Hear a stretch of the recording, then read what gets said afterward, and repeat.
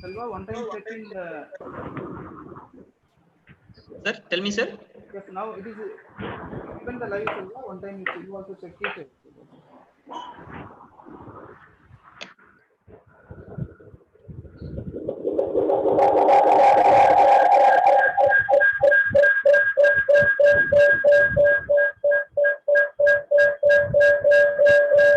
Senthil sir, you have to mute yourself, sir. Mute பண்ணிட்டு sir. Okay, okay.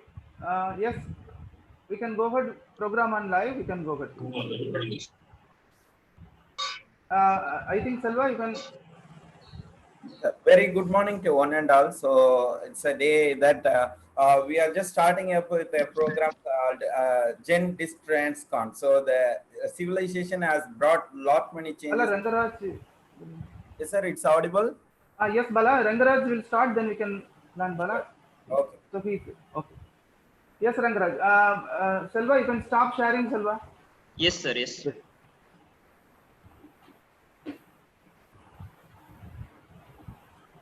Yes, Rangaraj, unmute. Rangaraj, unmute, Rangaraj. Rangaraj. A very warm and healthy good morning to everyone. It is a pleasant day to have all around the world, electrical engineers and green engineers, so-called, right? So we welcome you on behalf of IGEN team. And today we are seeing, as of in India, the current power requirement is around 3,71,545 megawatt. And in that, the thermal power, it rates from around 62.2%, and from the green energy. So what we call the green engineers, right? We are motivated towards working to green engineer. Its contribution is only 35.94% of us now. So here, all we come together. And here, there is a famous quote from Nikola Tesla. So he states, electric power is everywhere, present in unlimited quantities, and can drive world's machinery without the need of coal, oil, gas, or anything other of common fuels. It's stated by Nikola Tesla. Ours, the IGEN, the Green Line, is working towards this goal. So we are going to say bye to coal and all fossil fuels, and we need to switch back to the green energy. So here comes deliberately, we are going to speak about whether the green energy is going to win or the brown energy is going to win, or they're going to be tie up. So welcome. So now our energetic and green engineer, Dr. J. Balamurugan, Vice President, IGEN, is going to welcome you all. Thank you. Thank you so much, Rangarajan. So it was a great introduction that environment is booming like anything because of civilization, and electricity brought a lot many laurels and changes to the society, and that's how the demand is also growing. And how we are going to tackle this situation with the technological advancement by joining hands with IGEN. So Institution of Green Engineers working towards the goal of achieving all such SDG goals would be thrown light today. So it's a wonderful opportunity that today we are going to connect with all such people around us to throw light on how this renewable energy is going to be the boon for the society, and the technological advancement to be made to the brown energies. So I have the privilege and pride to introduce and welcome all such eminent people who are gathered here for this wonderful event today. So first of all, so I need to welcome the chief guest of the day. So chief guest of the day.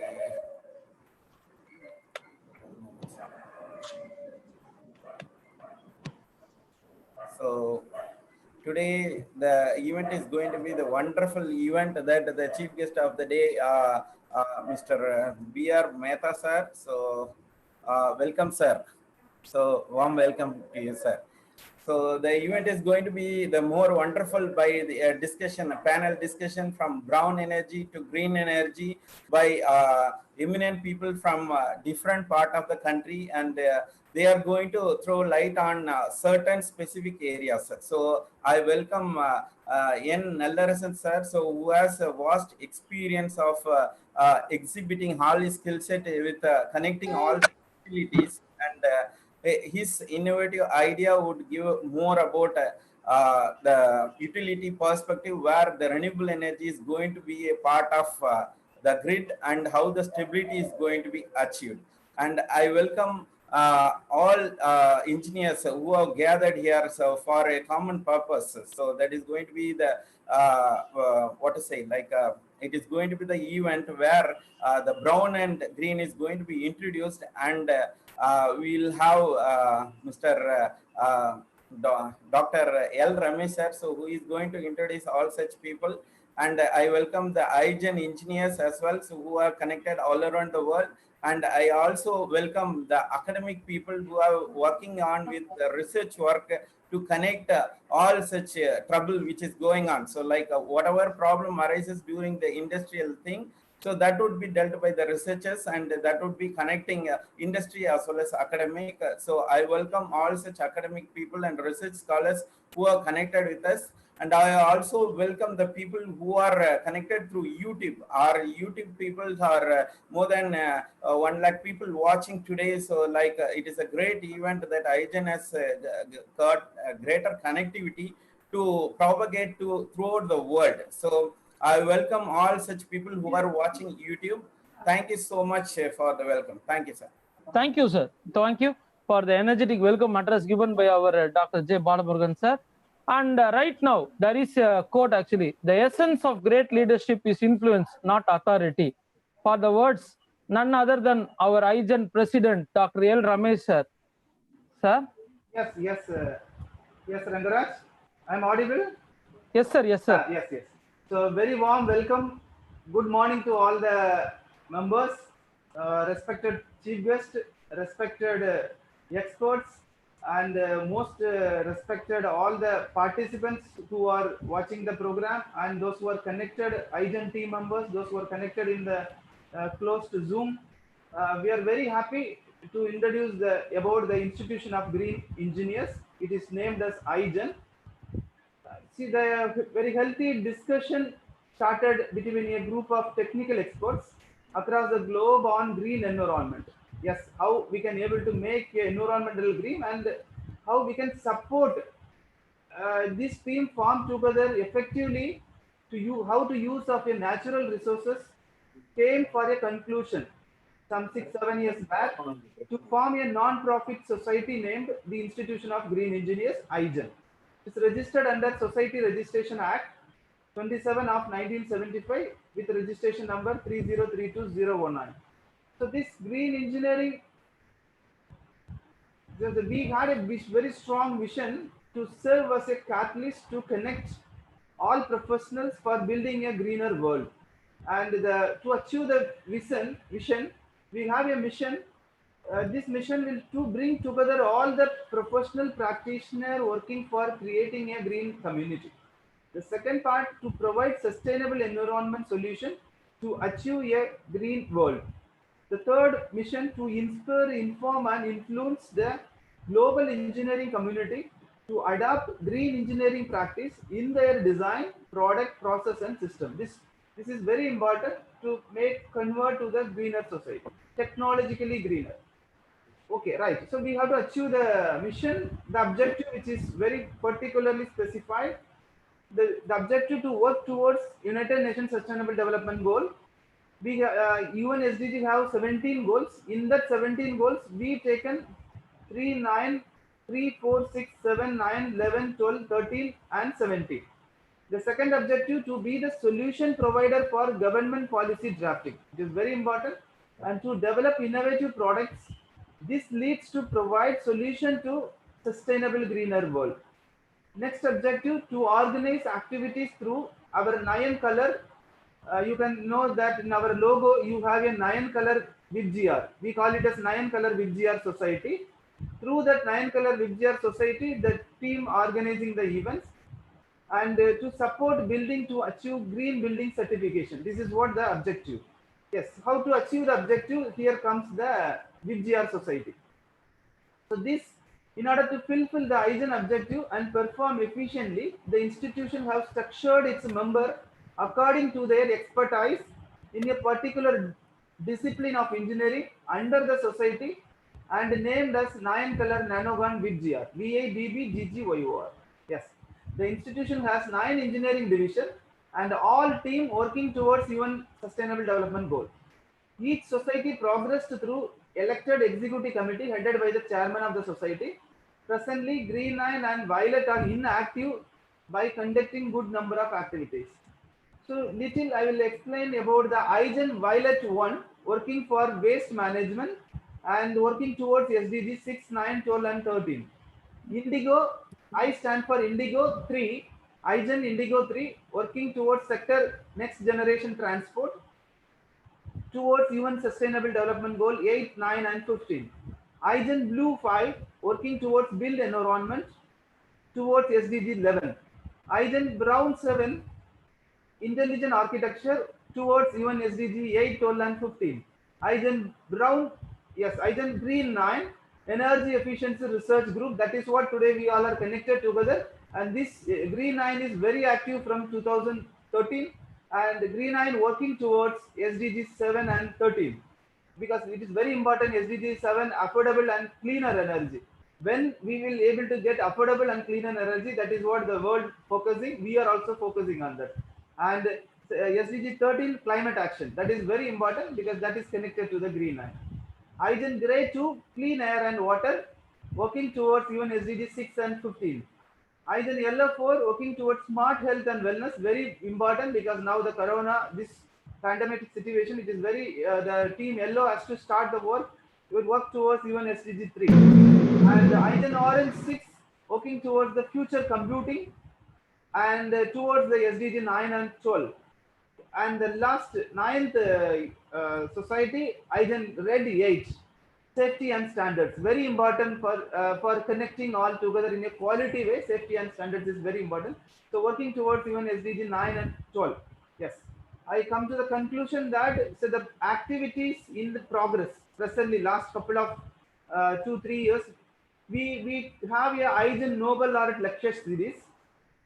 I'm happy to note that coming 25th, we are launching a program, our first program, and IGEN Green 9 activities, IGEN conferences, very last 2 months back, May 2nd, we run a 13.6 hours marathon named Energathon 2020, and another marathon 15 hours going to be scheduled in the August 8th named as IGEN Environthon 2020. IGEN Green 9 Enzen Club activities. This I would like to put little point on that. We have 20 energy saving clubs called Enzen clubs. These 20 clubs in Tamil Nadu, Andhra, Kerala, Karnataka and Telangana presently. This club will actively working. Each clubs will have 100 students and some 7 or 8 faculty members are there. These club students are working towards energy conservation activities, which is very important in energy pyramid. Energy pyramid, the base is energy conservation. That base only we taken for this club. So these students are trained for energy conservation, how to conduct the audit in the residential houses. After we will give the training, so the students will go to the nearby villages and they will do the energy conservation activities, and they will try to reduce the energy consumption in a particular houses. We come out with a lot of beautiful result. So very beautiful result we achieved. We conducted 21 days energy conservation last year, that is December 21 days energy conservation program conducted by 21 different colleges. Like that, it is a very vibrant, we can tell that vibrant Green 9 is working towards the energy conservation activities and energy research. Next, Kids Innovation with Young Green Innovators Army. It started 4-5 months back. Very beautifully, it's going on. We have 40 kids innovators, and with that 40 kids innovators, we are trying to launch an innovative product within a year. It will take another 1 year.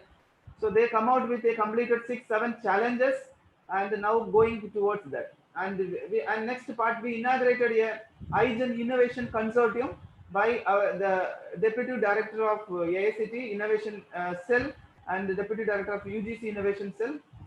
So he inaugurated the IGEN Innovation Consortium, and we call it as a Mission G999 to identify 999 members and connect together to come out with a innovative products. Yes, that is it is going on now. And IGEN Violet One Waste Management Club, it is in presently it is going to start under our leadership of Dr. Marceline Beno, Vice President. And next IGEN SDG projects, it already kick-started. Our Rangaraj is head for the IGEN SDG projects. And this IGEN SDG projects, till now, a very small 3-4 projects is going on. And it is going to be continuing a big way within another 6 months. Next, we have IGEN Faculty Development Program Series. And at last, we are working for IGEN publication. It's called IGEN Journal. IGEN, we are planning for a journal. It is going to come within another 6 months. So this is what about our IGEN activities, which we are going towards green, technologically greener society. And thanking all the guests who accepted our invitation to take part as in a green mission. Thank you, sir. Thank you so much. Rangaraj sir, you are unmute, sir. Please unmute. Thank you, sir. Thank you very much. Enlightened about everything about IGEN activities and the future plan. And there is a famous quote from space, right? The demand for electricity to have a strong growing economy is too great to be simply offset by more conservation. So this conservation is also an important criteria rather than implementing new power plants. For this, our Enzen Club Green 9 will be working, and all the IGEN will be working towards the sustainability development goals of SDG. So with that note, I welcome our Organizing Secretary IGEN S.Senthil Kumar for briefing about the event. Thank you, sir. Senthil Kumar, sir. Yes, sir. Very good morning. Very good morning to all. Good morning. Good morning. I very warm welcome to all the chief guest, Mr. V. Mehta, sir, and eminent speakers, Mr. Nallarsan, sir, and Anil Thomas, Madam Umar Rajaratnam, sir, Madam, and everything. I welcome you all. Okay. On behalf of IGEN and as the organizing secretary of the event, happy to welcome you all.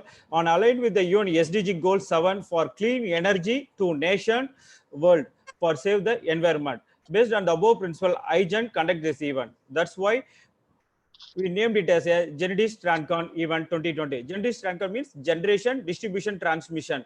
We're going to mention is in future, we are going to enable generation, smart grid system, and in the distribution sector side and smart city, lot of developments are going on. So in this aspect, we are going to face that generation side, and then utilizing from the domestic and industrial perspective and academic perspective also, they are also used on that, and then only they have to supply the power to the grid transmission. And presently, right now, we have experts are going to deliver the wonderful lecture about brown green power wise.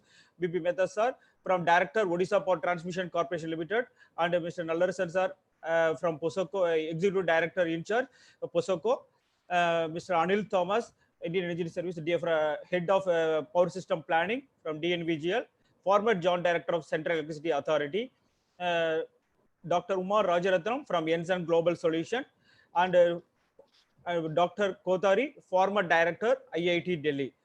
This is the first event of IGEN in power sector, and every year plan to conduct the GENDISTRANCON event by eminent speakers from power sector, academic and national, international power utility persons. In UN SDG, facts and figures for that implementing of the clean energy is that 13% of the global population still lacks access to modern electricity. 3 million people rely on wood, coal, charcoal, or other for cooking and heating. Energy is the dominant contributor to climate change, accounting for around 60% of the total global greenhouse gas emissions. Indoor air pollution with using combustible fuels for household energy costs 4.3 million deaths in the year 2012, and accounts for the 6 out of 10 of these. The share of renewables increased at the fastest rate since 2012, up to 24 percentage points, and reached almost 75% owing to the rapid growth in hydropower, wind, and solar. And then our target, what's the target about that IGEN and UN SDG goal? is by 2030 ensure universal access to affordable, reliable, and modern energy services. By 2030, increasing sustainability, the share of renewable energy in the global energy mix. And then by 2030, double the global rate of improvement in energy efficiency. By 2030, enhance international cooperation to facilitate access to clean energy, research and technology, including renewable energy, energy efficiency, and advanced and cleaner fossil fuel technology, and to promote investment in energy infrastructure and clean energy technology. We have to expand infrastructure and upgrade technology for supplying modern and sustainable energy services for all in developing countries, in particular least developed countries, small island developing states, and landlocked developing countries, in accordance with their respective programs of the support. And then I have to briefly explain about the today agenda of that event. Round one, expert talk from Mr. First speaker from Mr. N. Nallarsan sir, and then second speaker Umar Rajarathan madam, and third Anil Thomas sir. And then coming to second round is a debate round by brown versus green, by the students versus students. And then round three, my interesting journey from the brown to green by the eminent speakers with the moderator. Conduct that. And the round four, panel discussion. Sorry, for round five, interesting activities surveillance presented by Eric Boehm from Adiwa, Germany. And then finally the panel discussion, brown versus green, moderated by Selva Kumar, CEA Power Projects, and conclusion remarks by our Selva Kumar only. And warm welcome to all the speakers and participants. I welcome you all again. Thank you. Thank you, sir. So right now we are going to see the inaugural video. Pala, sir.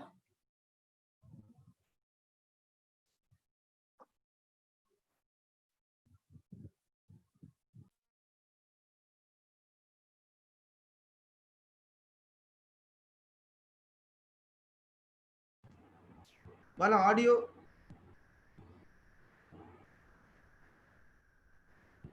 Bala, audio issue is there.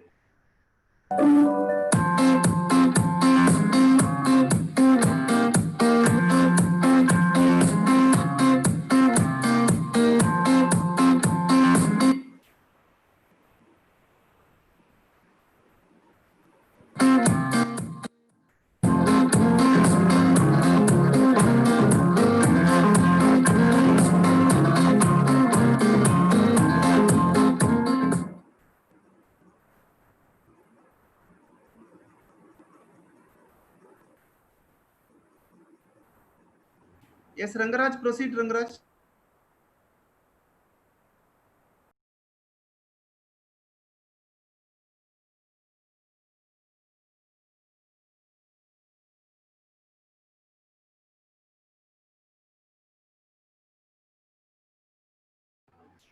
Rangaraj, proceed, Rangaraj. I hope some problem. Okay. Yes, sir. I think he has Selva, you can facing invite some our network issues. Selva, you can Let me take it. invite our guest for the. Yes, sir. Now, means this is an introduction of our chief guest by a small short video. Bala, can you just play the introduction of the chief guest video, please?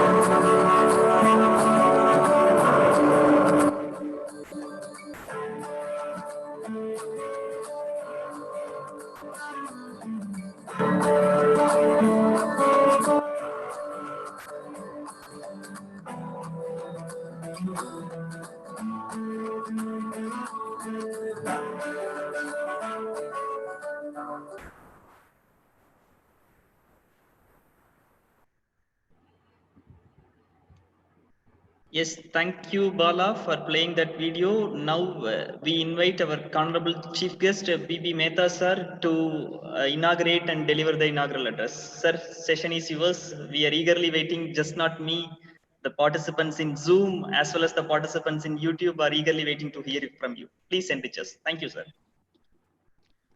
Good morning. I am audible.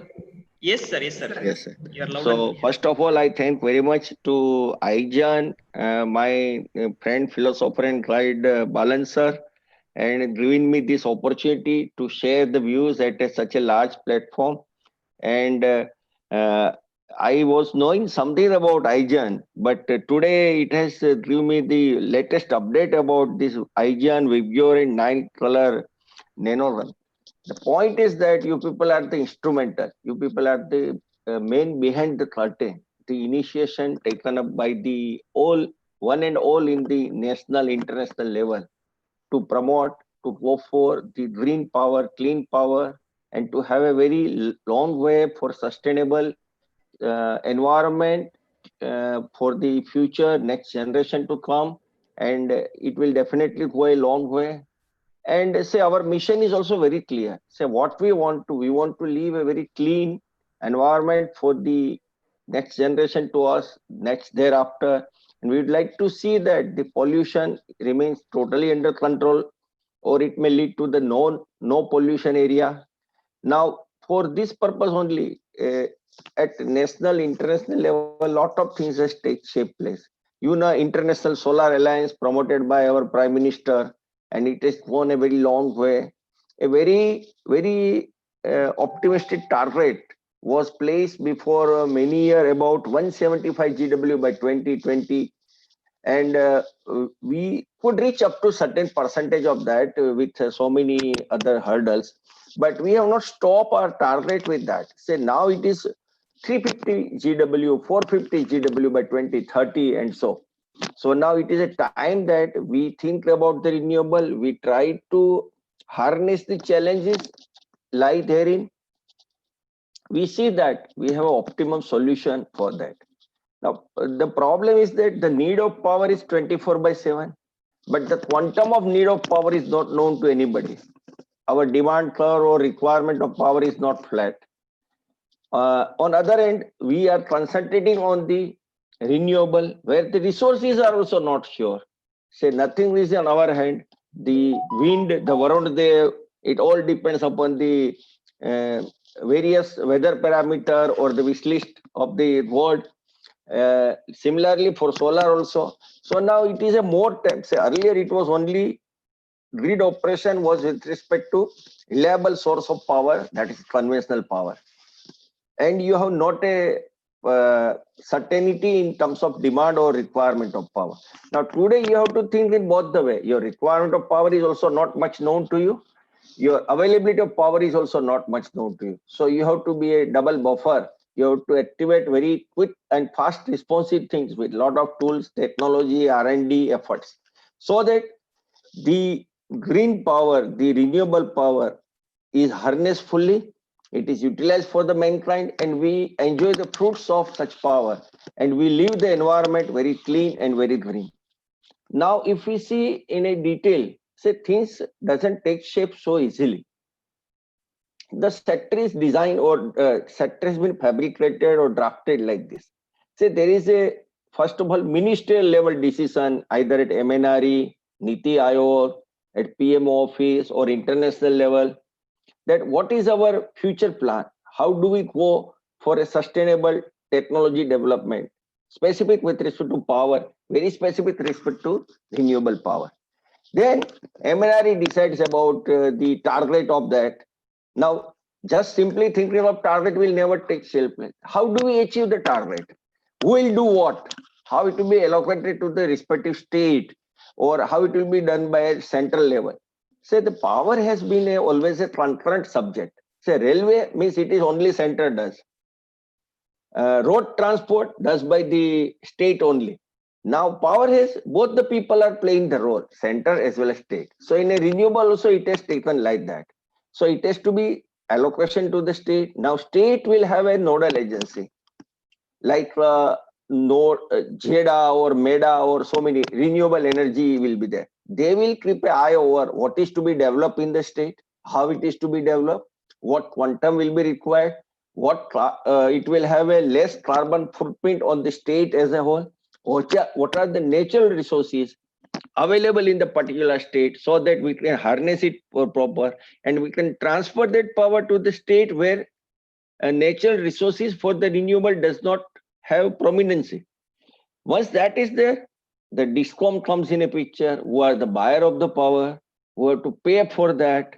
Then also transmission company, maybe ISTS or maybe the STU, they will have to lay the line, their investment to be paid back, or it has to be waived and it may be paid through other resource, other source of income. But that has to be established. Then last but not least, a developer comes in the pipeline. And unless their presence is not there, we'll not able to get the RE power, we'll not able to get the solar or wind. So now they will come as an investor, as an entrepreneur. So we have to see that they are being paid reasonably. Their PP are honored for the duration for which it has been signed. Now suppose investor is also there, but where is the technology? Then we need that the good technology for the renewable power in terms of solar panels, inverter technology, or for the renewable wind power, we need a good wind turbine manufacturing technology. Fortunately, in India, it has been almost matured, and we have very good technology available for all these things. Now, this entire scenario is also driven by the policy of the state government, solar policy, wind policy of each and every government, and a regulator commission also has a very good role to play. They decides about the control period and tariff between that. Now the preferential tariff or feed-in tariff has gone. Now it is nothing but a reverse bidding and competitive bidding method.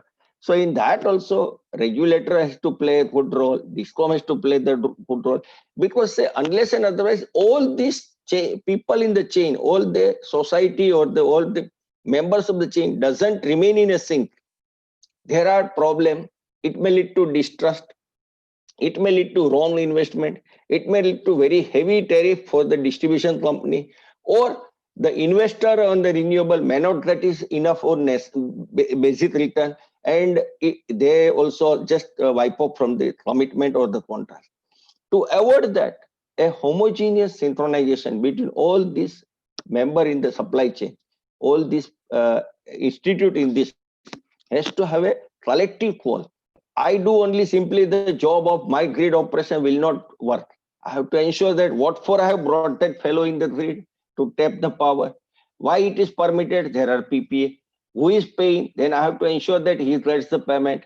Now the Ministry of Power has also ensured the payment security mechanism. If we see the new amendment in the draft Electricity Act 2003 amendment, this has been taken care. So point to mention over here is that we need a green power. We need to have it for a large quantum.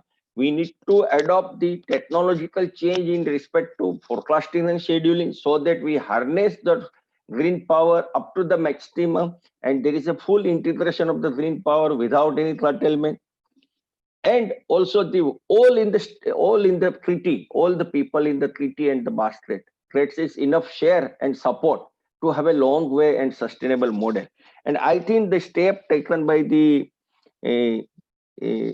IGEN is very important, and such type of initiative will only give us a very fair idea about what is happening in the sector, how the problems can be addressed, and who has to play what type of role, how it will be mitigated in days to come. So with this, I would like to, last but not least, conclude that the days are very good. We have to be very optimistic, but my request will be that let us bring to the respective authority about whatever challenge we find, whatever limitation we find in the present entire chain, so that it will be addressed by maybe by the Niti Aayog, maybe by the MNRE, maybe by the Ministry of Power, maybe by the CEA, CERC, state regulator, maybe by our distribution companies, maybe by our developer itself. Because something which is mandatory, that we need to harness the green power, we need to avail the fruits of it. But now it is an uncertainty type of power, and our requirement of power is also not certain. So a forecasting and scheduling mechanism has to take shape place. For that, we have an eye over the good academic institute also, because this is a highly analytical subject to deal with. say this a forecasting of the renewable power. It depends upon various variable source at various instance. So it calls for a large analytical capability, lot of solutions to be and iteration to be derived. So for that, a support from the institutes also necessary. Academia has to come forward and support the entire sector so that things take shape in a better way. And that with that only, suppose today we are around 1,100 GW, almost close to 100 GW renewable in the country. Our target is 450 GW, so almost 4.5-fold. So to have a smooth sailing of that future target, we need to integrate all the segment of this entire sector, and for which I think IGEN is doing a very good role, and it's a very remarkable thing. And I knew about all these things very recently, and I wish that you please kindly keep it up. And you have a long way to go, and you have a very good team. They are expert. I could see from the various talk that they are very expert and seasoned batsmen in the sector. So kindly keep it up. And my just very best wishes to all the people in this channel, and I wish every success to the sector. And I will be pleased to interact about various doubts or question, if any, during the entire session. Today is my holiday, so I would like to participate up to the end of this, sir. Thank you. Thank you. Thank you, sir. Thank you, sir. Thank you so much, sir, for your wonderful, crisp and very inspiring explanation, and appreciating us about our activities. And we will be getting your advice in our future to take advice for our Green 9 related activities, so that it will be helpful for us to move forward globally, sir. We need your advice in taking to the next level, sir. Thank you. Thank you. I request Selva. He is the head for Yes, sir. activities in the IGEN and the CEO of the Power Project, to take over the session. Yes, sir. Yes, sir. Thanks a lot, Mehta sir, for means your blessings and wishes for our IGEN. And IGEN, we are working for a noble cause. So obviously, it is fact we are getting the supports across the globe from eminent persons, and we are happy to have you, sir. It's our pleasure. And you have promised that you will take up the questions. So we have planned Q&A sessions from various means invited executives. So we will be having quite a lot of questions when the session goes on. So I will move to the round one of what we have today. That's an interesting expert talk which we have planned. So we are starting this session, and the session will be with the three expert speakers. First speaker is Engineer N. Nallarasan sir. He is from he's a CGM in charge at NRLDC Posako, and followed by Dr. Umar Rajaratnam.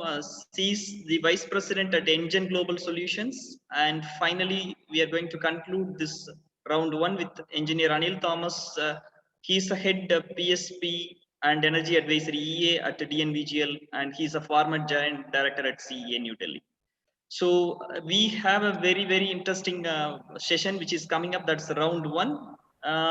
This why it is important, I think I have to thank a lot S.Senthil sir for selecting such a wonderful topic, GenDisTrancon. So everybody is talking about green energy, clean energy, but I mean, what to say, we need to look at this in a holistic view. When I say holistic view, from the generation to transmission to distribution till the utilization, it is important.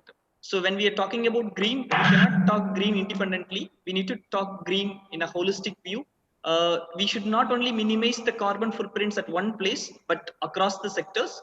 So in that aspect, we have invited the peoples also, I mean, selected the executives or experts from all across the disciplines.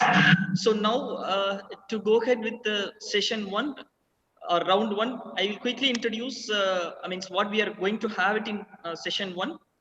Nallarasan sir is going to talk about Indian power system present and future challenges. Already there is a dramatic changes in the power sector which is happening day by day because of the introduction of quite a lot of renewables. Even S.Senthil sir has highlighted we have already 87 gigawatt of installed renewable capacity out of 371 gigawatt. That is 23.6%. That's really huge. And the solar is going to means what to say, reduce and becomes nil at after evening 5 p.m. where the demand is going to pick up. How we are managing, it's a big task. So in that aspect, our Nallarasan sir can throw beautiful light because he is from Posako. And this green or clean not necessarily has to be talked about the solar or wind renewables, but also it's there in the demand side management. How do we manage the demand so that we have a flexibility in the generation, which is need of our when we are talking about the intermittent resources. So in that aspect, we have an eminent person, Uma Rajratna Madam. She is going to talk about demand side management and energy efficiency and why it is important in addition to the integrating these renewables. And finally, Anil Thomas sir, he is going to talk about the challenges in integrating renewables. Already we have about 87 gigawatt. We are aiming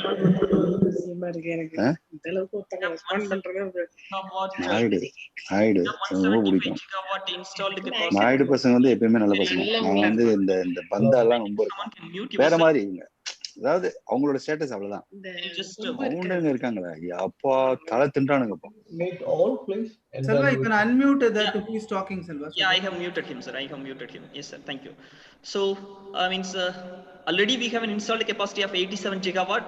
For that, we have planned quite a lot of things, not only in the transmission, but also in the distribution sector.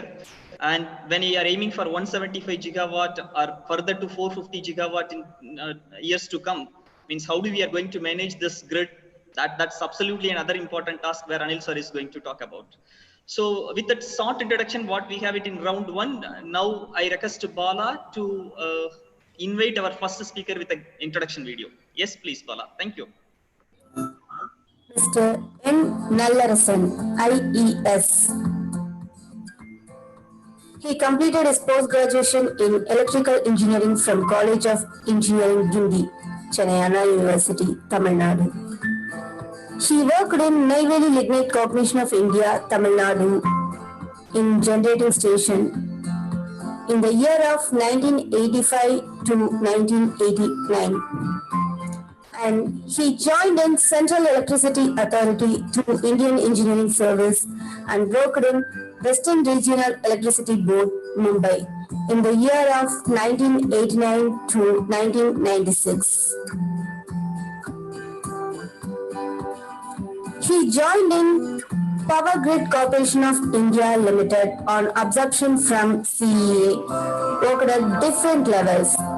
They are Western Regional Load Dispatch Center, Mumbai, in the year of 1996 to 2007, and Southern Regional Load Dispatch Center, Bangalore, in the year of 2007 to 2013, National Load Dispatch Center, in the year of 2013, June until 2020.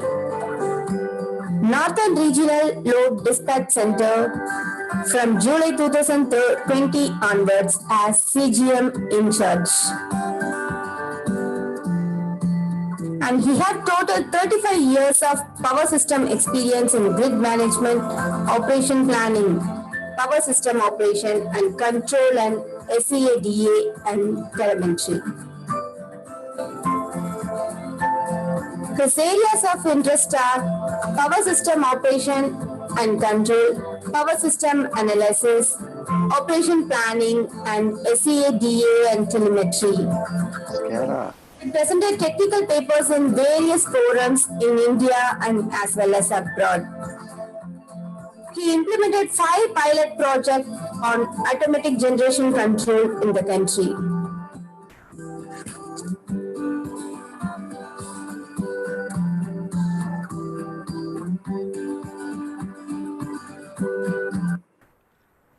Thank you so much, Balas, for such a beautiful video.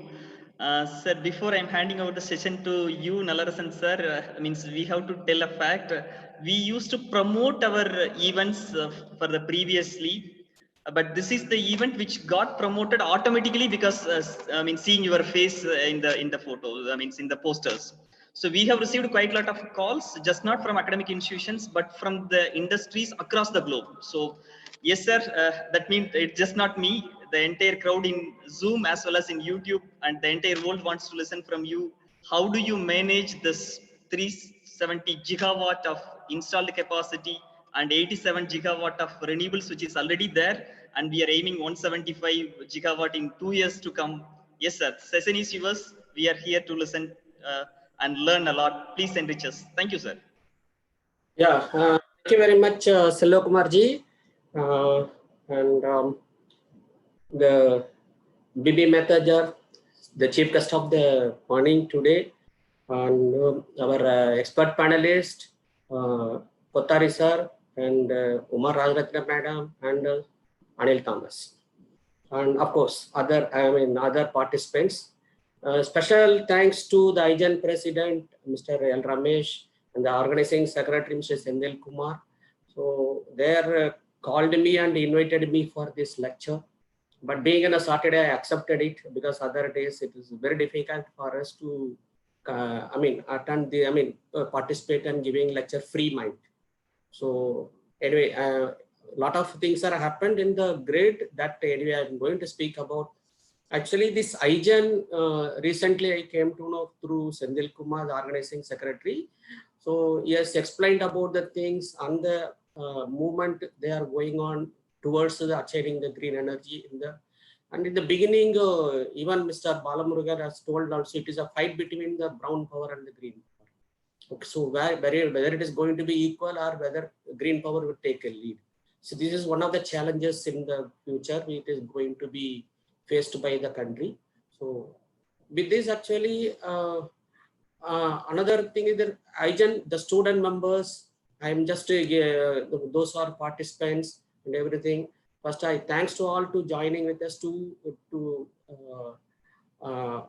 encourage all the other people in the country to know about the Indian power system as well as and what is happening inside the power country regarding the electricity.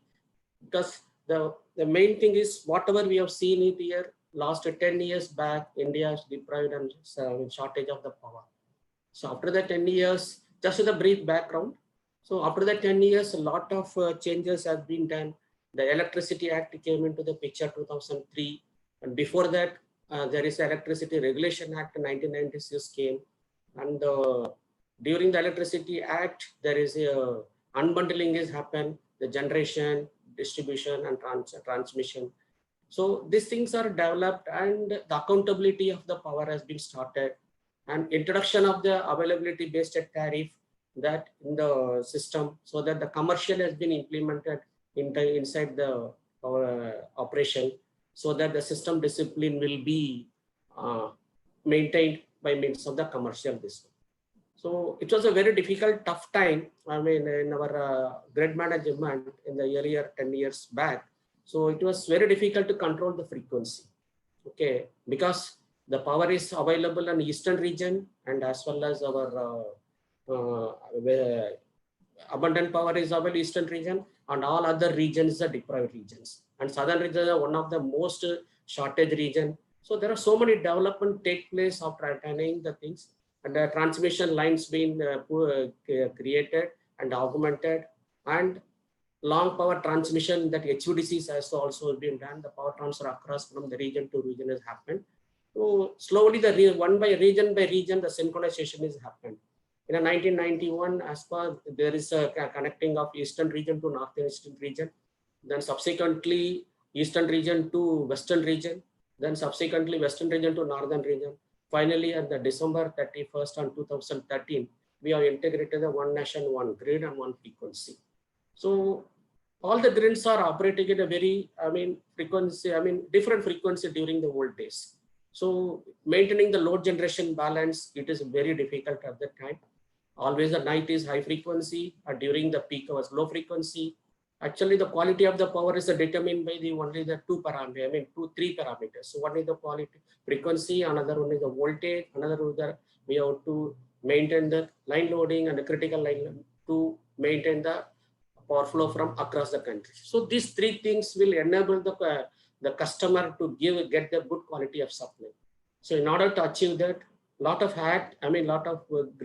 grid code has been established. After that, then so many regulations have come. Then I will go through the slides one by one. So just to give a brief about how the history has happened. Now we are at the frequency operating at the 50 hertz almost. So the frequency band initially the operation between the southern region was operating between the 47.8 to even the 50. And then western region is operating between 48 to 50.5, even 51 also.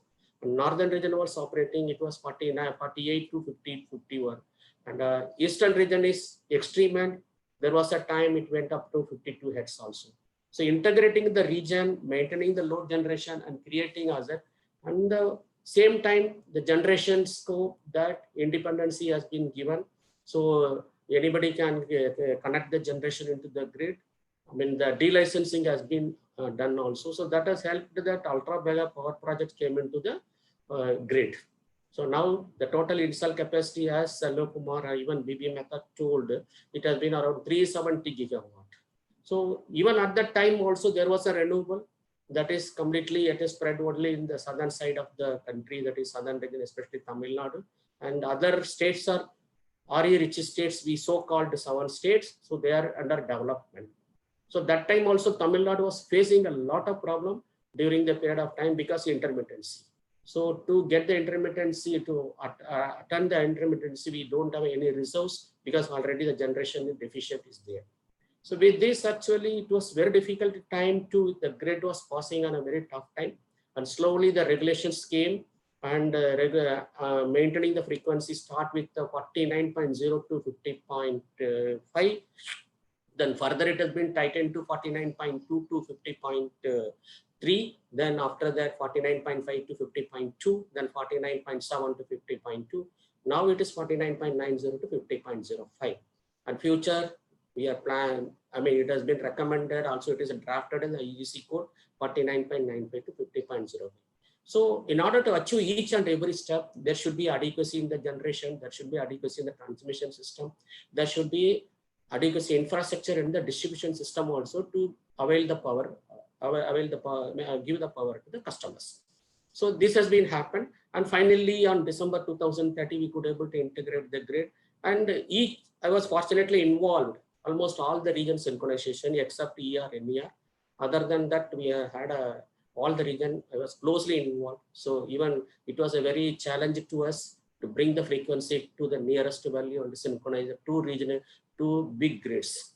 So with this, I will go to the presentation one by one, and any queries, anything there, feel free to put it in the chat box. If time permits, we'll try to answer all the queries. I'll share them.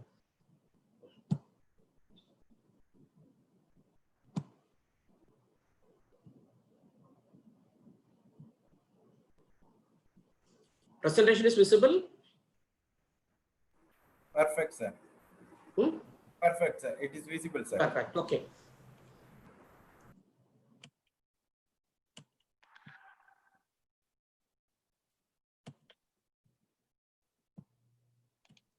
Sir, you can go to view full screen mode, sir, so that it will be.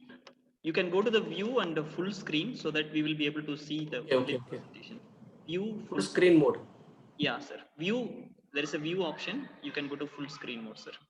File, edit, view. There. Next one, sir. Next. Edit, view. Hello. View. Third one, sir. Yes. Full screen mode, sir. Come down, sir. Come down. Third from the last.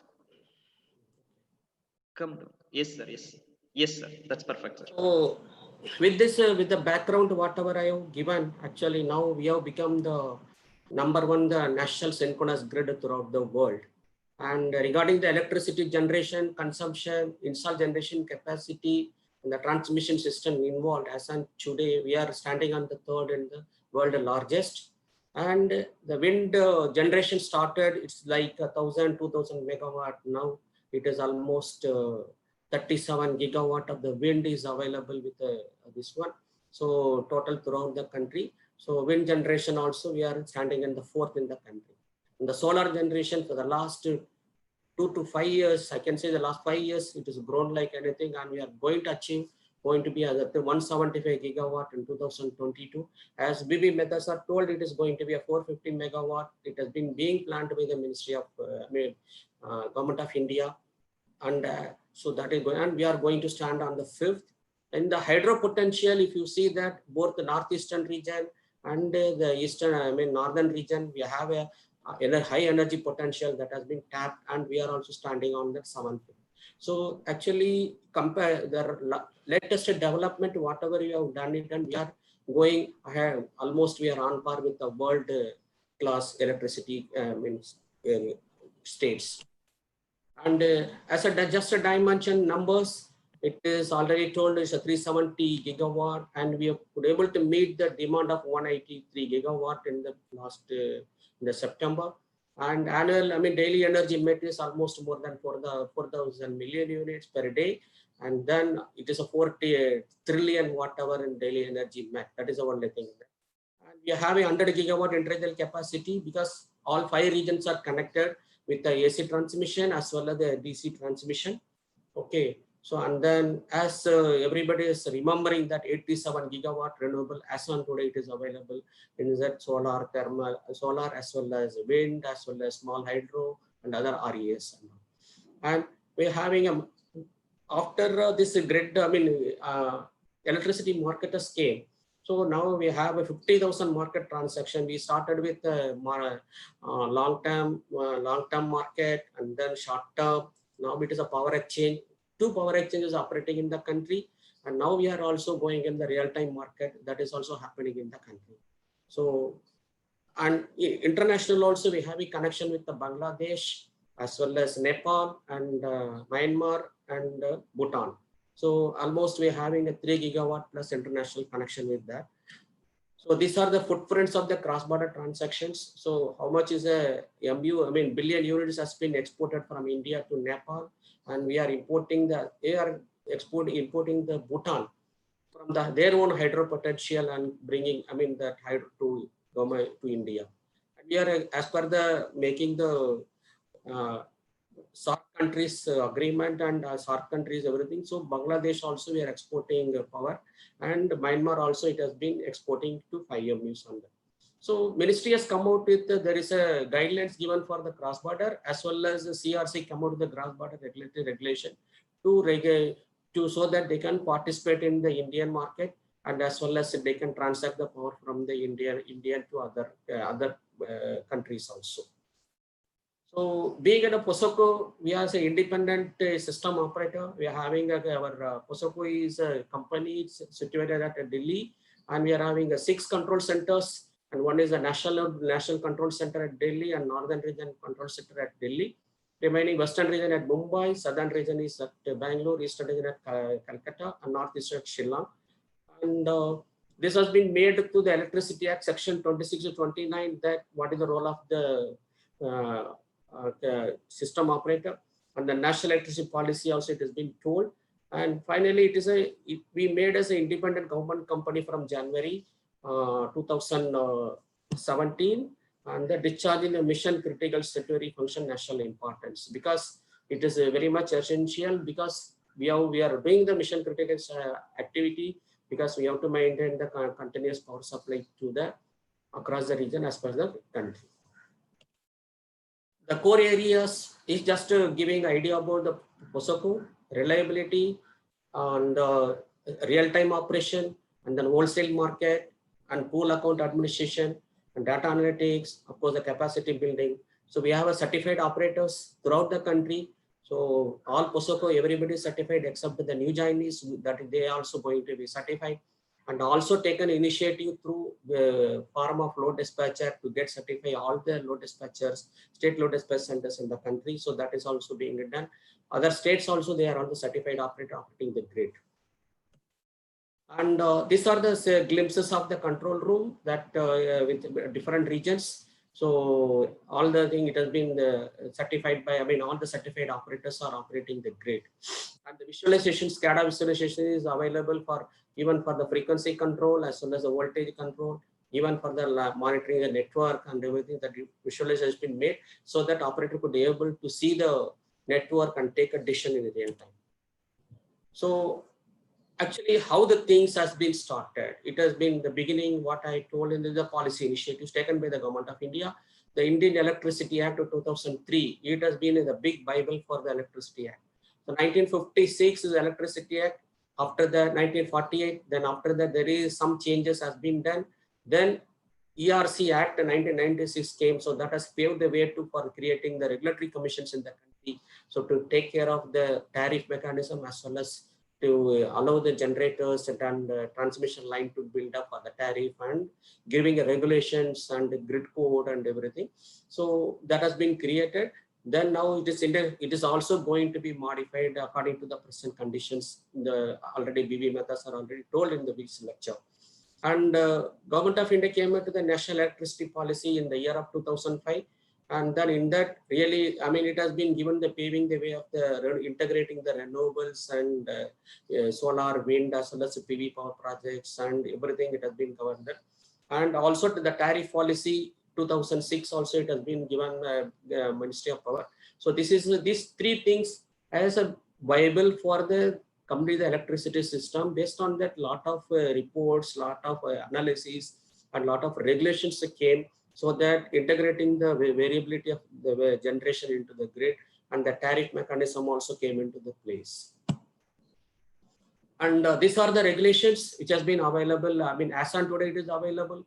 You can open access, grant connectivity, measure to link. So all the things has been standard are made by the regulators, almost the 20 regulation, and central ST having 6 standards. So connectivity to the grid, and as well as the technical standard for the connectivity distribution generation sources, and then technical standard for the construction safety lines also.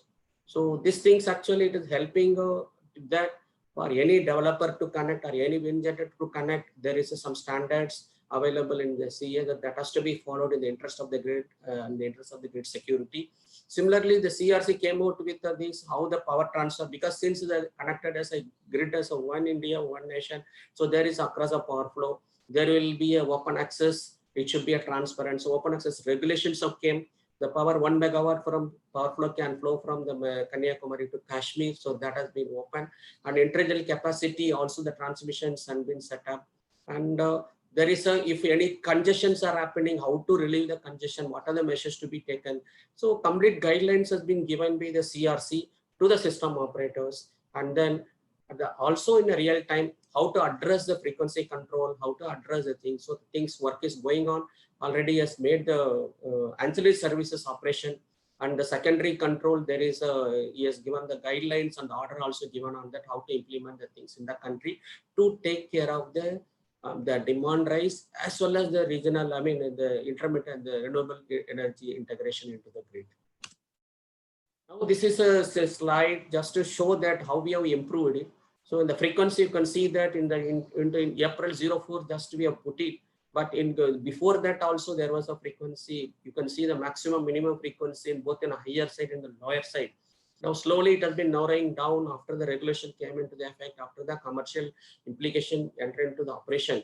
So now the band is removed and the maximum frequency almost is operating between the 50.2 or 50.1 instantly, may not be on continuous basis, and the minimum frequency 49.7 or 49.8. So if you see the frequency operation, now the quality of the supply thing that has been improved. The frequency variation index we called as, we could able to achieve with the 0.019. That is a very good close to the almost 50 hertz throughout an average day on that. So this was a very good achievement, and it is purely the cooperation of all the stakeholders in the country, also as well as the regulators and the Government of India initiatives has been taken on that.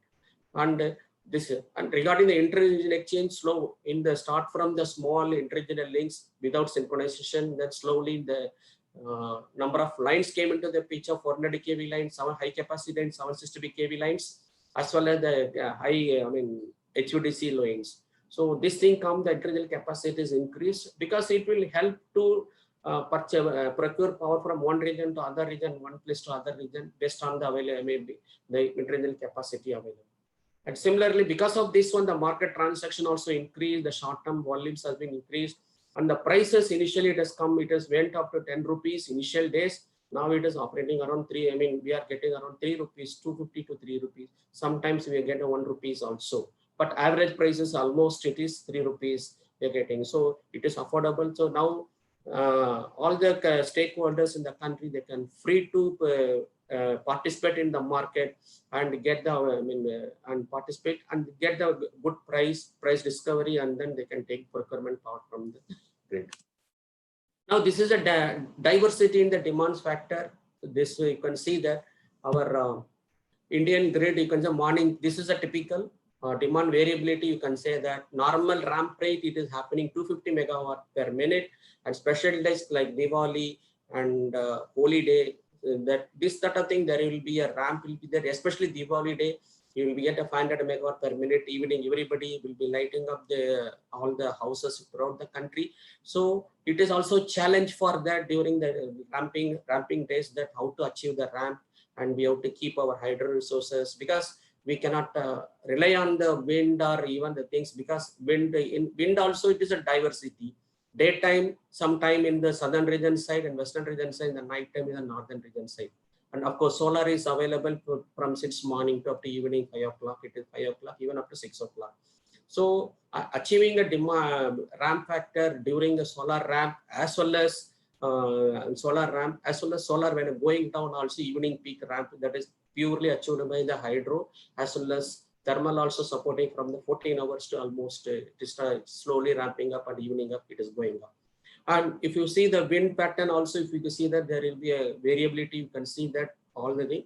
And the solar typical pattern, and hydro certainly it is helping. So far we achieved almost a 35 gigawatt of almost hydro, the maximum during the high hydro season. Normally the high hydro season will come center in the June, July, August, September. As well as at the same time, the country is also facing a wind is high in the southern region, solar is also high. So it is very difficult for the operator. I think it is a challenge to the operator to, because harness the natural resources, as well as we have to maintain the resource in the grid. So then it is a big challenge, and day by day it's a unique experience to the operator to maintain the balance in the grid. So we could able to achieve it through the regulations. And now the regulations, our regulators given the achievement that the plants initially operating at 70% is a technical minimum. So now they have to go for the 55% in the thing. So slowly we are also extending this, requesting all the stakeholders to go for the 50%. Before in future, there's going to be a very, the integration of renewable comes. So generation has to go down to take care of the renewables. So the first report came out from the ministry. So that integration of renewable energy addresses the following issues: settlement system, forecasting and RE generation, and spinning reserve requirement, and ancillary services requirement, as well as the frequency control, both primary and secondary, and what is the flexibility for harnessing and incentivizing, and capacity building. So this book is available. This report is available in the RE technical committee report. This is a first book. It has came out from the government of India. Then subsequently, so many reports, so many agencies, they come out with the integration of so they come out with the things how to address this issue. Now coming to the renewables in India, it is already told 370 gigawatt and 87 gigawatt is installed capacity among this one, and that almost 34.6% solar energy as on today it is available, almost 40%, and then target by 175 gigawatt, then 100 gigawatt solar already things are under progress, and 60 gigawatt wind are also progress. So 355 gigawatt it is planned as per the CA report, but however government is aiming for 450. Whether it can be possible, that will come out. So the details of the things will be available in the report on 2029-30. Now, what are the initiatives taken by the government of India? What it has been happening? One is the transmission planning for ISTS connected renewable. So there is a green energy corridor. So completely the transmission line is been laid by the CTU, the power grid, as well as other agencies, so that wherever renewables are coming, there will be a connecting to the grid, and there is a corridor from south to north as well as west to north. So like that it is planning, and this, so we will come to the slide later. And total harnessing had been done. 66 gigawatt potential solar wind energy zone been identified by the 3 regions. So technical standards in the 2013 it has been there.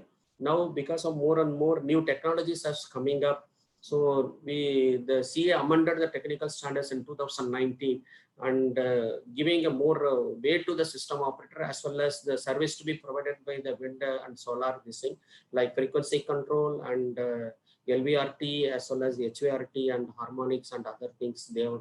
So they given the thing so that they should compliance on the grid. Ultimately the security of the grid will be maintained. Then review of Indian electricity grid code, it started with the 2006 and 2010 is the first grid code came out. Then subsequently there is a 4 or 5 amendments came.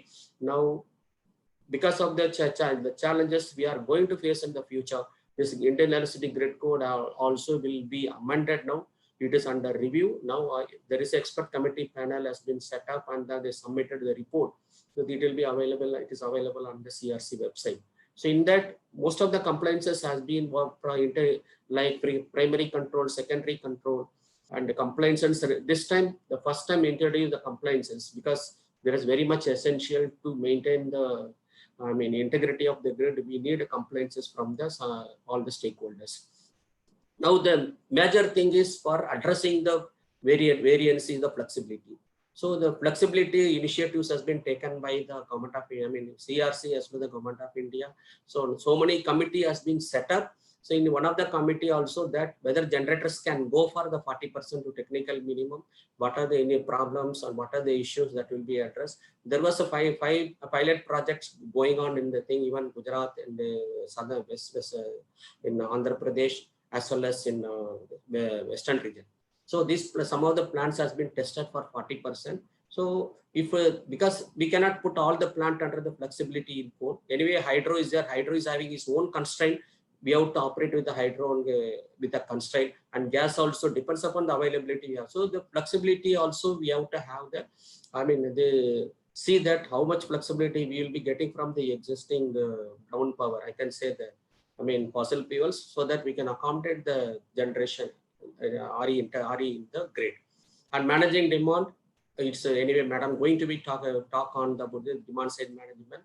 And the RE generation diversity with the HVDCs, because 7 RE rich states are available, and total 10 HVDCs across the country, and one is a multi HVDC is available in the country. And we are having 11 renewable energy management center. In that, 75 gigawatt scheduled at interstate level. So still we expect that even the state level also the scheduling and forecasting will be taking place, and then the visualization will be come under the national level. Now recently we had a real-time market and 5-minute scheduling, metering and settlement. So that work is going on. So real-time market is already implemented. The 5-minute scheduling and metering and settlement for the 5 minutes also, it is on the pilot project. It has been going on. So these are the wind and solar penetration level.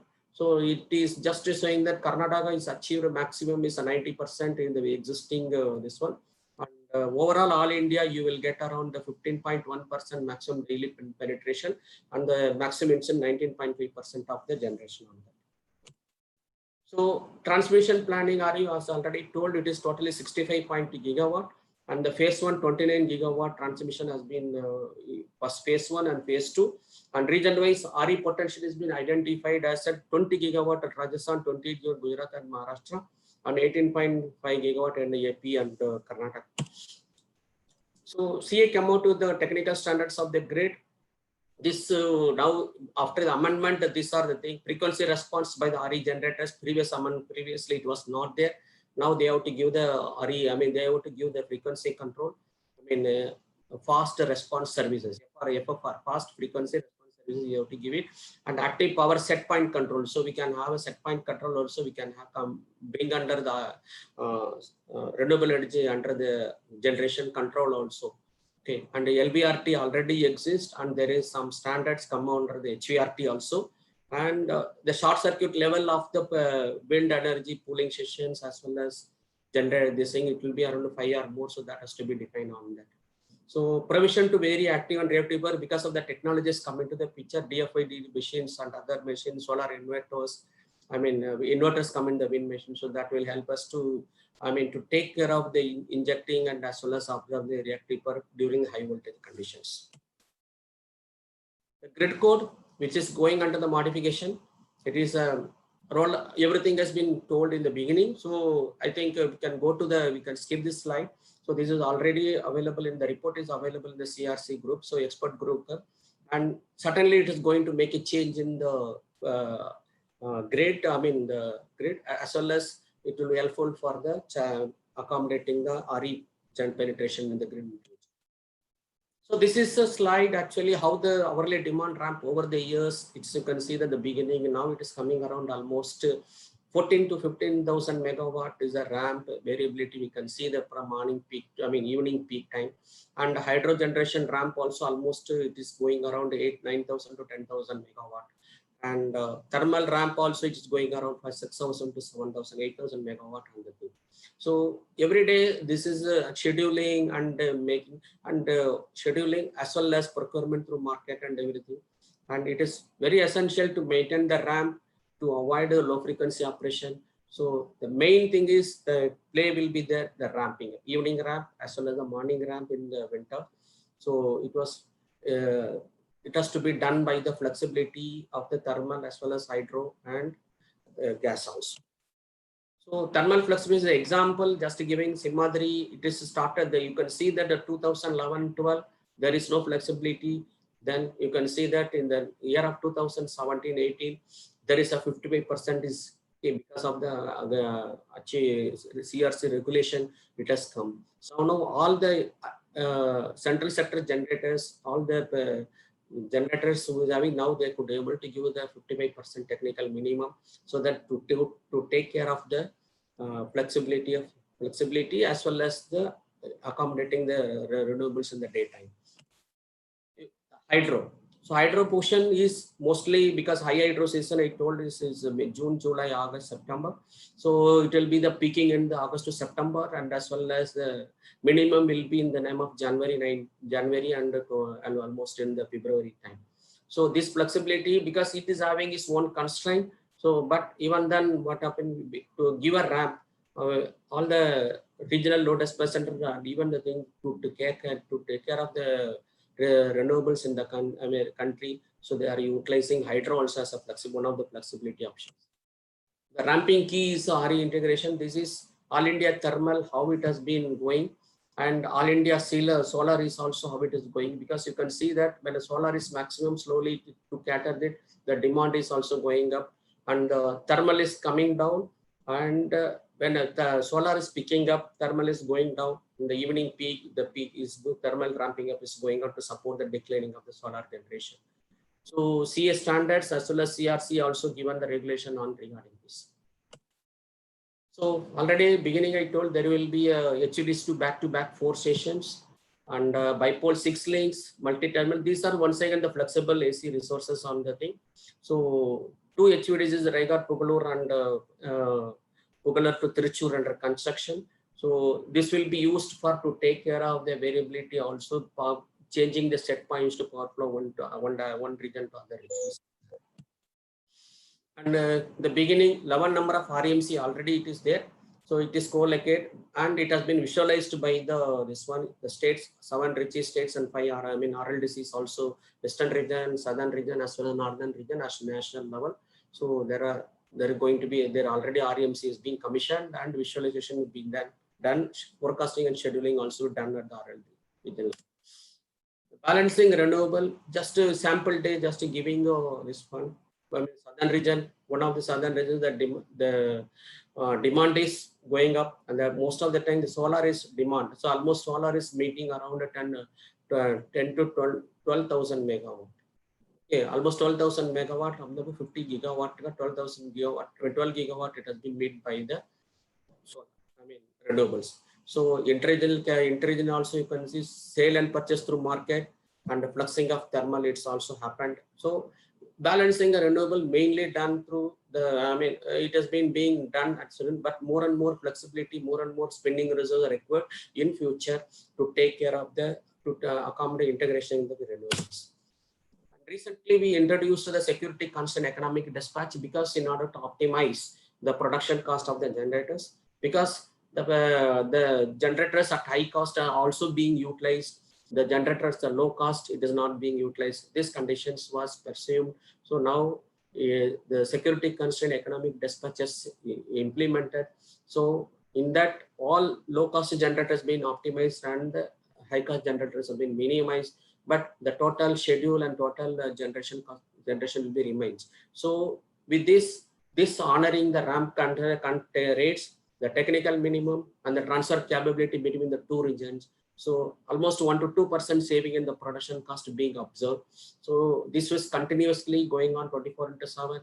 every 15 minute schedule block, this is being optimized.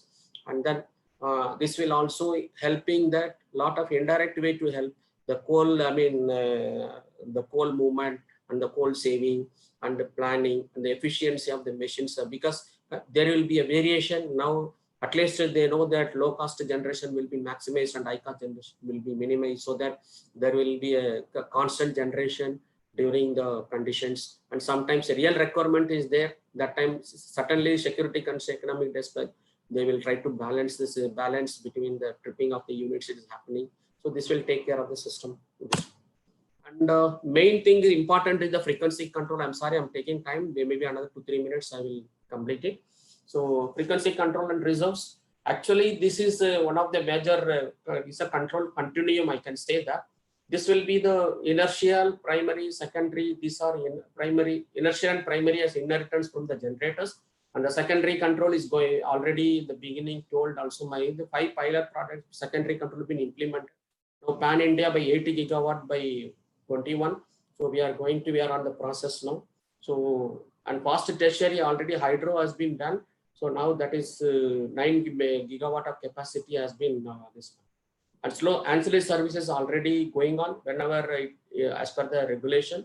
So that is being implemented from the National Dispatch Center to take care of the variances in the demand as well as, I mean, frequency and congestions and any issues rising around the frequency control also.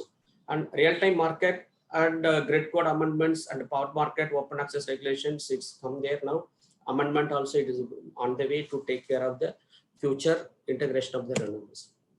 So this is only the how the primary, secondary critical. The 4,000 megawatt is a mandatory requirement, and the FRCs came out to almost, they say 25 to 30,000 megawatt FRC megawatt per heads whenever any incidents is happening. That much having a, I mean, requirement is there for that to take care of the frequency.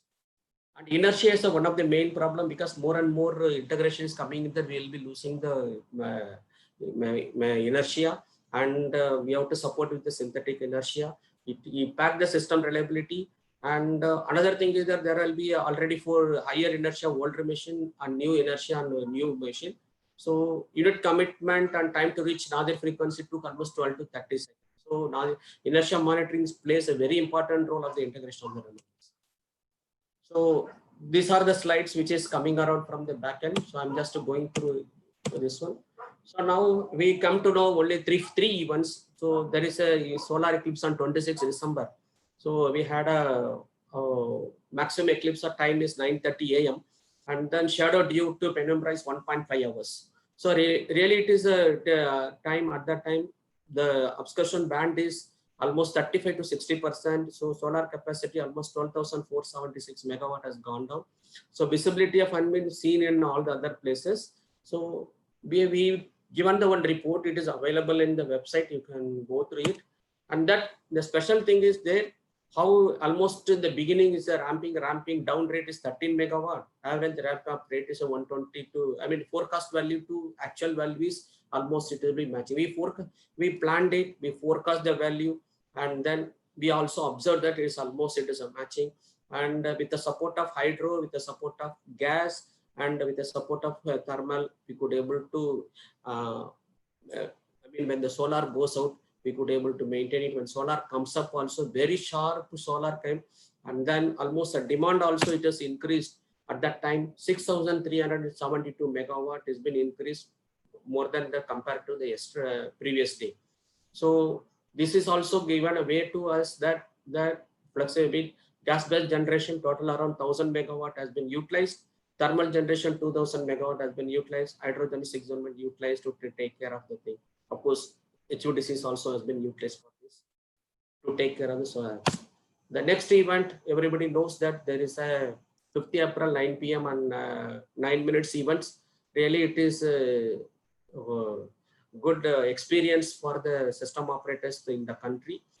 So around 32 gigawatt of demand has fallen down, and then almost the ramping up has taken place. The hydro generators as well as the gas generation and as well as the pump storage was running. So it could able to help us in the 9 minutes. It's really a very good this one experience.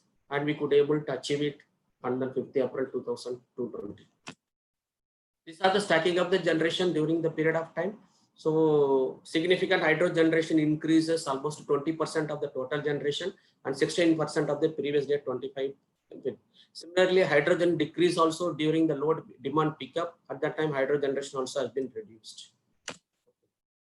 Same solar eclipse on 21st also it has been seen. So here also, because the two events already we experienced, so this has been made as a very, simple, as well as we planned it well in advance, and we could able to do even this, we could make this solar eclipse event.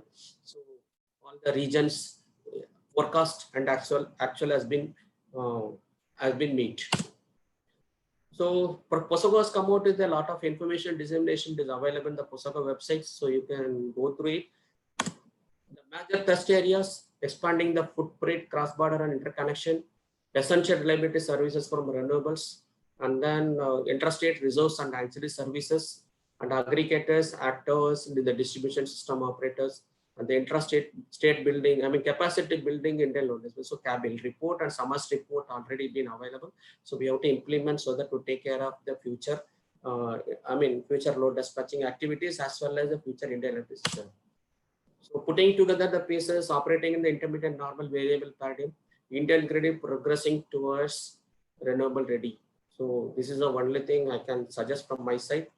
So thank you very much for listening me. Sorry for the time taking organizers. It's a big time to overcome. Yes, sir. There is a big thanks for your wonderful session. You have enriched us with quite a lot of informations. The comments flooding in YouTube, which I can share, probably if you stop your screen, I can share, sir. There are plenty of appreciations for your slides. And means what to say, we should have given a sufficient time for you. Probably, definitely, I assure on behalf of IGEN and Ramesh, sir, I invite you for dedicative, probably a long lectures. This is some comments which we have received from YouTube, and just showing they're telling that you have tons of knowledge. Yes, of course, no doubt about that. So thanks a lot for your wonderful session, sir. Anyway, we have a dedicated Q&A sessions from executives that's going to happen after all the presenters and debate. But I couldn't resist to put a single small technical question, sir, before we are moving to the next session. So already we are in 2020 and COVID-19. Still, do you believe 175 gigawatt of renewables by 2022? Is it a reality, or is it just a fantasy which still don't want to accept the reality? No, it's going to be there. Because are going on, okay, and the government of India target is already fixed accordingly. The system is being planned, so there is no. It's going to be a reality after 2022. Once again, government of India replan everything. Whatever we think depends upon the, condition of the solar, renewable coming in the country. It's going to be a reality. Yes, sir. Yes, sir. We also want to see that reality. It's already being planned already. Yes, sir. Yes, sir. That's a great jump, like 87 gigawatt, what we have now to 175, almost 90 gigawatts to be added. And you are very positive about that. In 2 years, we will make that. That's great to see. Thank you, sir. And before going to the next session, sir, we have a Q&A session, that we will invite you definitely. There are quite a lot of executives are waiting to post their or shoot their questions to you. And before going to the next presentation, I request Dr. Balamurugan to present a small video that is from Bharati. She is our IGEN team, Young Green Innovation Army, and of course IGEN Kids Innovation Club. She has presented a beautiful video. So just a very short video. Yes, Bala, you can go ahead. Hello everybody. I'm Bharti from the IGEN Green Innovators Army.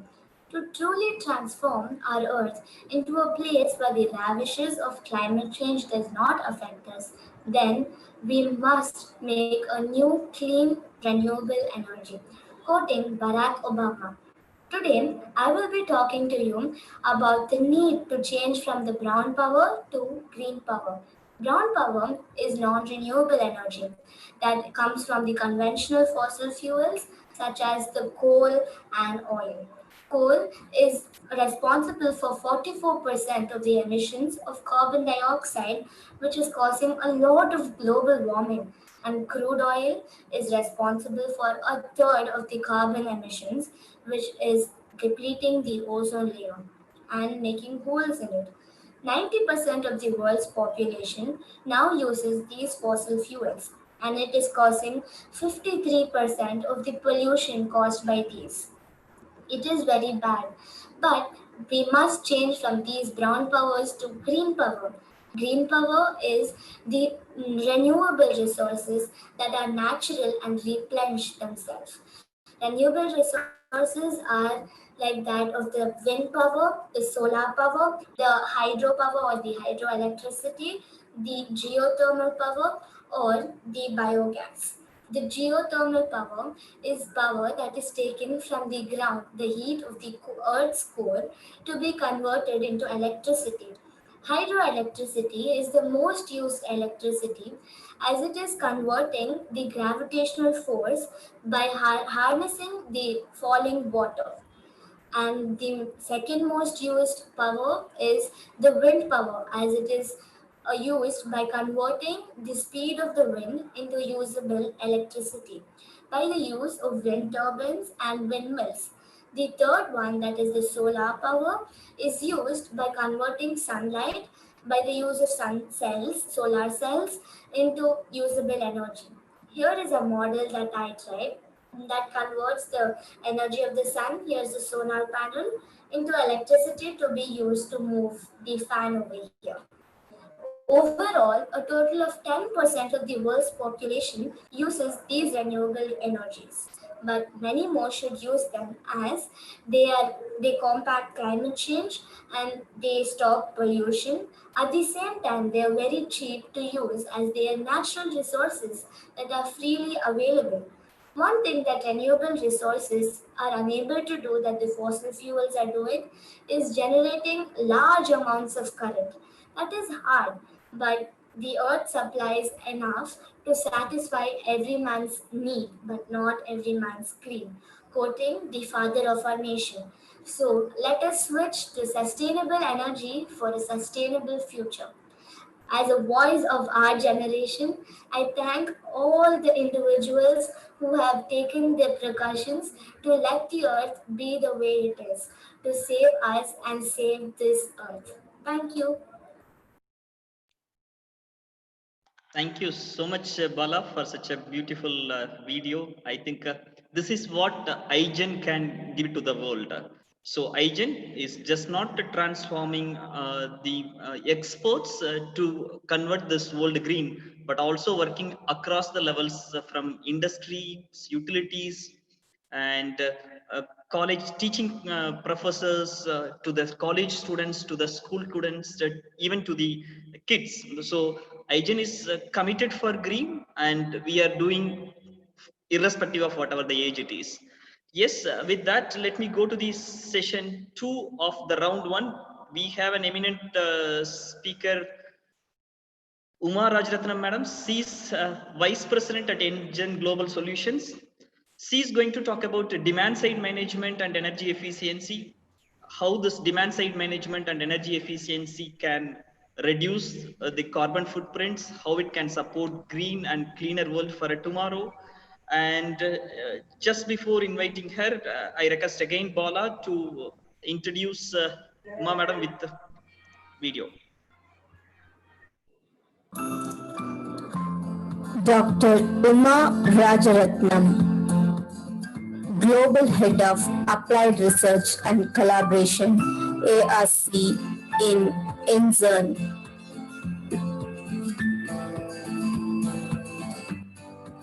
The ARC looks into the future of energy and water networks. It conducts collaborative research and brings together the best ideas and brightest minds from across the globe to define, influence, and prepare for the energy and water future.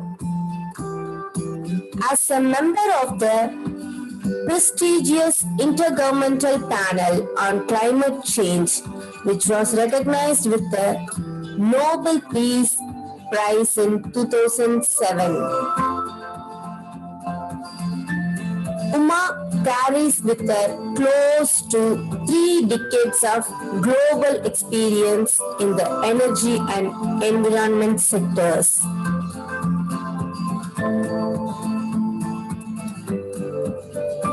Through her career-spanning stints at National Environmental Engineering Research Institute, the Energy and Resource Institute at Enzen, she has worked very closely on a number of engagements with various international bodies. These includes the United Nations Framework Convention on Climate Change, World Health Organization, the World Bank, United States Environmental Protection Agency, and Health Effects Institute.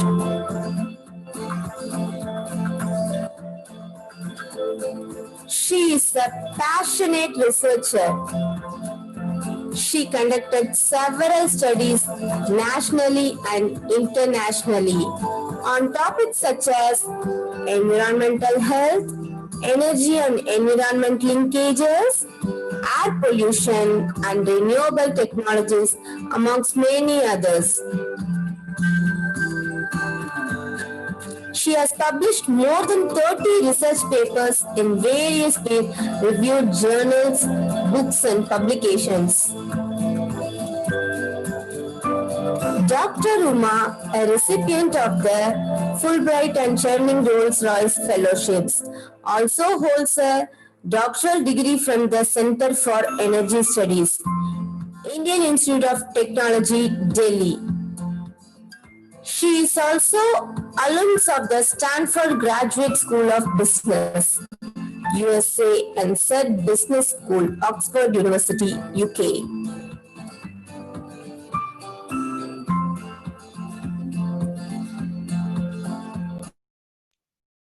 Yes, madam. I think it's our pleasure. All your research areas are directly relevant for our goals of IGEN, and we want to hear from you. Session is yours, madam. Thank you very much.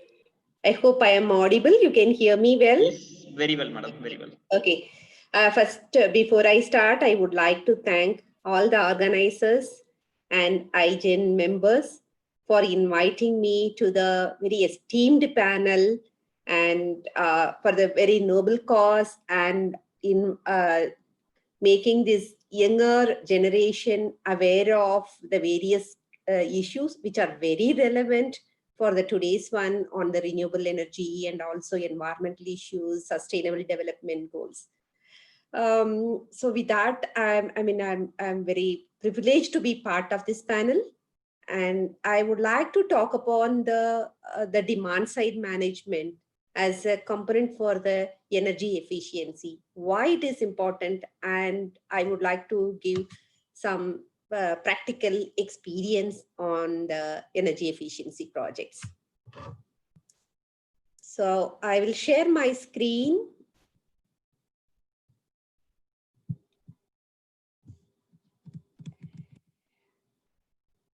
Can you see? It's coming, madam, not yet.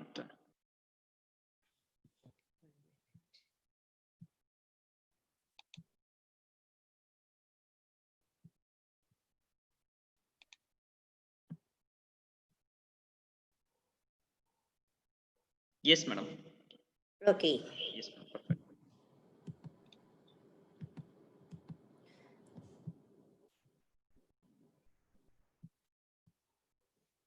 Yes. So the topic which I am going to touch upon is on the demand side management. First of all, what is like the demand side management? Why it is important? And what is the current status? What are the potentials? So if you look into the India, the emerging trends and challenges, I mean, my previous speakers and also the opening session, they have given the global overview and also the current challenges. So I just take that I will summarize in one slide. So currently we are going into the aggressive renewable energy path. And by 2022, that is like the target is about like the 175 gigawatt. And there are more electric vehicles are getting into the grid. And the prices of renewable energies are like the falling. So with that, that is like the good emerging trend. That also poses like the several challenges, especially like the grid operators. It is not the same as some 2 decades before. It's a very, very challenging environment because of the intermittency nature of renewables. And also with the kind of both the demand and the supply, it is very, very difficult to even predict the nature of and balancing both supply and demand. And maintaining the grid stability is a very, very important task. And high ramping thermal power plants, like the high ramping requirements. And of course, like if we wanted to implement the grid extension, that also needs like the huge infrastructural upgradation cost. So that other way of like the managing is on the demand side management. That is on the implementing the energy efficiency aspects. So the demand side management or the energy efficiencies play a very important role in balancing the supply and demand. So it is not only on the overall reducing that our energy and carbon footprint, but also on managing the peak load management. Because that both on the supply and particularly like the renewables and the demand, it is not a constant. So it varies. So for example, we have typically like there are like the 2 peaks which are occurring, one in the morning time and in the second in the very evening time. Whereas our generations are in a different one. That is, if you see the renewable generation, solar generations are like peaking up in the morning time. So it is like the supply and demand are like not constant, and there is like a huge challenge in the meeting the balances. So with that policy has evolved over various time. So to both on the energy security issues and also on balancing and reducing the carbon footprint and going for in the future climate neutral. So on the regulatory side, government has, various time like they introduced on the various regulations. Though India, we don't have the commitment. We have taken the voluntary target to reduce our emissions. With that, there are various action plans have been introduced for promoting the renewable energies and also to reduce the fossil fuel and energy from the fossil fuels. Some of them are the Energy Conservation Act, and there is a mechanism called Perform, Achieve, the PAT, which is called like the Perform, Achieve and Trade. That is to promote energy efficiency for the large energy intensive industries. And also there is when we talk about like the demand side management, it is not only like the policy, it is a combination of, it is like the policy, then technical, and also the social aspect. Social is creating an awareness and people take actions, both implementing the low carbon technologies to reduce the energy footprint. And also like the market competitiveness also increasing. So by doing implementing the energy efficiency measures, we are not only like reducing the energy and carbon footprint, but also it helps in the financial benefits, both for consumers. When we reduce your electricity bill, so that means like there is like the financial benefit also. So in overall, that energy saving, 1 unit of energy saving is equivalent to avoiding 3 units of electricity being generated, be it from the fossil or from the renewable side. So that's why whenever like we say there is a measure for reducing the carbon footprint, energy efficiency always take the priority. And so the demand is like the reduce, it's nothing but like the reduce our consumption or reduce the load of like the electricity, and there is a huge market potential. And if you look into, especially this is for in India, and the energy consumption potential or the saving potential, the higher side on the lighting. And in the recent years, like the various measures have been taken to reduce the energy consumption from the lighting side. And the technology, there is a lot of improvement where from the incandescent to it come to the like the CFL and now LED. So all these measures help in reducing the energy, the same amount of output, but with the technology and innovation, the intensity, the energy and carbon intensity have reduced. And also on the industry side, there is a lot of improvement, and there is a huge potential also, both on the technology and from the process side. Another sector which is called in the municipal, that is like the water treatment plant, drinking water treatment plant, waste water treatment plant, all these, and public buildings, there is a huge potential. One more sector which is on the agriculture. The agricultural pump sets also, like there is a huge potential to save energy. And when we look into these, the investment potential, it has been estimated about like close to like $11 billion US. But the saving potential have a better returns, that in terms of some of the cases it is about like 2 to 3 years, in some of the cases it is about like 7 years, but in the long term it is like the win-win strategy. So I would like to give an example of like the demand side management in the agricultural sector. As you may be knowing that the agriculture sector consumes about like the 20% of the energy consumption in the country. And in sometime in the that is like during the Green Revolution period, in order to achieve the food security, there are like the various policy measures have been introduced. One of them is to give the free power, and that has really helped in addressing the food security issues. But on the long term, that also has a challenge on the energy as well as on the water side. Because there is since the electricity for the agriculture sector is free, and there are like the more and more pump sets have come, and also like the irrigation, from the flood irrigation and the river based irrigation, it has gone to the groundwater irrigation, that is from the extracting from the bore wells and others. And this also on the long term, and it leads to the inefficiency. So the higher, because like the farmers, they don't have an incentive for saving this energy or saving their electricity bill.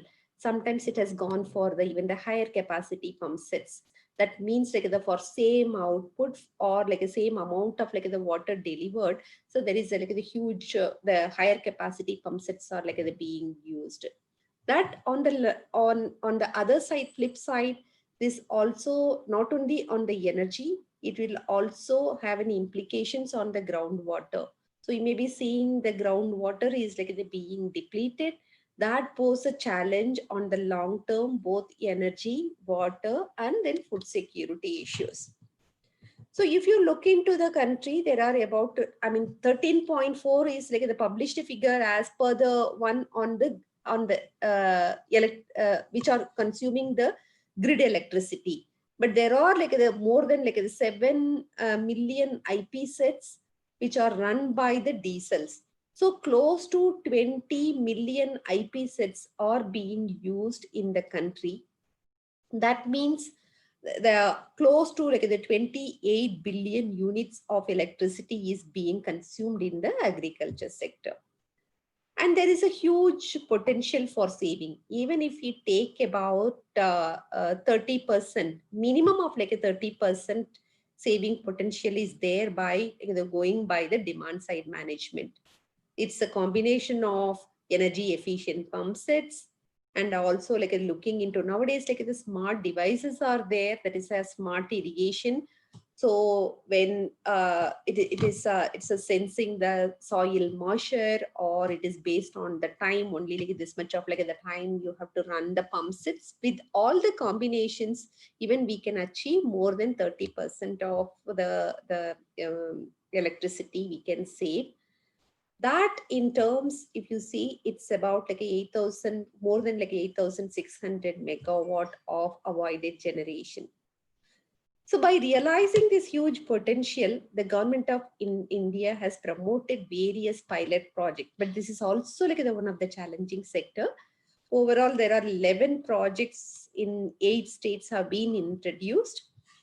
And we also, like we at Enzen, we are a ESCO company. I will briefly touch upon what is the ESCO means and how we have implemented. Then another sector is on the industry. So the industry, both on the small scale industries and the large energy intensive sectors, there is a potential for saving the energy. So that's where like the Bureau of Energy Efficiency, which is a nodal agency and also like a part of the Ministry of Power, have introduced various schemes, both on the that schemes include, that is standards and standard for energy efficient appliances, and also like the promoting the various market mechanism. When we talk about like the market mechanism, one of them is called Perform, Achieve and Trade scheme, which is targeted for the energy intensive sector. So what it does is, so they have given the target for each of these sector. For example, if it is a thermal power plant or even the cement manufacturing, each one, there are about like close to like 19 sectors, the intensive sectors. In that, like if you say like each sector, they have taken a benchmarking. This is what to produce 1 ton of like a cement, how much of like the energy is required. So they have created a benchmark, and based on the benchmark, there is like the target being set, and all these in the industries, they have to achieve by taking the measures, or if they can't achieve by implementing from their side, they can also purchase that is on the trading mechanism. So those who achieve and also overachieve, from there, like they can purchase the certificate to meet the target. So that mechanism, that market mechanism is called Perform, Achieve and Trade. So this is targeted for all energy intensive sector. Now even the distribution, the companies are also like they're coming under the PAT scheme. This is targeted to achieve the energy efficiency, and the saving potential of about like 38 billion units is estimated to achieve through the demand side management in the industry sector. That is a large energy intensive sector. And another one is like even the building side, like that is the eco-smart buildings and all. So if you look into first to create that the buildings both on the public side building, that is a government buildings, and also the private side, there is a huge potential. So that means like the first of all, like we need to know like what is the baseline, and the second one is like the implement on the various energy measures, and then we can see like the post post-implementation verification. So this process, it is not, this is like the process for not only for the industries and also for the municipal side, and how the demand side management projects are being implemented. So one is the users or consumers, they implement these measures. And another one, there may be like some challenges in investing on these type of like energy efficiency projects. So that is where the innovative model, which we call as the supplier give, the technology providers provide the technology and services as a energy as a services, ESCO model. So the ESCO model is also getting very popular. That means so the technology providers provide the energy as a service, and whatever the saving on the energy side will be, that revenue or the saving is shared by them. So that in that way, like it helps in two things by achieving the energy efficiency.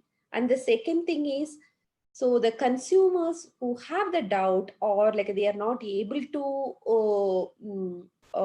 invest on the energy efficiency technology, these barriers are being addressed by the ESCO model. So some of these like the technologies, for an example, we have implemented on the energy efficiency project under the ESCO model in 3 sectors. One is on the agriculture sector, and another one is on the buildings, government buildings, and third one on the municipal side, that is for the water treatment plant. So this example gives for the government building, one of the government building, that we have first assessed what is like the baseline energy consumption and what is like the potential. So the potential of like the energy saving, it is by implementing the efficient lightings, energy efficient lamps, and also like on the air conditioner side. And we have implemented close to like the 6 technologies for, and also like a thermostat controller and all those things. This helped in saving the energy. We have achieved about like a 30 to 35% of the energy saving in the building.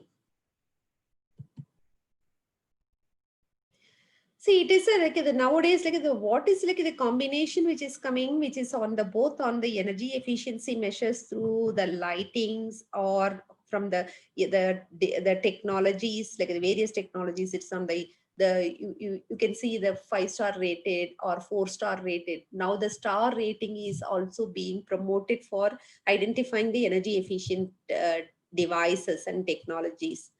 With the combination that if you do with the solar, that is like either it is like the solar or even with the wind, that hybrid system, the efficient devices with the renewable combinations, that will be like a very, very attractive one.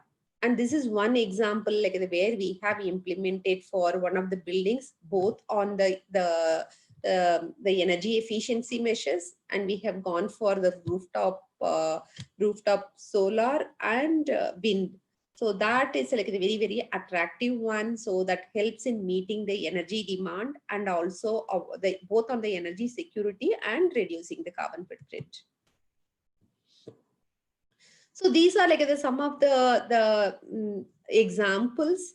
So now with both on the energy efficiency measures and better monitoring, you can see the real time and also like getting a report and alerts, both on the computers and also like with the mobile devices, like the one can look into the status. So these are the value adding services to achieve the energy efficiency measures. And this can be done through the performance contracting framework, as I told, the ESCO model for achieving the or promoting the energy efficiency. So that is, there are like the 2 models. One is on giving the guaranteed energy saving, and the second model is on the risk revenue model. So on the guaranteed energy saving model, the ESCO company, so they give certain amount of like the guarantee, this much of energy saving is possible and we will achieve by implementing and demonstrating the consumers can pay for the devices, and the devices are owned by the consumers who pay for that. The second model is on the ESCO invest and they operate, which is build operate model for a certain period, and the energy saving is through the revenue is through the energy saving. So this is also like a very popular model on promoting the demand side management. So both the things, like there's one by this particular, that is innovative models. So there is like a guaranteed energy saving is given, and this also like the help in promoting the energy efficiency, energy efficiency measures, and also like the promoting on the greener side, and it also helps in achieving the economical benefit. These are like some of the examples, like the one on for the water pumping stations, and all the measures will help in going for the carbon neutral framework.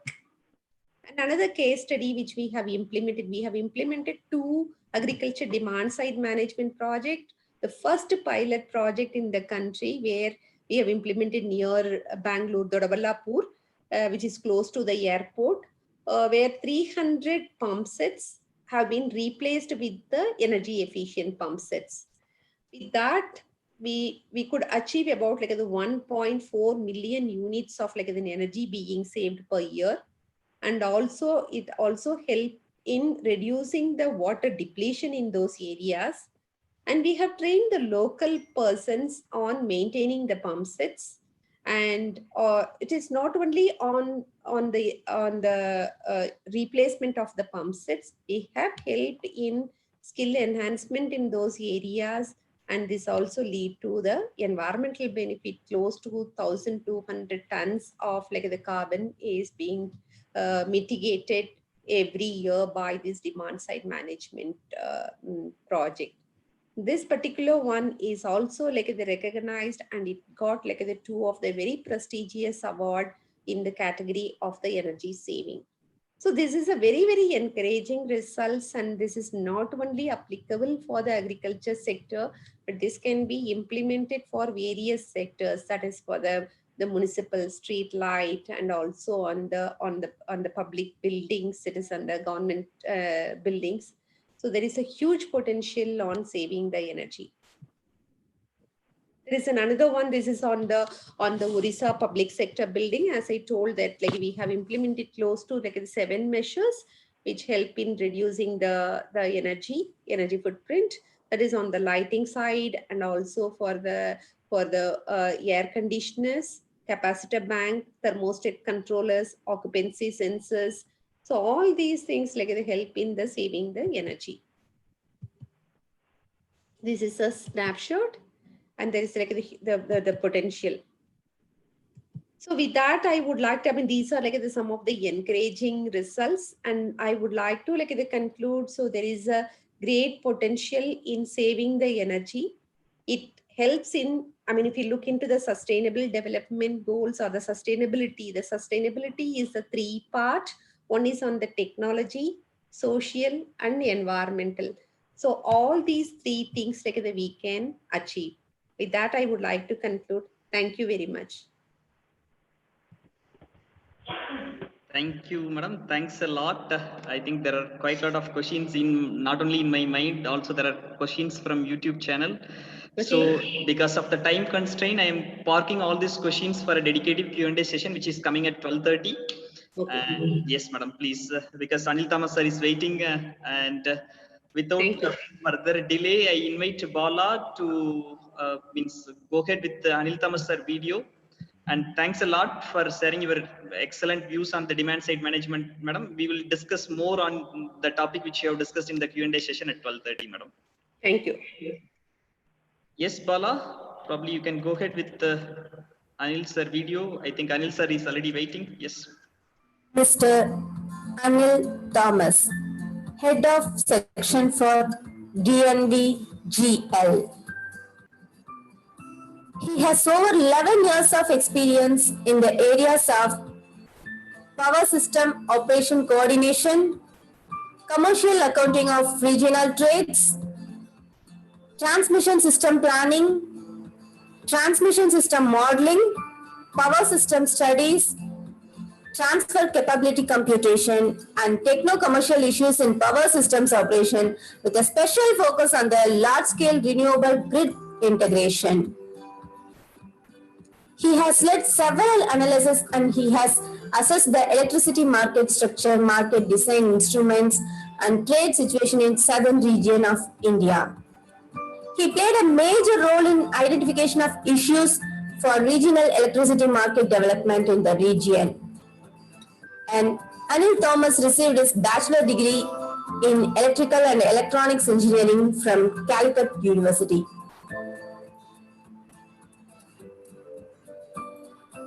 Honors and awards. IWPA Tangent Co. awarded Renewable Excellences 2016 Award in TREC. It held in Chennai for giving valuable advice and support to wind industry in Tamil Nadu. Papers and publications.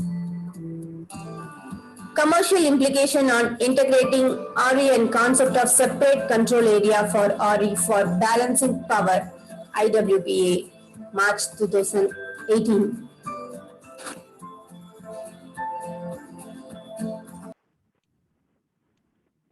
Yes, sir, it is our pleasure to have you. And without further delay, I hand over the session to you. Please go ahead, sir. And tell us how to integrate this renewable resources with the grid, both technically as well as commercially. Thanks a lot. I'll just start sharing my screen. Yes, please, sir.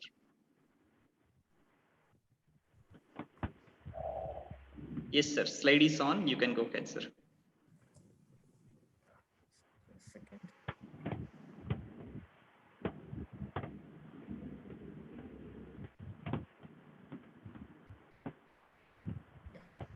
Yes, sir. So the challenges in integrating RE, before that, I just wanted to start how our Indian power sector was and how it evolved in last decade. Before 2014, predominantly our power sector was deficit in nature. That means the demand is much more than the availability of power. So the only mode of operation was load shedding. All the generators available will be running in full wide mode operation, which means that whatever is possible, they will generate and that will be delivered and rest of the demand will be restricted. When the Kudamkulam Unit 1 was getting commissioned, all the load dispatchers and distribution companies were looking at it that when this 1000 megawatt of Kudamkulam gets connected to the grid, it will solve a major issue of deficit in our country. Subsequently, I just stop my video so that better connectivity is there. So subsequently, when Unit 2 of Kudamkulam was coming, the people doesn't wanted Unit 2 of Kudamkulam to that extent because the transition took place from deficit to surplus. Now the grid had more power than required, at least during certain hours of the day. Now that brought a lot of challenges to the load dispatcher because earlier they have to maneuver the load with the generation available. Now they have to maneuver the generation with respect to the load curve which was following. That was the first challenge with load dispatcher started feeling when our grid became surplus from the deficit. Subsequently, integrating renewable energy, unlike the other energies, it is infirm, unpredictable, and varying, and it cannot be controlled, like the load which should not be controlled. So integrating a varying load with a varying generation has brought a lot of challenges to the load dispatchers. So I'll just take you through how this happens.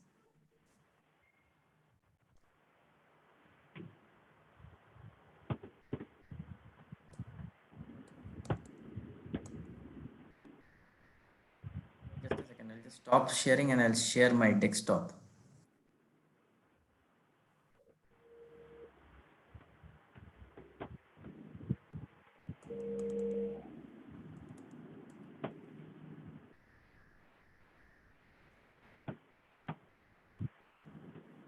Yeah, I think my screen was not moving. So this everybody knows. So I'm just skipping this. Nalarasan sir have already shown this presentation because our source are more or less same. But I just wanted to take you through the renewable integration. The slide, I just wanted to take you through how renewable integration affects or is a challenge to the load dispatcher. If you just see the first graph on my left side, the bigger one, which is a all India demand, this is a graph for a month, 30 days for each 5-minute block. How the load varies when it is unrestricted. That means this. So if you see this, you will see that during the night hours, that early morning, 1 o'clock or to 4 o'clock, all the loads, people are sleeping, loads are very low. Then I think, yeah. Subsequently, the morning hours, the people wakes up, the loads picks up with them, the day activity starts, and the loads picks up to maximum at 9 o'clock and 10 o'clock. Subsequently, with the loads comes down during the daytime after 1 o'clock or 2 o'clock, because the agriculture loads stops and it is predominantly the office and the industry loads only is working. So the pulling out of agriculture loads reduces the loads during 1 o'clock, 2 o'clock to 4 o'clock. Then the again loads picks up with the residential load, lightning loads picking up to 7 to 8 o'clock. And from 9 o'clock onwards, the loads again start dropping. So you have a very clear curve how the load, which is very much depending upon the human behavior. The load pattern is like. Now what we have to do is that we have to maneuver the generation over this load curve to maintain the load generation balance. So the operating frequency is at the desired 50 Hertz. Now, if you see the second smaller graph on my right side, which is the wind generation. Now, if you see this wind generation has no pattern as it is. So now this wind generation which is uncontrollable, it is infirm, and to a larger extent, I'll say that is unpredictable. So when this wind generation gets integrated to our all India demand, it becomes a very difficult curve to follow. And then we have a solar curve, which is, I will say that to a larger extent, it is predictable. The only unpredictability comes when cloud cover, which hampers the generation from the solar generation. As Nalarasan sir has very beautifully explained the impact of eclipse, which earlier power engineers never thought about an eclipse. Now solar eclipse has become the biggest challenge for a load dispatcher. And with in a grid of to 2030, when we will be having around 300 megawatt of solar, and when solar eclipse will be passing, it will be one of the most challenging tasks to be done at a load dispatch center. Whereas a few years back, solar eclipse has only dealt with just what you call just a passing thing. It was nothing more than that. Now you have three variable factors, that is the demand, that is the solar generation, and that is the wind generation, which gives a net curve to be using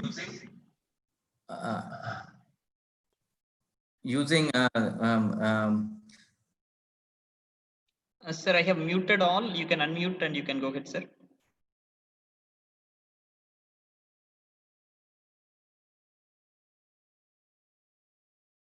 Anil Thomas sir, please unmute sir and you can talk, sir. I have muted all because there was a noise.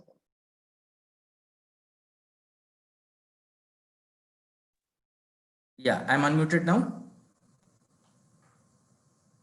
I'm audible. Yes, sir. Yes, sir. Audible. Yes, sir. Yeah, thank you. So now you have three uncontrollable infirm factors, which gives you a net load curve, which has to be maneuvered using basically two sources of generation. One is thermal and the other is hydro. We know that thermal is a very complex generating system, where from coal, from boiler to feed pump, lot of complexity is there. So they can't maneuver the way we want. Two of the major factors which restrict the maneuvering thermal generation over a pre-decided curve is the ramp rates. A 500 megawatt generator can, as of today, can give you 30-35 megawatt of ramp for a 15-minute.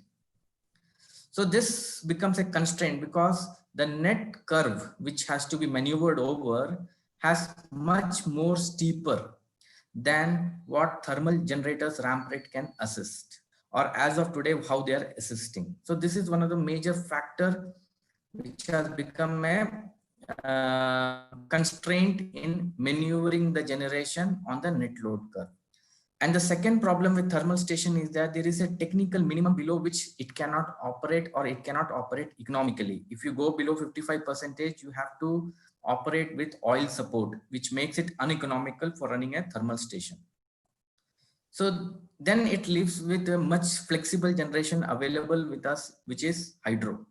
So if you see the fourth curve graph, you can see that the hydro generation, they are, because of their capability of peaking up quickly and going down very low because of lesser restriction of technical minimum and better ramp rate, they are being used to to maneuver the net curve after what thermal station cannot do it. So that is why you can see that they peaks quite quickly. They have a huge 2 peak curves, and their generation goes down drastically just to counter the solar generation which is available during the daytime. So that means the entire pressure on maneuvering the load curve is on the hydro generation. And as the mix of hydro generation is lesser in the system, it will be more difficult to integrate large scale renewable. Just as Nalarasan sir has presentation, they were showing that India has integrated around 20% or more than 20% of renewable. But if you just see that we have heard a lot of news that Germany has integrated 100%, Denmark has integrated more than 100%, UK has gone to 80%.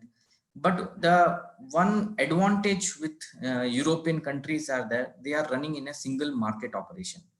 That means the entire European Union, for more than 25 countries, they are into a single system operation. In that system operation system, when you see that, they have integrated less than 15% or 20%. So that helps them because they have a better mix, and where renewable is contributing only less than 20%. But when you see it in the Indian context, though we are one country, one grid, one system, each state, as Mehta sir has told, each state is a separate control area with a separate system. In those systems, the contribution of renewable energy has exceeded more than 40%, as in the case of Tamil Nadu. So the load dispatchers of Tamil Nadu has to maneuver for or control 40% of renewable with hardly 500 to 700, 800 megawatt of hydro. Tamil Nadu, having a load of 15,000 megawatt, has a renewable generation of 8,000 megawatt. And to control that, they have a hardly less than 1,000 megawatt of hydro. So that makes it's very difficult to integrate renewable in the present scenario. I'm not saying that it is difficult, it is impossible, it is difficult, it is challenging because of the generation mix. So we should understand that the way we are integrating renewable is the most challenging compared to what European grids are or US grids are doing, because we have to see the mix of renewable in the market, not with respect to installed capacity and the country's generation. India has 28 markets, whereas European Union as whole has 1 market. So our power sector is predominantly dependent on weather. That's the huge issue or huge factor, which brings it a lot of curves, different curves to be maintained. If you see the summer period, we have a high temperature. So we need a lot of loads, AC loads, weather beating loads. In northern India, you will see dust storms. Because of that, a lot of line trippings takes place. Because of that, a lot of load shedding, crashes takes place, resulting into high voltages. And there is a lot of agricultural demand due to Kharif crop. When it comes to monsoon period, there is a lot of rains, specifically starting from the southern India, where again, a lot of line trippings take place. Demand itself will be very less because of weather beating loads are not there. And in northern India, we have seen that hydro generation have issues with silt, so where they cannot support during the good times. winter, where northern India is more affected with heating requirements. There also agricultural loads are there with specifically a Rabi crop, and there's a lot of line tripping takes place because of fog, etc. Subsequently, cyclone, which is devastating, and it creates a lot of issues on the power sector. And now, as Nalarasan sir has shown beautifully, that solar eclipse will have a lot of issues on power sector. So already there are a lot of weather dependent factors which affects the operation of a power system, and adding renewable energy into that further increases the variability or the uncertainty into the operation of the power system.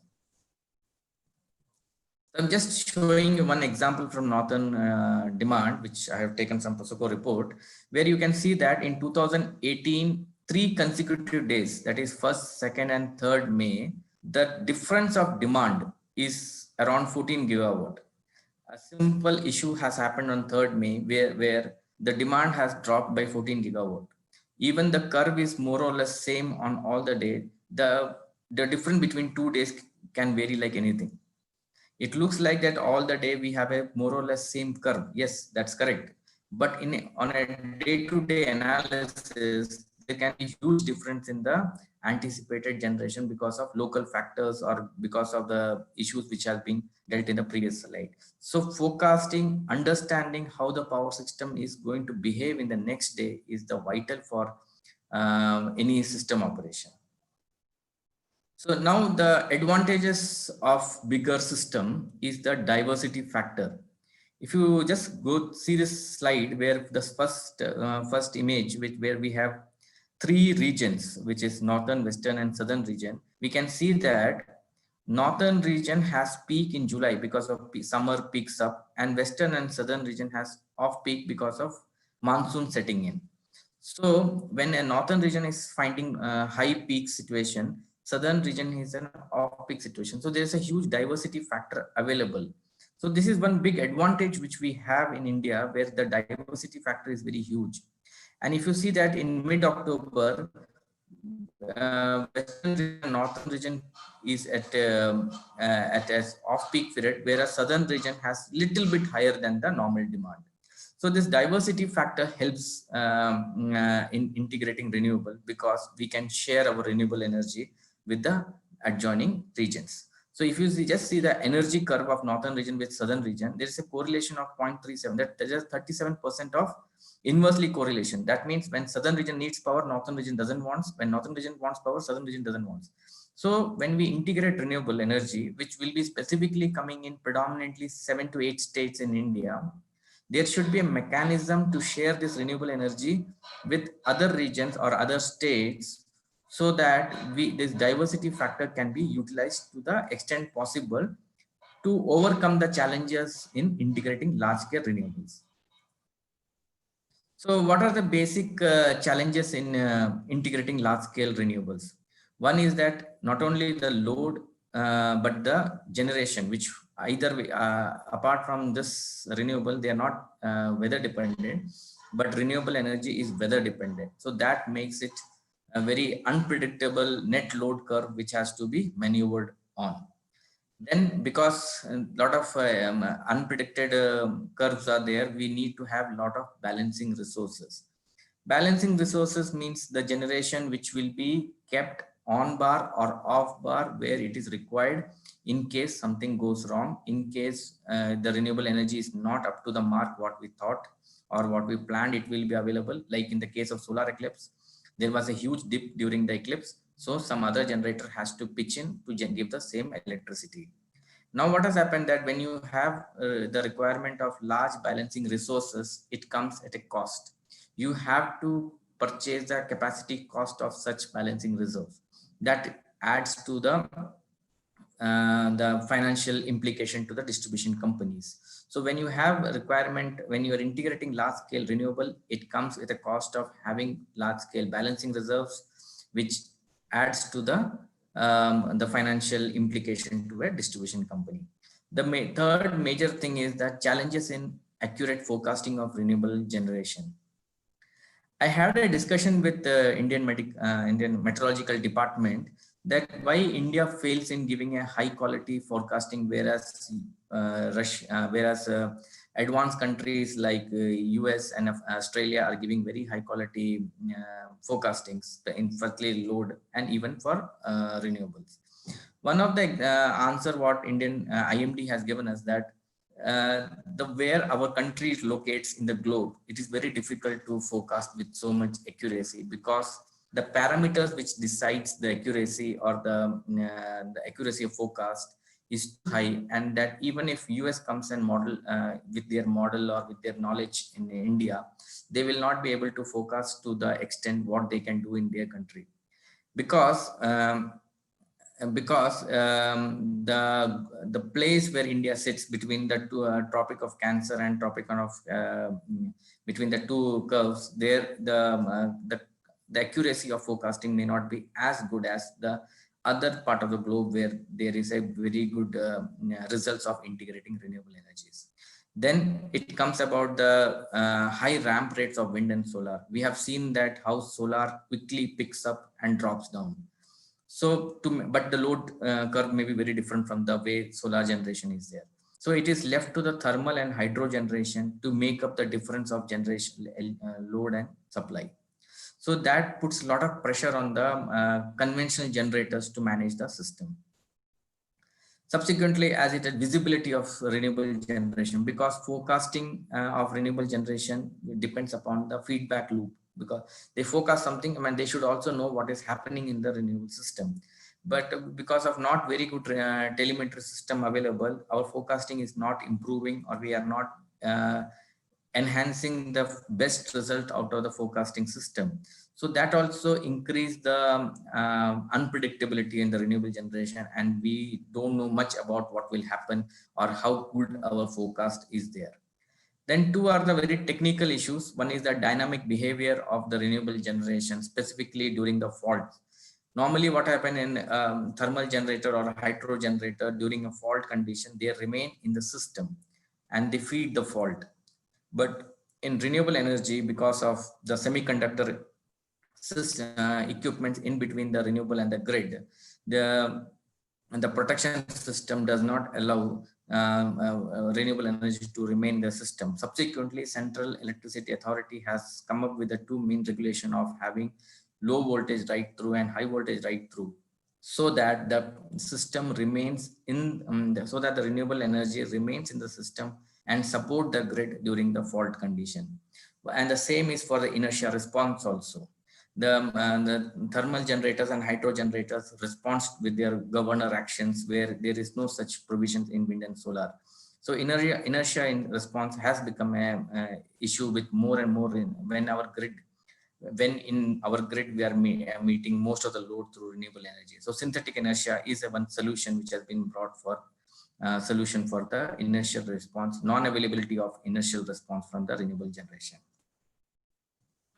So as I said, that diversity factor, I'll just skip this slide because it's more or less the slide shown previously, where we can work out the diversity factor in integrating the large-scale renewable energy. So what is the strategy for integrating variable energy sources? First is harnessing diversity.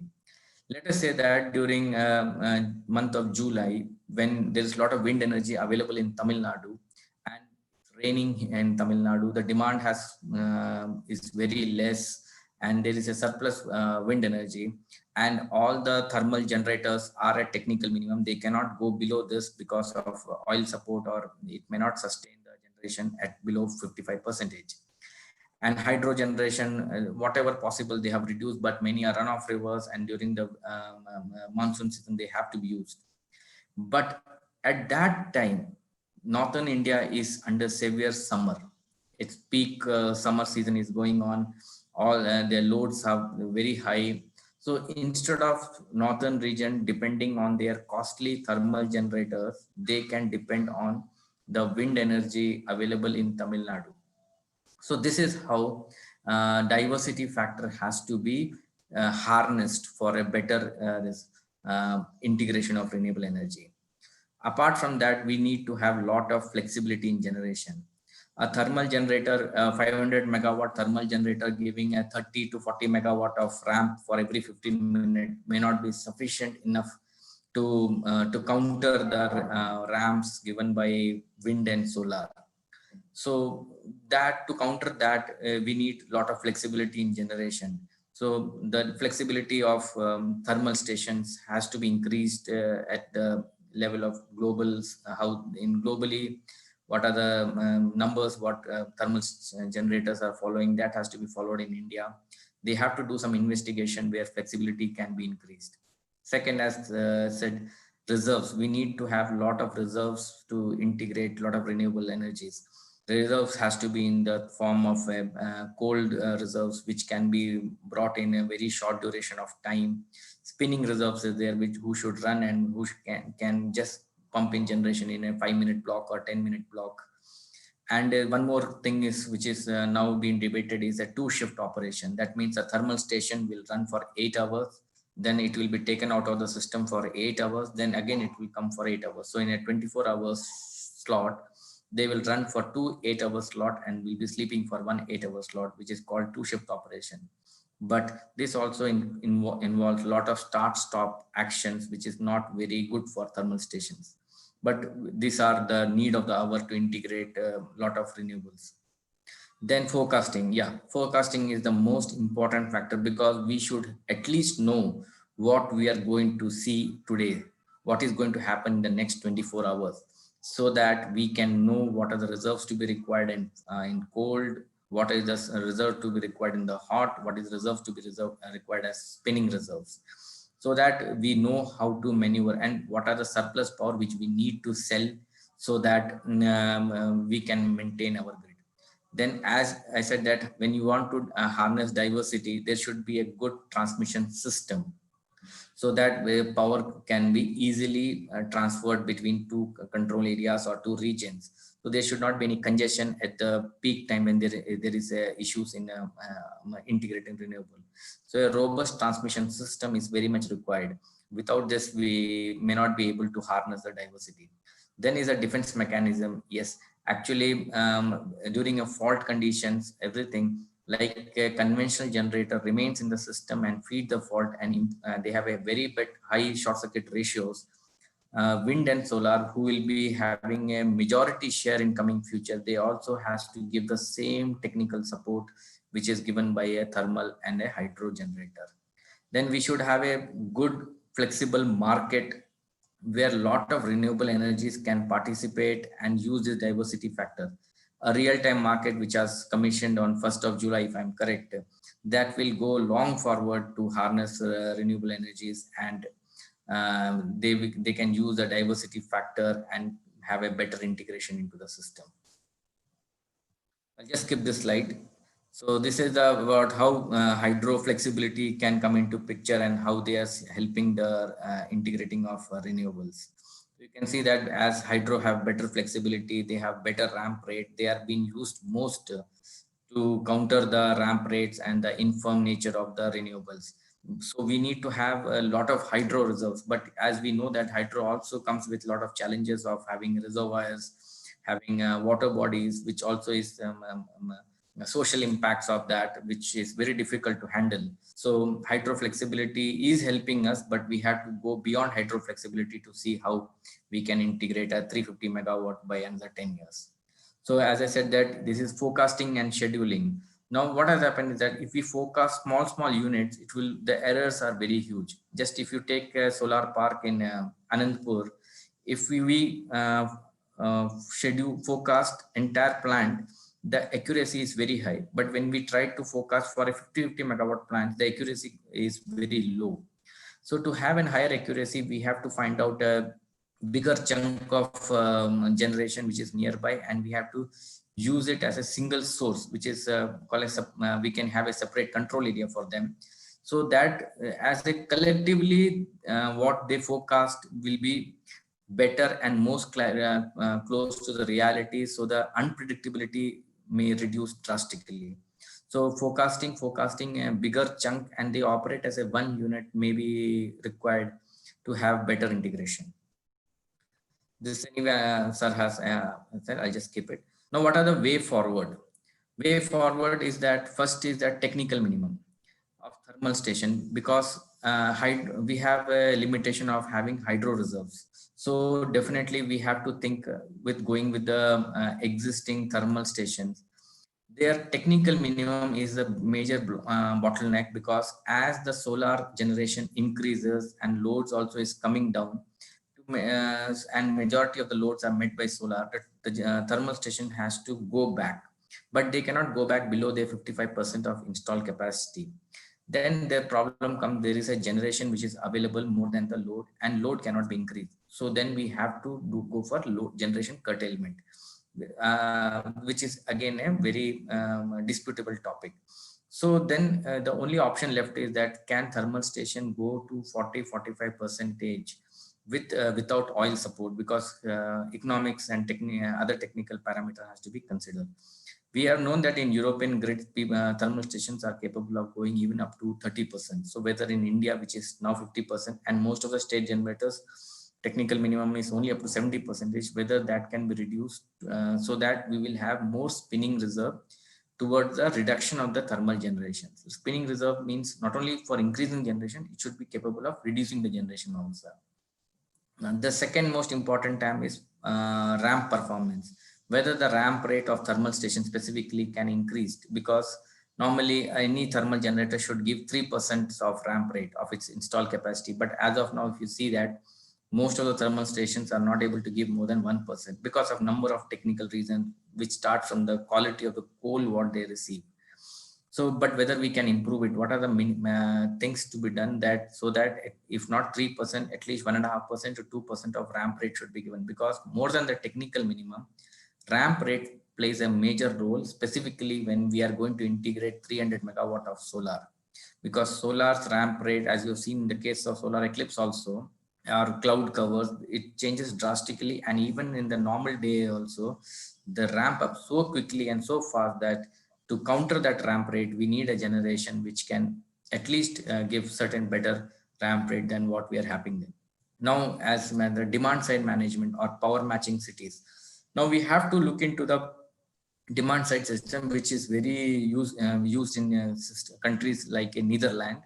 What they do is that the loads which can be shifted to manage the timing or the availability of solar generation. Like you have a washing machine, which is now every major instruments comes with a Wi-Fi system, and we can connect it to a timing, say it should run between 12 o'clock to 1 o'clock, our washing machine.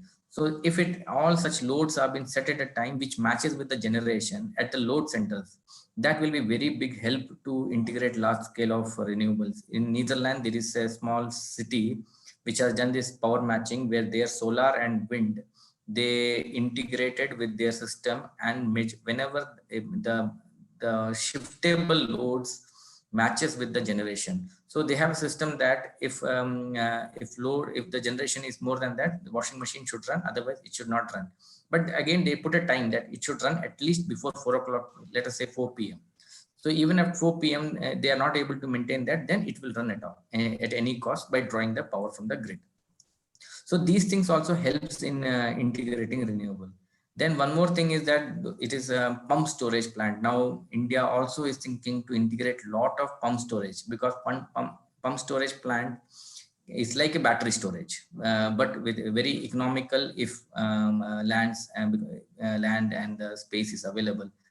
So existing hydro stations are being thought to convert into pump storage. As per CA report, there are more than 60 places where pump storages is identified, and hydro stations can be converted for better integration of renewables. As Tamil Nadu has one Kadambari pump storage plant, but that may not be sufficient to integrate 8,000 to 10,000 megawatt of renewable. Then international connectivity. As we know that India is already connected with Nepal, Bhutan, and Bangladesh and Myanmar. And predominantly these nations are deficit in power except Bhutan. So whatever extra renewable energy which we are getting it, we should try to sell it to neighboring countries, so that we'll have a larger country, larger network, a larger load center where we can meet. This is what European Union has done. They started with 1 or 2 countries. Subsequently, they integrated into 20-25 countries for huge renewable integration. So now it is very easy for them, because as a huge European Union, you have to integrate only 16 to 17%, whereas India, certain states are integrated 40%. So when we connect to these countries, we will see a major market where we can sell our renewable energy. You may be also aware that government of India is thinking for a system called One Sun, One World, One Grid. As sun never sets across the globe, so there will be no ramping issue, because a ramping issue will be in certain part of the country, certain part of the globe actually. So India is planning to connect from far the eastern to western side up to Africa, eastern side up to Malaysia and Thailand, so that they can integrate the renewable energy into a single market, so the ramp rates can be countered. So that's the government of India's one initiative is there, One Sun, One World, One Grid. So that such system should be there in place for integrating large scale renewables. Then, as I said earlier, that reliability services from renewable, like they should give responses like second primary, secondary responses, which is also been mandated in CA regulations, that to the possibility they should give some flexibility with renewable, because when our grid will be managed by renewable energy only, then we should have reserves from these renewable energies also. I've already explained that the transmission system is required. New actors, prosumers, which is very close to power matching city, where small communities can consume power and sell power simultaneously depending upon their load generation balance. So such actors may be required to have a flattened net load curve. Reserves and ancillary services, primary reserve, secondary reserve, tertiary reserve, and services which can be brought through other generators whenever there is an issue in renewable service energy, that should also be in place, which already we have, but the number has to increase as we integrate more and more renewable. So we should have a lot of instruments in market, like real-time market, short-term market, long-term market, where people can sell power. Like there may be a power requirement in certain sector, certain states, and there will be surplus in certain state. There should be enough financial models in the market where surplus states can immediately sell power to the deficit state, and both can get benefited from this renewable integration. Else, the power will be stuck up in one state, and they may not be able to manage their load generation and end up curtailing the renewables. So that, to avoid that, we should have enough financial instruments, enough market models, portfolios to integrate large scale of renewable. Forecasting and scheduling is one of the most prime thing which should be there, because we should know what is going to face in the coming 24 hours or 48 hours, so that we have our enough portfolios in system to counter this uncertainty, and it becomes more certain that what we are going to see, like we know what is going to happen on the day of solar eclipse. So we'll be better prepared with our backup generations. Capacity building, training, and like what Nalasan sir is doing, that whatever they learn during their eclipses or different scenarios, or like what happened for that 9-minute issues, so that let load dispatchers to understand things and integrate it. Thank you. Thanks. Thank you so much, Anil sir, for your wonderful presentation. And there are again questions, quite a lot of questions. We are parking or reserving all these questions for a dedicated Q&A session, which we are going to come up at 1 p.m. And with this, we are concluding the round one. I think round one is having 3 eminent speakers from Load Dispatch Center, from 2 different consulting organizations, looking at from 2 different perspectives. And I think Anil Thomas sir's final slide has given the answer how this world has to go forward to integrate more renewable energy. Yes, with that, we are winding up round one, and I'm handing over my session to Dr. Israt Meera Misrana, madam, to go for the debate. Madam.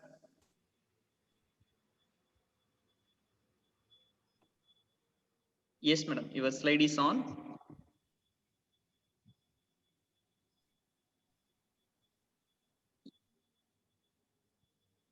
Madam, Madam, you can unmute yourself, madam, and you can talk. Ishrat, madam, you can unmute yourself. Good afternoon, everyone. I, Dr. Ishrat. Just a moment, sir. There's some disturbance. It's okay, madam.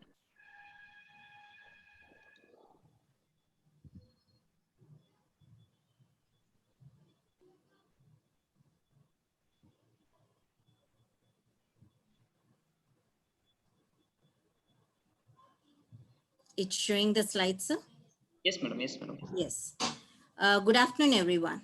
I, Dr. Ishrat of MJCT Hyderabad, on behalf of IGEN, welcome you all to IGEN GenDistrAncon 2020 debate on green power versus brown power. This debate is organized with the students as participant speakers, as IGEN is looking forward to know what is that the new generation expects from us to meet our energy needs, and also how we can have green earth conserved for our next generation with various technological improvements. Thank you one and all for joining us. We have 3 rounds for the debate. Round 1 is general awareness about green and brown power. Round 2 is, can we switch over 100% to the green power? Then we have round 3, impact and importance on society and economy for the green power versus brown power. Let me introduce the teams. We have team A, green power. Janashri, can you introduce yourself? Yes, Janashri. Thank you so much, ma'am. Hi and hello everyone. I'm Janashri and I'm pursuing first year engineering in Vivekananda College of Engineering, Foreman in the department of You can ECE. stop sharing, ma'am, so that only they can able to view. Okay, sir.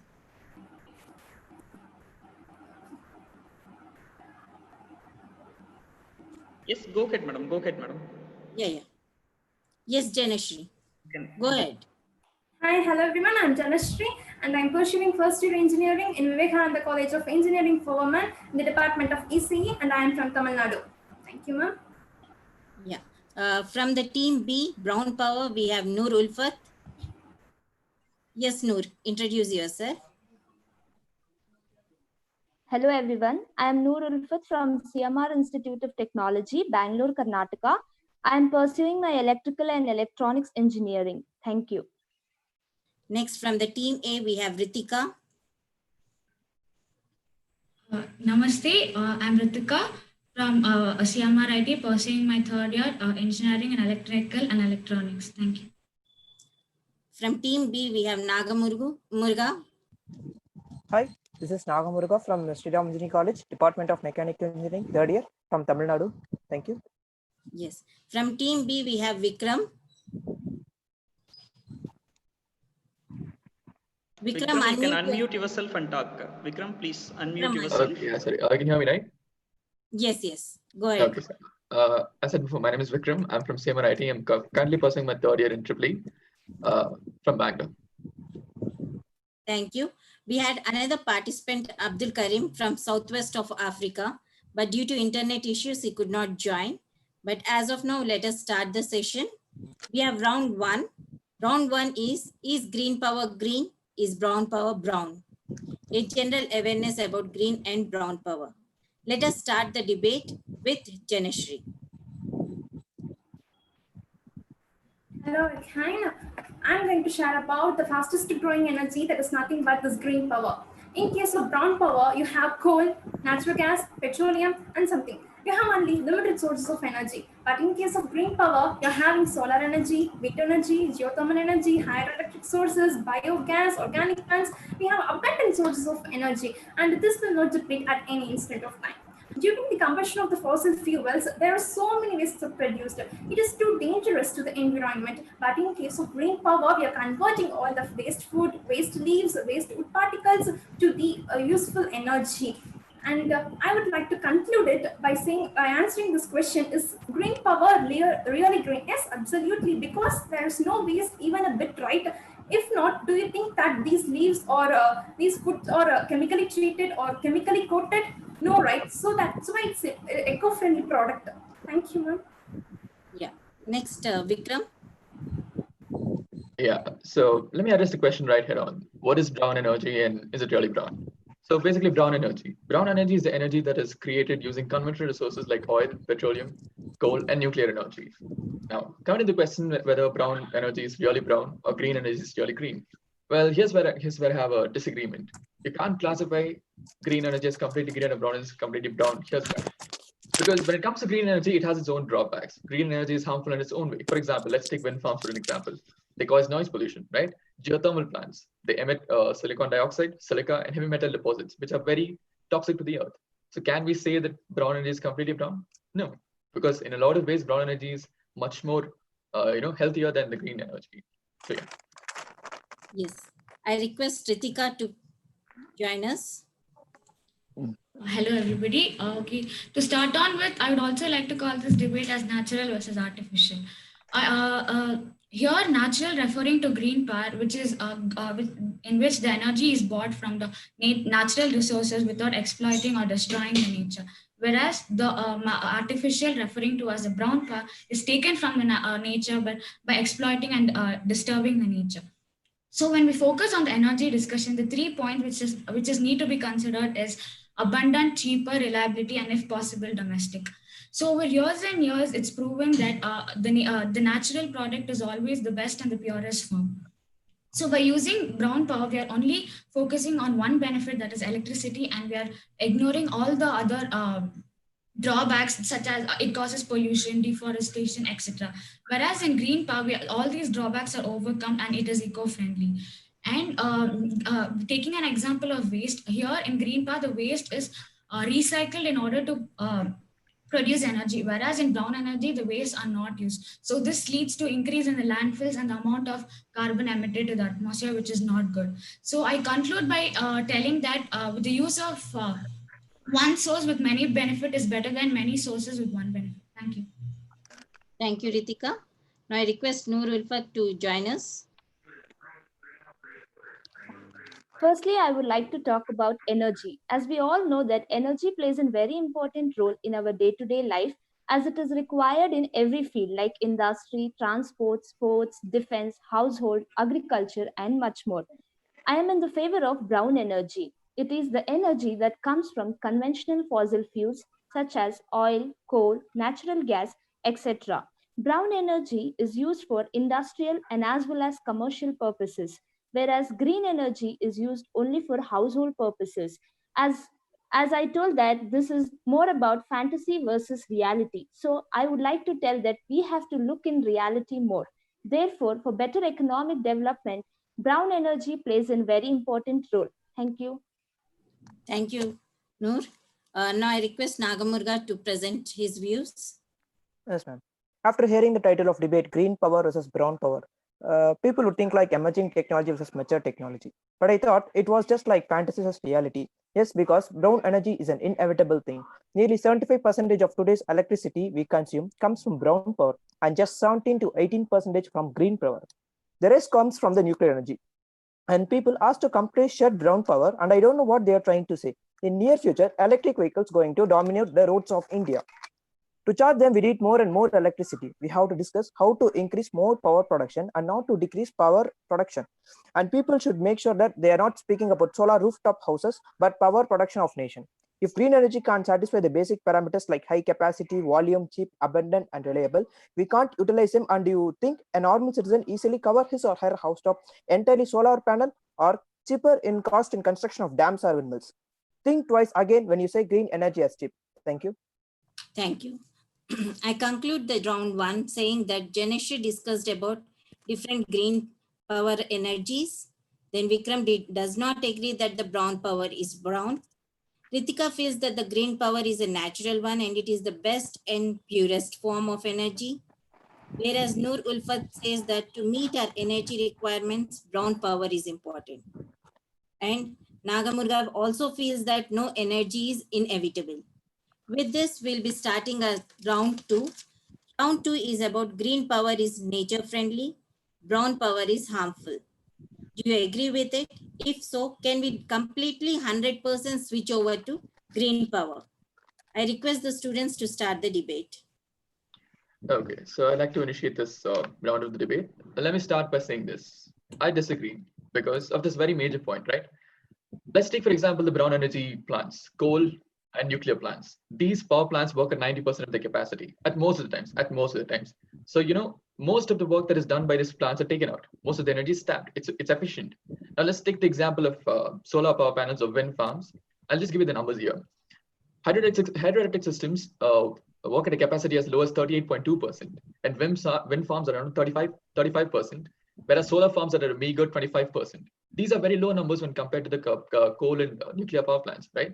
Hence, because of this inefficiency of these green energy resources, there's a lot of resources wasted. There's a lot of money that is invested that is being wasted, right?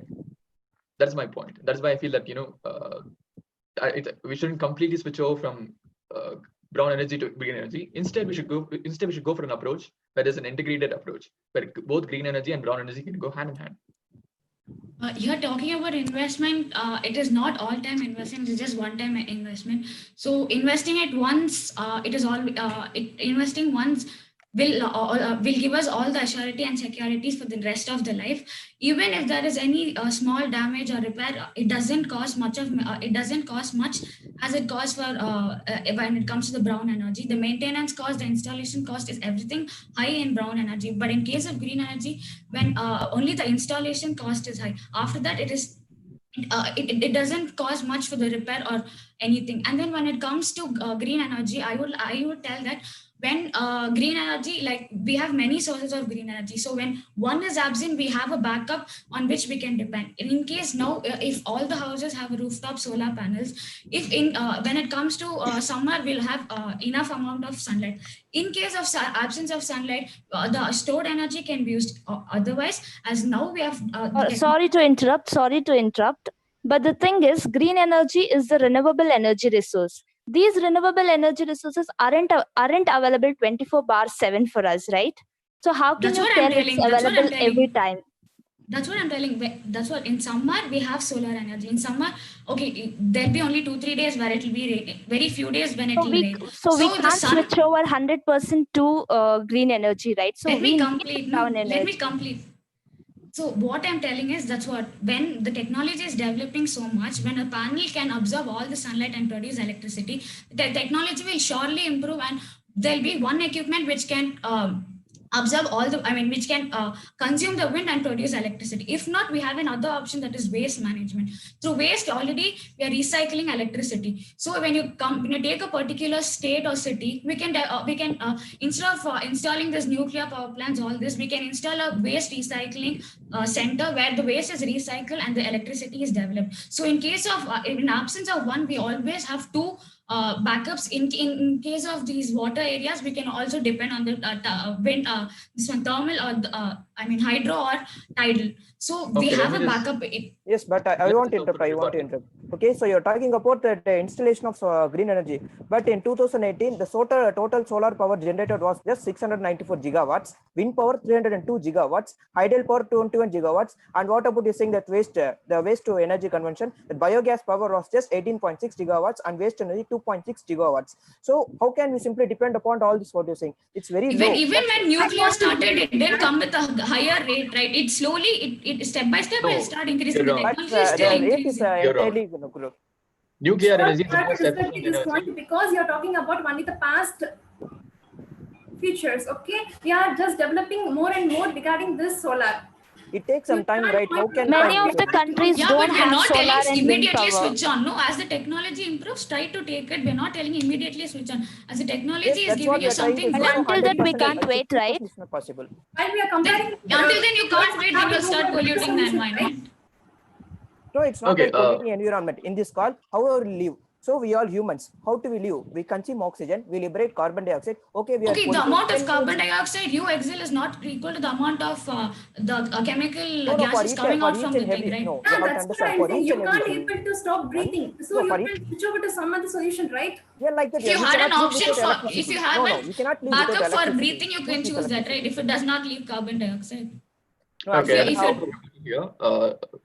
Ritika, right? Ritika, yeah. You mentioned a point telling that, nuclear energy, when it started out, it didn't give as much energy as the same, the green energy that's supplying now. I'd like to tell that's very, very wrong, because nuclear energy is the most energy efficient method ever, because it's based on nuclear fission. Okay. So yeah, but it didn't start with the higher rate. No, it also started step by step. So we are telling as the technology increases, we also try becoming efficient. Right? The growth is faster. The growth is faster when compared to renewable energy growth. So if it takes from 5 to 6 years for renewable energy technology has started recently. Nuclear was there from a long time. So as the technology increases, to say that renewable energy can enough. It takes more and more years of time to say that okay, green energy is okay, we can reduce brown power. So that's not the perfect time here, because we cannot live with renewable energy. And I'd like to go back to another point that you said. You were talking about an equipment or a device that can 100% trap the solar energy that is exhibited, right? Let me tell you something. Right now, according to the technology that we have, there is no such equipment, there's no such device.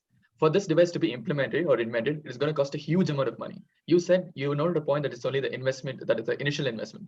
That's absolutely wrong. Maintenance is way easier for conventional sources. For the new coming technologies, maintenance is going to be higher, because if there's a new technology, you need to add new components. It's not going to be anyway lesser than the old. When new technology is developing, they make sure that there wouldn't be any minor or major problems. So the technology would be developed such that there wouldn't be any errors. I'm not disagreeing with that. I'm not disagreeing with that at all. What I'm talking about is the aspect of money, right? It all comes down to money. How much a customer is willing to pay for the electricity that you're going to get. If it's going to be exorbitant on his wallet, he's not going to pay for that, right? Yeah, but when because as we are dependent on one transmission for the distribution of current, when we have our own solar rooftops, we'll know the amount of electricity we are consuming, and side by side we are also we are also promoting energy saving. So when you have solar rooftops, we will know the amount of electricity we have got, and we are not only discussing about normal houses. We have to consider about the industries. So to run an industry, you know how much of our amount current it is needed to run an industry. So just solar panels is not enough. Yes. Yes, continue. So just solar panels is not only enough to run an industry. So for that we need a huge amount of electricity input, right? For that only we are seeing that. So in industries, when we take industries, sometimes it is set up in the rural area. So we can have two sources, right? One as solar and one as wind. If it is located in anywhere near water places, we can depend on hydro or tidal. So it is not that we are telling depend only on solar or only on hydro. It is like when we have natural resources in two different forms, we can combine and provide to get more electricity.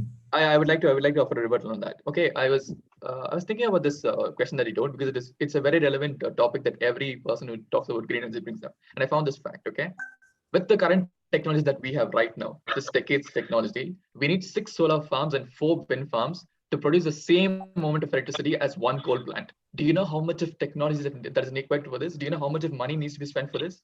1 coal plant, the electricity produced by 1 coal plant is equal to 6 solar farms plus 4 wind farms. And the main problem is the amount of pollution produced by that farm is not equal to the amount of the natural solar is not causing any pollution.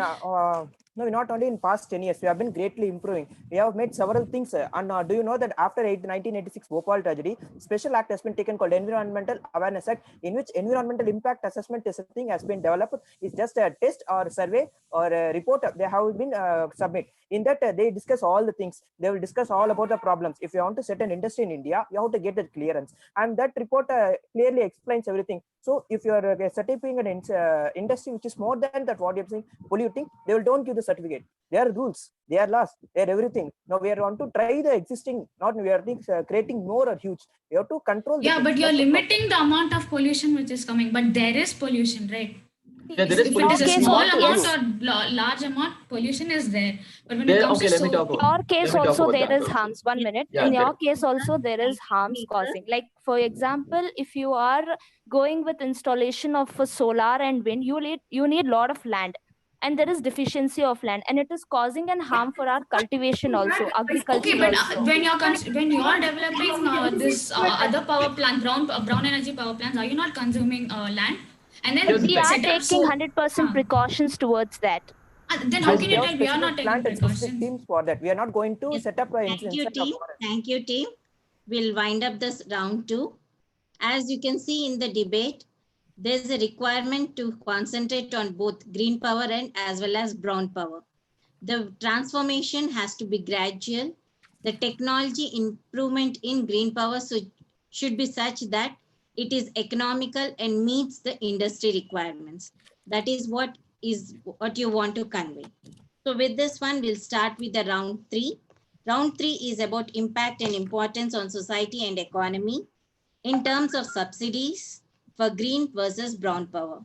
Now I request Noor to start the discussion. Thank you, ma'am. Brown energy are closely related to our day-to-day life, widely consumed by transport, industry, and buildings. Usage of brown energy leads to high production, which increases the manpower, which in turn increases the GDP of the country, which leads for economic development. As we all know that solar energy, wind energy needs lots of space and we have deficiency of land. And moreover, it destroys our cultivation. So I conclude by telling that brown energy helps in production, which in turn causes development to the economy. Thank you. Yes, thank you, Ulfat. Now I request Nagmurga to present his views. Yes, ma'am. A study article said that if we convert 40 to 50% of brown power to nuclear power, 1.5 billion people will suffer without electricity. Electricity is a common necessity to human. The prices of EB hills is already higher and is above process implied. The prices will hike up to 10 times what we pay now. This is economic level we should consider in brown power. Coming to subsidies, brown power was huge. In the year of 2019, India's energy subsidy for oil and gas were 67,679 crores. 15,406 crores were just spent for renewable energy, and 1,673 crores only for spent for electric vehicles. Even in 2018, Niti Aayog committee said that the need of coal for India in 2018 was 56%. In future, at 2040, they can reduce only up to 44%. You can't even decrease half of its presence, and that's the economic importance of brown energy. To be clear, the subsidy by Indian government for brown energy is 83,134 crores. It is nearly 7 times of green energy what they spent. This will explain the economic importance of brown energy. India belongs the 3rd largest consumer in the world. We need brown power and we can't neglect or avoid it. Thank you, ma'am. Thank you, Naga. I request Ritika to present her views. Okay, coming to the point of impact on society and economics, taking into the consideration of the economy of the country, in brown power, we are directly or indirectly dependent on other countries for raw materials, manufacturing, etc. So, whereas in green energy, the raw materials are abundantly available in our nature, so we don't have to depend on anybody for anything. So, by using the naturally available sources in our country, when we develop, we will not be depending on anybody else. And as the government is bringing in schemes for the development of renewable sources and energy saving, when we use it in a very good way and try producing the limited and the amount of energy which is required in a proper way, we can reduce our dependency on our country, which is also called Atmanirbhar, that is self-dependent, and we don't have to depend on any other country.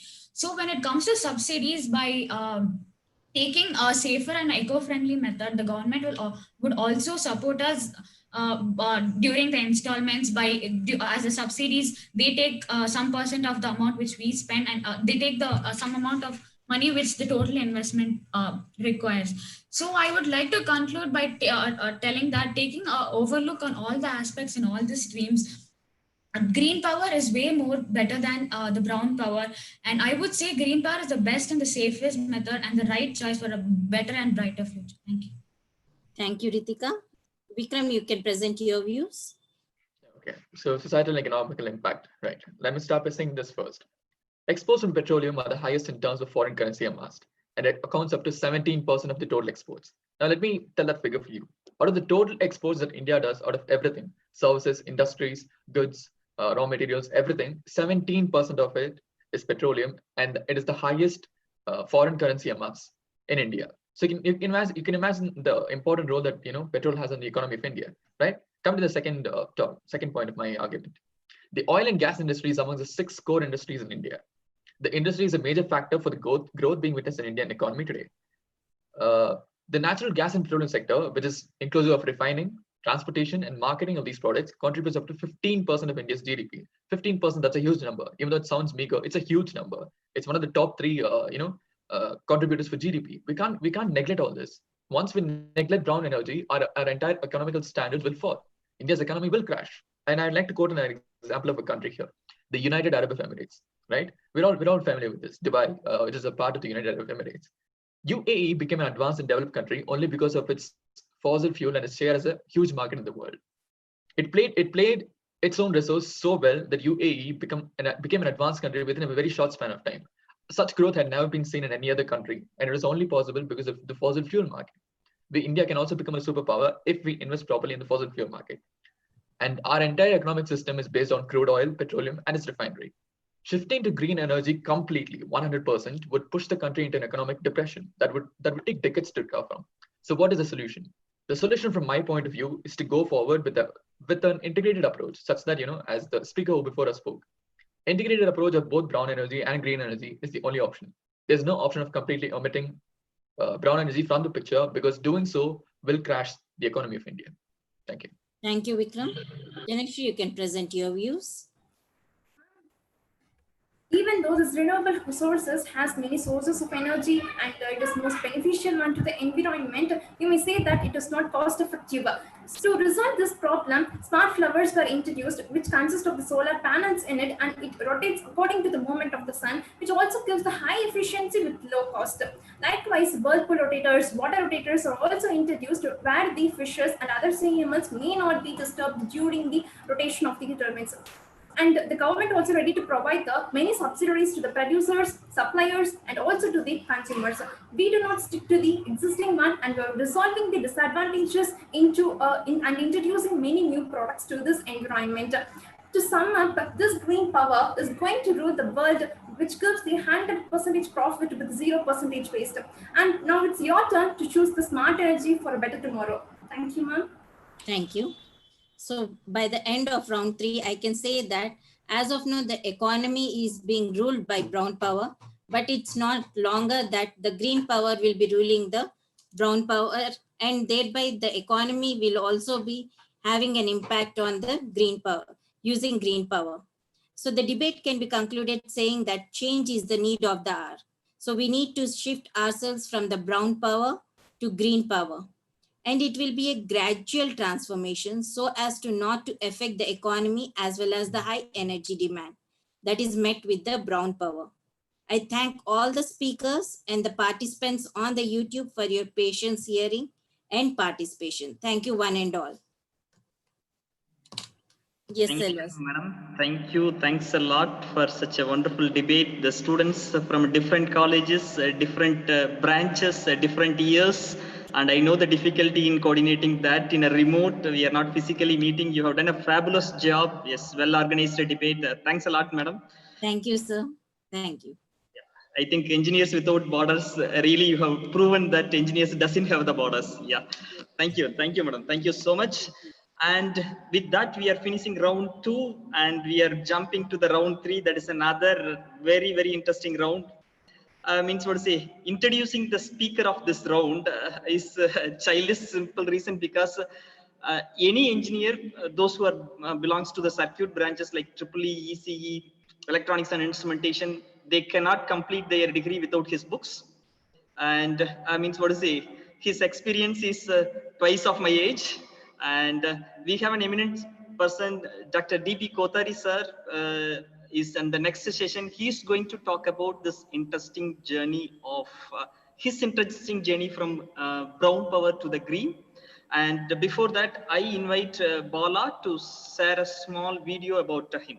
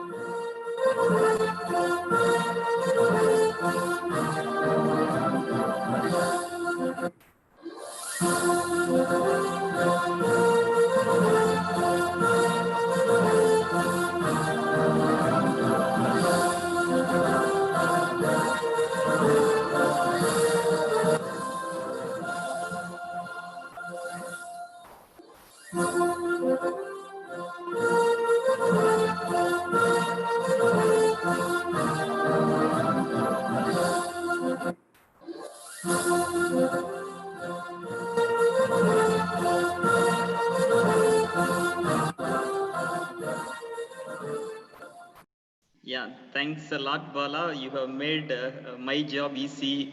I think, if we invite somebody to introduce him, everybody knows about him. They may not know the person who is introducing. So you have done a fabulous job to putting up that video. Sir, Kotari sir, we are all waiting to listen from you how your journey has started with the brown and how it is moving to green and at what level it is now. Yes, sir, please. You can unmute yourself, sir. Kotari sir, probably you can unmute yourself. Sir, please unmute, sir. Unmute yourself, Kotari sir. Sir, unmute, sir. You have to unmute yourself, sir. Kotari sir, please. I think, sir. Hello. Yes, sir. Yes, sir. Now it's okay, clear. sir. Okay. That's okay. Yes, sir. It's now clear and audible, sir. Go ahead, sir. I'm audible. Yes, sir. Yes, Yes, sir. sir. Yes, sir. Yes, sir. Okay, thank you.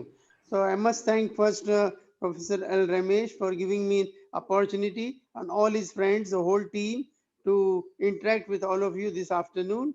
Vanakkam, good afternoon. And as I said, I just completed my 50 years of research, teaching and administration. I have been IIT Director, NIT Director and Vice Chancellor, VIT Vellore. And well, the journey from brown energy to green energy, everyone has to transfer. Earlier, when we were studying as a student, there were only thermal, nuclear, and hydro. In fact, the whole journey of electric engineering started in 1882. Thomas Edison, he gave the bulb. Then up to 1920, it was a DC. Then came transformer, so it became AC. Then 1947, ladies and gentlemen, when India got freedom, the whole country had only 1360 megawatt, 1360 megawatt. Most of us were studying under kerosene lamp or a what you call candlelight. Candles were not available; they had to be imported from UK. So it was mostly kerosene lamp. And when the late Pandit Nehru, the first Prime Minister, he started technical education. First IIT Kharagpur 1950, then IIT Madras 1956, IIT Kanpur, USL, then IIT Bombay, USSR, and at that time the youngest IIT Delhi, where I was there for 30 years. It was UK help. Then came 6th Guwahati, 7th was Roorkee, then came 8 more including Hyderabad, and 6 more including Palakkad. So then there are 33 NITs, including the first one, that is Warangal. That was REC at that time, now it is NIT. Well, the main problem was in the brown, we were using the coal, and coal means anything Indian, they say quality is bad, so coal was no exception. There was 40% ash. Ash doesn't mean Aishwarya always. This ash means Raak in Hindi. Similarly, Telugu, Tamil, you can convert what is ash. So this, to some extent, the problem was solved by de-ashing of coal. This was a very good project given by DST to many people, and to some extent, we were able to remove the ash. Then there is a liquefaction of coal, a gasification of coal. So clean coal technologies, they were there to help us in making the pollution as low as possible.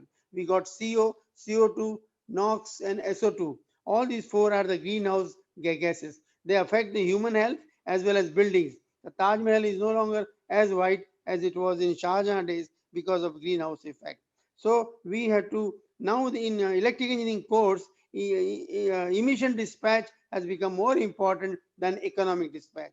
Economic dispatch means y-axis was rupees per hour, now it is tons per hour. So you can see my book, Power System Optimization, one full chapter is given on emission dispatch, how to minimize the greenhouse effect. Otherwise, what will happen? The sea level is rising, and tomorrow there may not be Chennai, there may not be Sri Lanka, there may not be Mumbai. So we have to be worried about it, and we should definitely move from brown energy to green energy. Another problem with the coal was when these gases have a friendship with water vapor, and they form acid rain, nitric acid and sulfuric acid, and then their efficiency is low because of the Carnot cycle, Rankine cycle, 1 minus T2 by T1. So we went for combined cycle power plant. Then we went for co-generation, like your co-education. We get steam as well as power together. Steam can be used for heating the houses in cold states of India, Himachal Pradesh, Uttarakhand, Jammu Kashmir. Then steam can also be used for paper industry and what we call the power industry. paper and textile. So we can use the steam in there also. And of course, the power steam can be used for heating the rooms, the houses. Then of course the second thing is hydro. What is wrong with the hydro? The gestation period is very high, 10 years. I am a chairman board of governor of Terry Institute.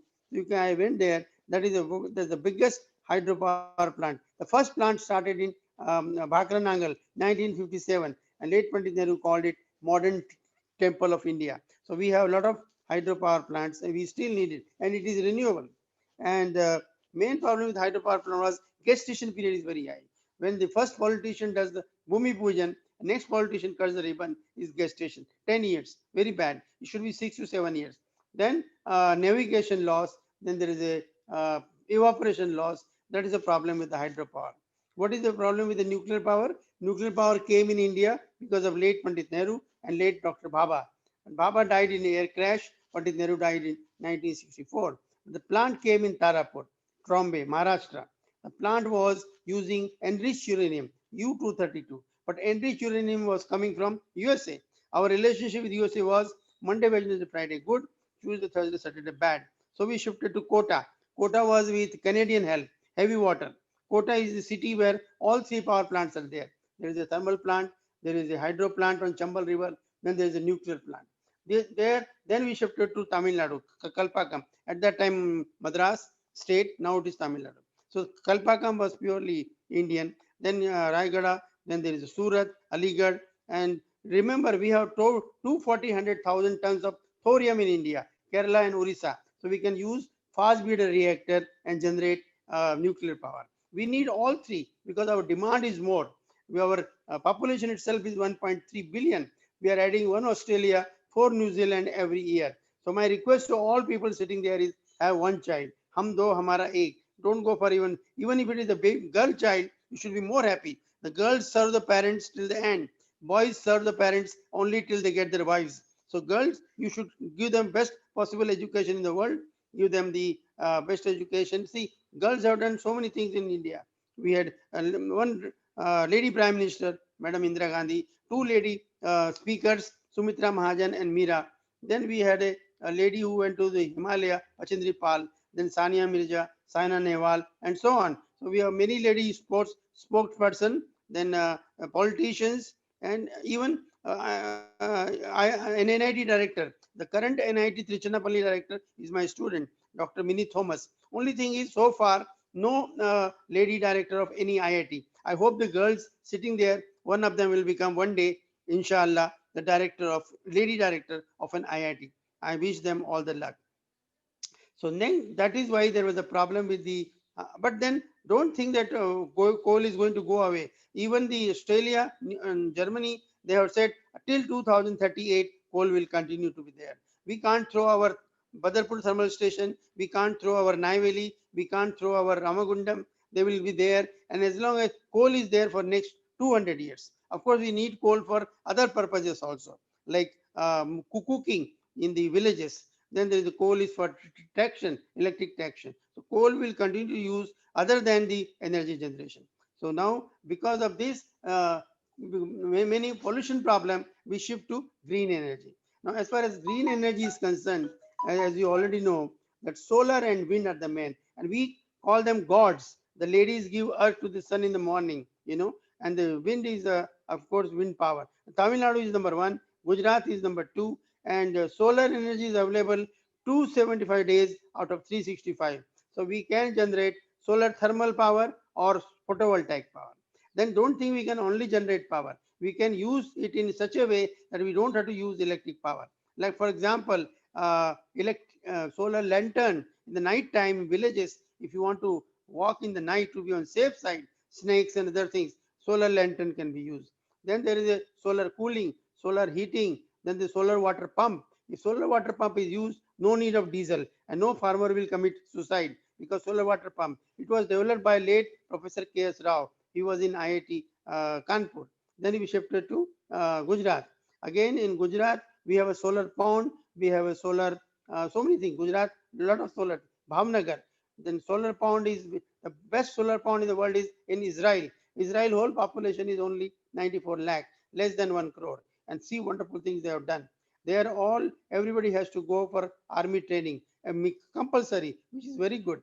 Then the regarding solar, there is solar cooker. In Tamil Nadu, you can cook rice, sambar, rasam using solar cooker. So you can use you can save your LPG, if you use solar cooker. Solar cooker is very important. So this is all about solar. Another thing, solar architecture. Now, if you are making a house, please don't do electric connection. Solar architecture in such a way that you get solar energy whole day, and you will be able to use that solar energy to light that your house and to heat your house if necessary, or to cool your house if necessary. Second thing, my request to all VCs, directors and principals sitting there to start a green energy course in their respective colleges, and see that in the rooftop you have the photovoltaic, you have wind, and you have the rainwater harvesting. It's very important. And then start doing BTech project, MTech project, and PhD project in green energy. Whatever electric engineering PhDs or mechanical engineering PhDs you have done, add one chapter on green energy, and you'll be new. Another thesis will be there. So that is very important. So I have written 5 energy books. You can read that. Solar energy, CRC Press; wind energy, Narosa; and smart energy, New Age, and so on. You can read them. You'll find what are the work we have done in green energy. All these books are, at least in library, you can purchase 1 copy each. 63 books are there. You can see in my CV and see what are the books useful to you. You can purchase in your library. Similarly, I want you to do PhD also. And luckily, green energy is nothing to do with only electrical, mechanical, chemical, physics, chemistry. All these people can work in green energy. And my request to all of you who are not PhD, immediately register tomorrow. In Tamil, they say IPPO. IPPO means now, in green energy topics. And I can help you if you need, and you can ask me any question. My mail ID is dpkvits@gmail.com. My number is 7972723202. Anybody listening to this webinar or this lecture can ring me 24 hours, anytime. Just say, Dr. Ramesh, I will immediately reply to you. Similarly, you can write, I reply to all my emails immediately. Write down email, any topic, any question. Need not be on energy. It can be on how to get funded project, how to write paper, how to write book, how to go abroad, anything, whatever you want. And please, I request all of you to get up at 4 a.m. 4 a.m. is Brahma Muhurat. In Sanskrit, we call it. The mind is fresh, 100% active. And I've written all my 63 books from 3 a.m. to 6 a.m. Wife sleeping, children sleeping, make a cup of tea or coffee if you want. In South India, mostly coffee, and start working. And 1 page per day. That's the only formula for writing a good book. 365 pages in a year, and you will be able to finish it. I can definitely help you in writing any book. I can be last author. I need not be first author. I already 63 books. I don't need many more. Of course, I'm writing 5 more, guiding 5 theses, 53 PhDs already produced, 68 MTech, and 63 books. So I'll be able to help you people, whatever you want. Now this another solar and wind. Wind, there are 2 types of turbine: horizontal axis, vertical axis. And Pune, we are manufacturing both the turbines. So you can, I request all of you to have incubation center, so that you can have a small startups in your colleges, in your institutes, in your universities. So students, you give them enough space, water, electricity, and some amount to start working. So startup will be good. See, at the moment, the problem is 25% students are only employable. I want to make it 100%. How do you make it? By working in green energy. That's the topic. Whole world needs it. And you will be able to go. If you want to go to Germany, then Aachen University is the best. If you want to go to Australia, then Melbourne University is best. If you want to go to New Zealand, then University of Canterbury, Christchurch is the best. They work a lot of good work in green energy. I can give the names of people.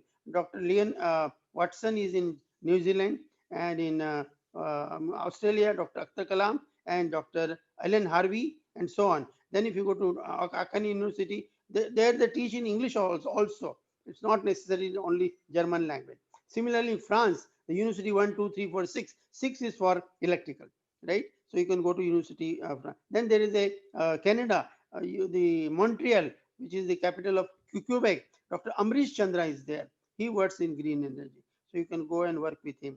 This can be your what you call internship also, foreign internship. Similarly, there are two websites you can note down. INSA, summer internship Bangalore, and INE, summer internship Gurgaon.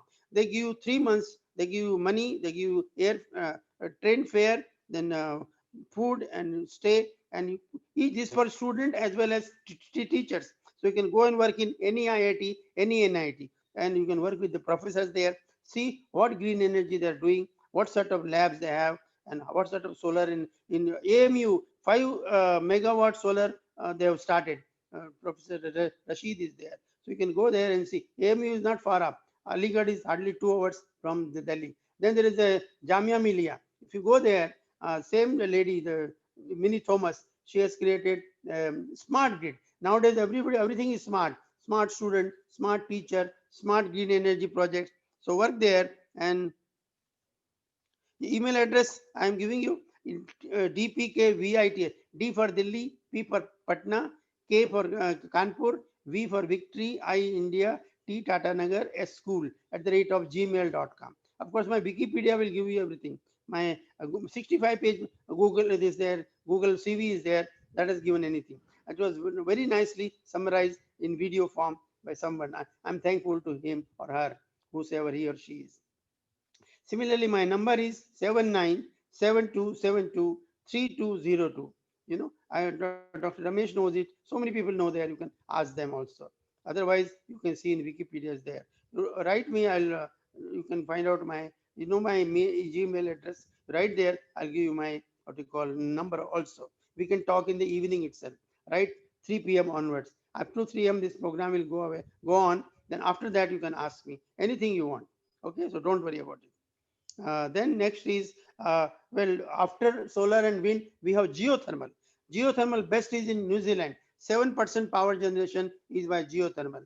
In India there is a lot of scope in geothermal. What is geothermal? Heat inside the earth.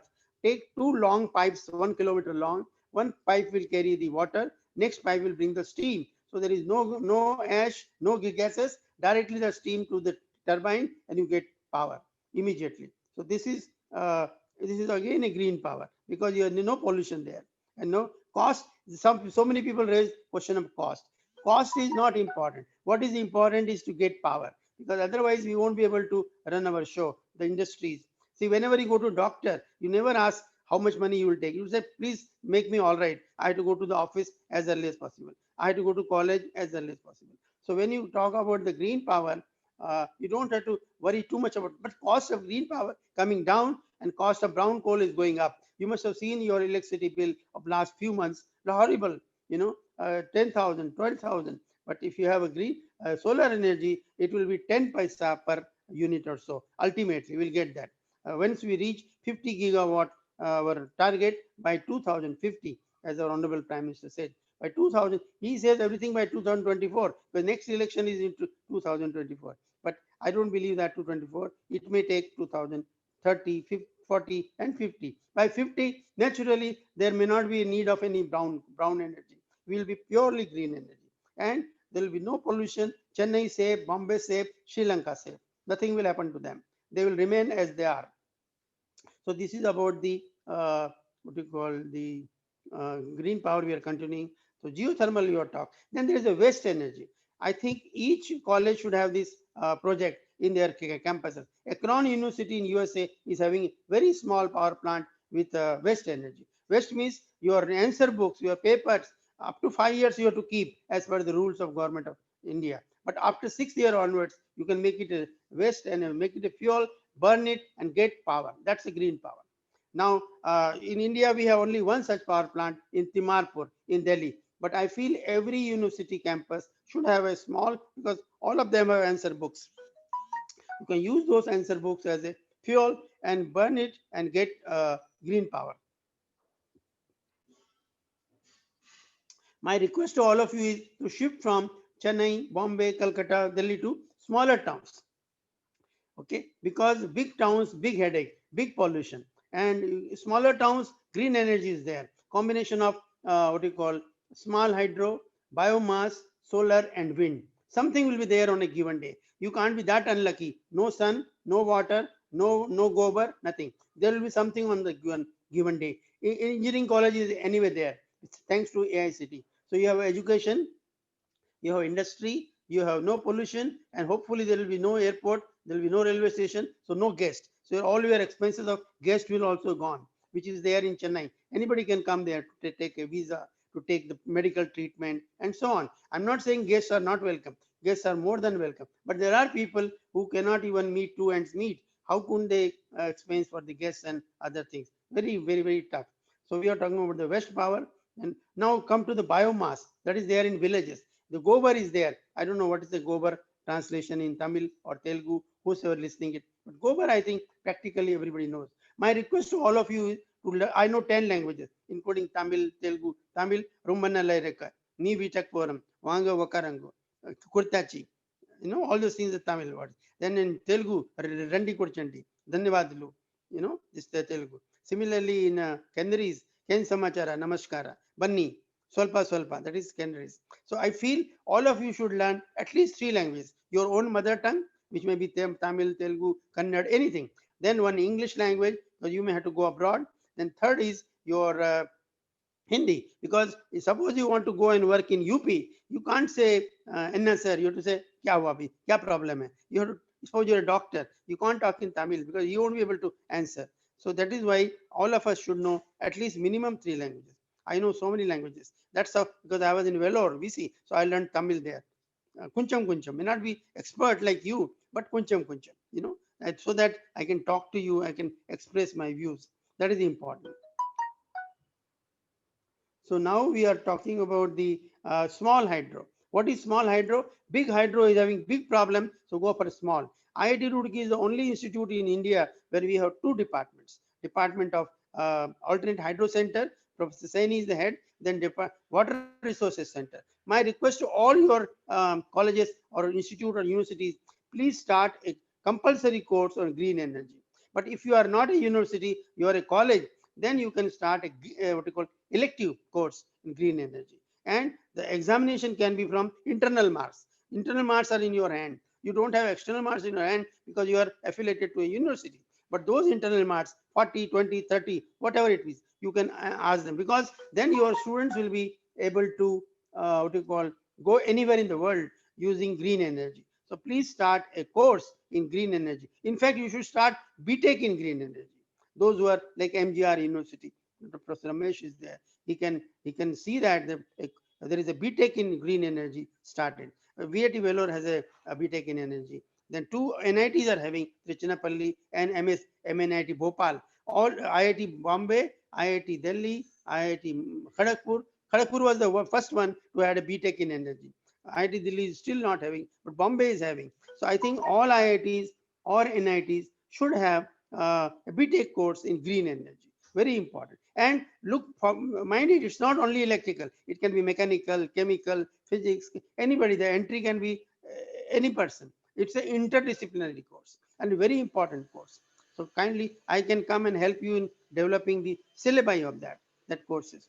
You know, and you can see MIT, Boston, Imperial College London, what do you call, any good institute in the world, and see what they are doing in green energy. And we should take that, we should adopt that. You know, I'm not saying what using what copy, we should adapt it to Indian conditions and see that we have the BTech, MTech and PhD is going on in green energy anyway for ages. Even PAU Ludhiana is having MTech. The 20 institutes which are having MTech. There used to be UN course also.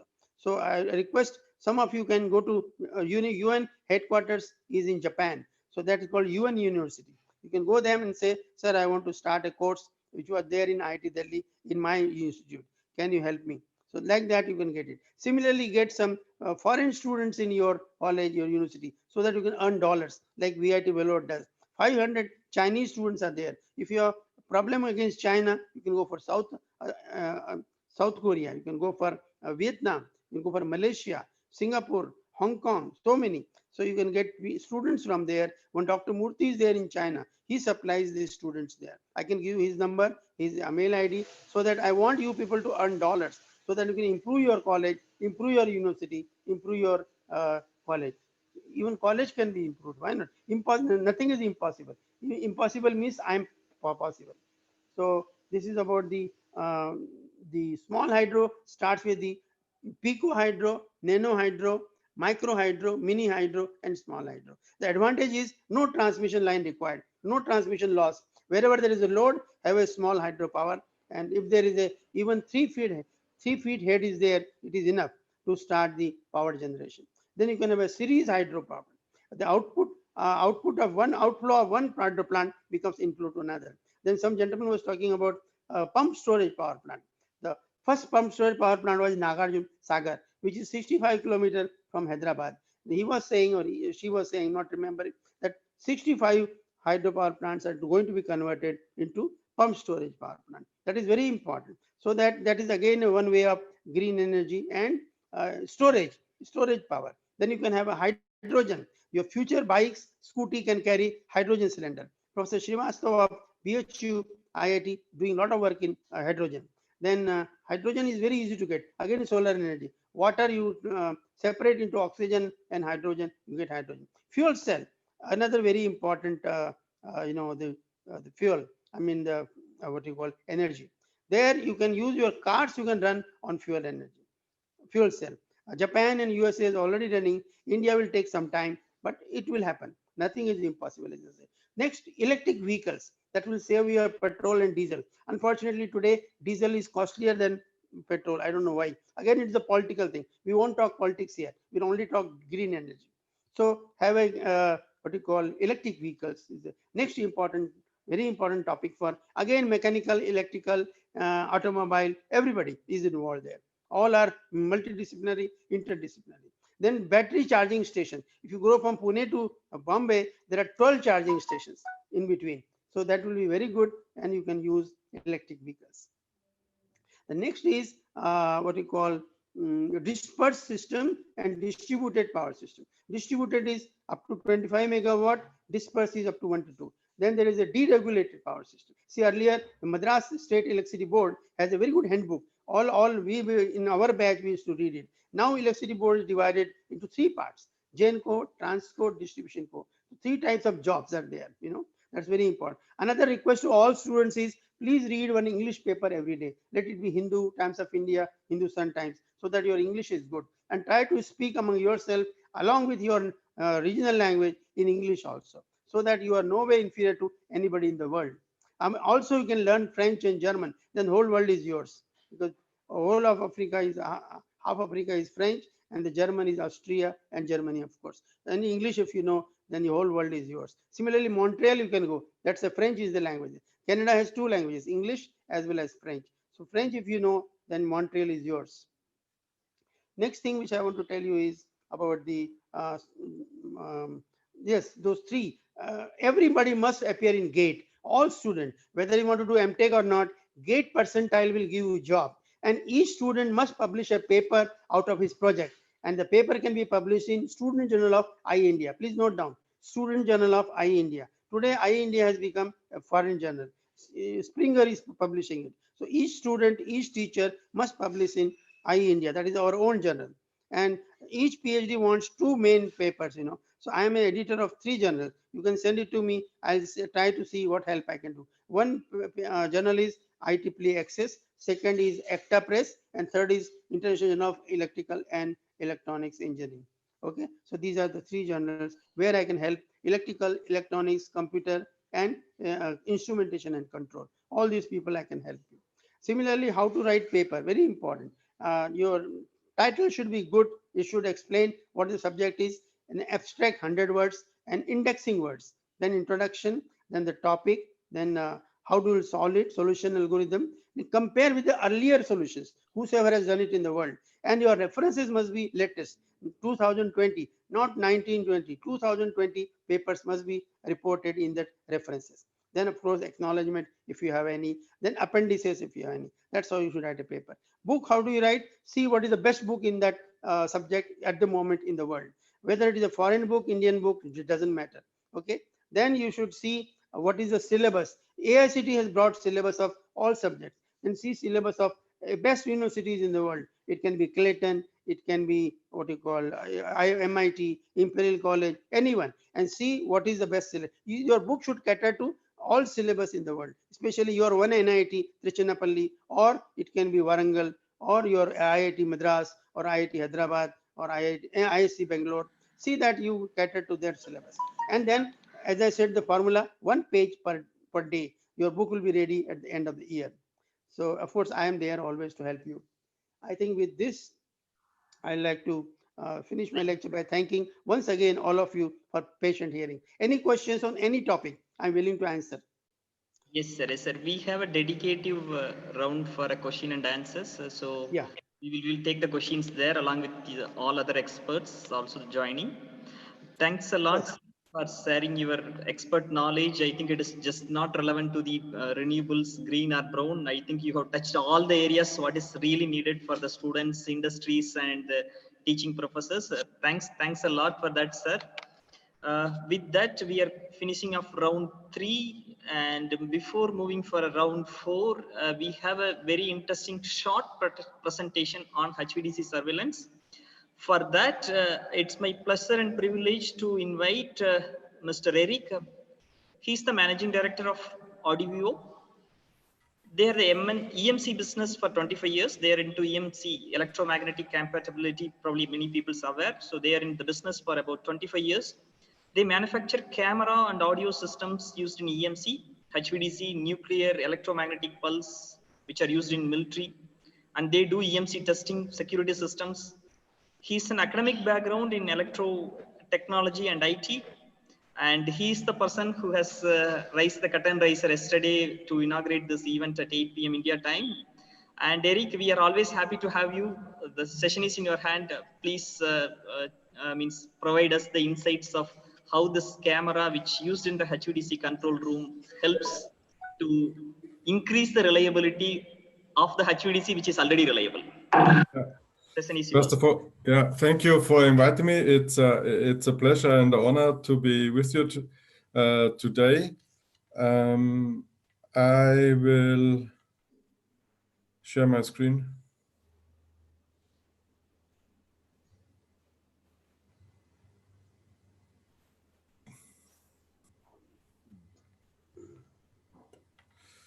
Can you see it? Yes, go ahead. Okay, so yeah, as you can see, this is my company, Audivo, and the brand name of our EMC products is Pontes EMC. And as you already introduced us, we are doing EMC test equipment. They are used in test facilities for CE, FCC testing and similar all over the world. Our headquarters is in Schwarzenfeld, where we do development, sales and administration and manufacturing. So more or less we are supplying made in Germany, but we have a worldwide sales network and our products are used all over the world.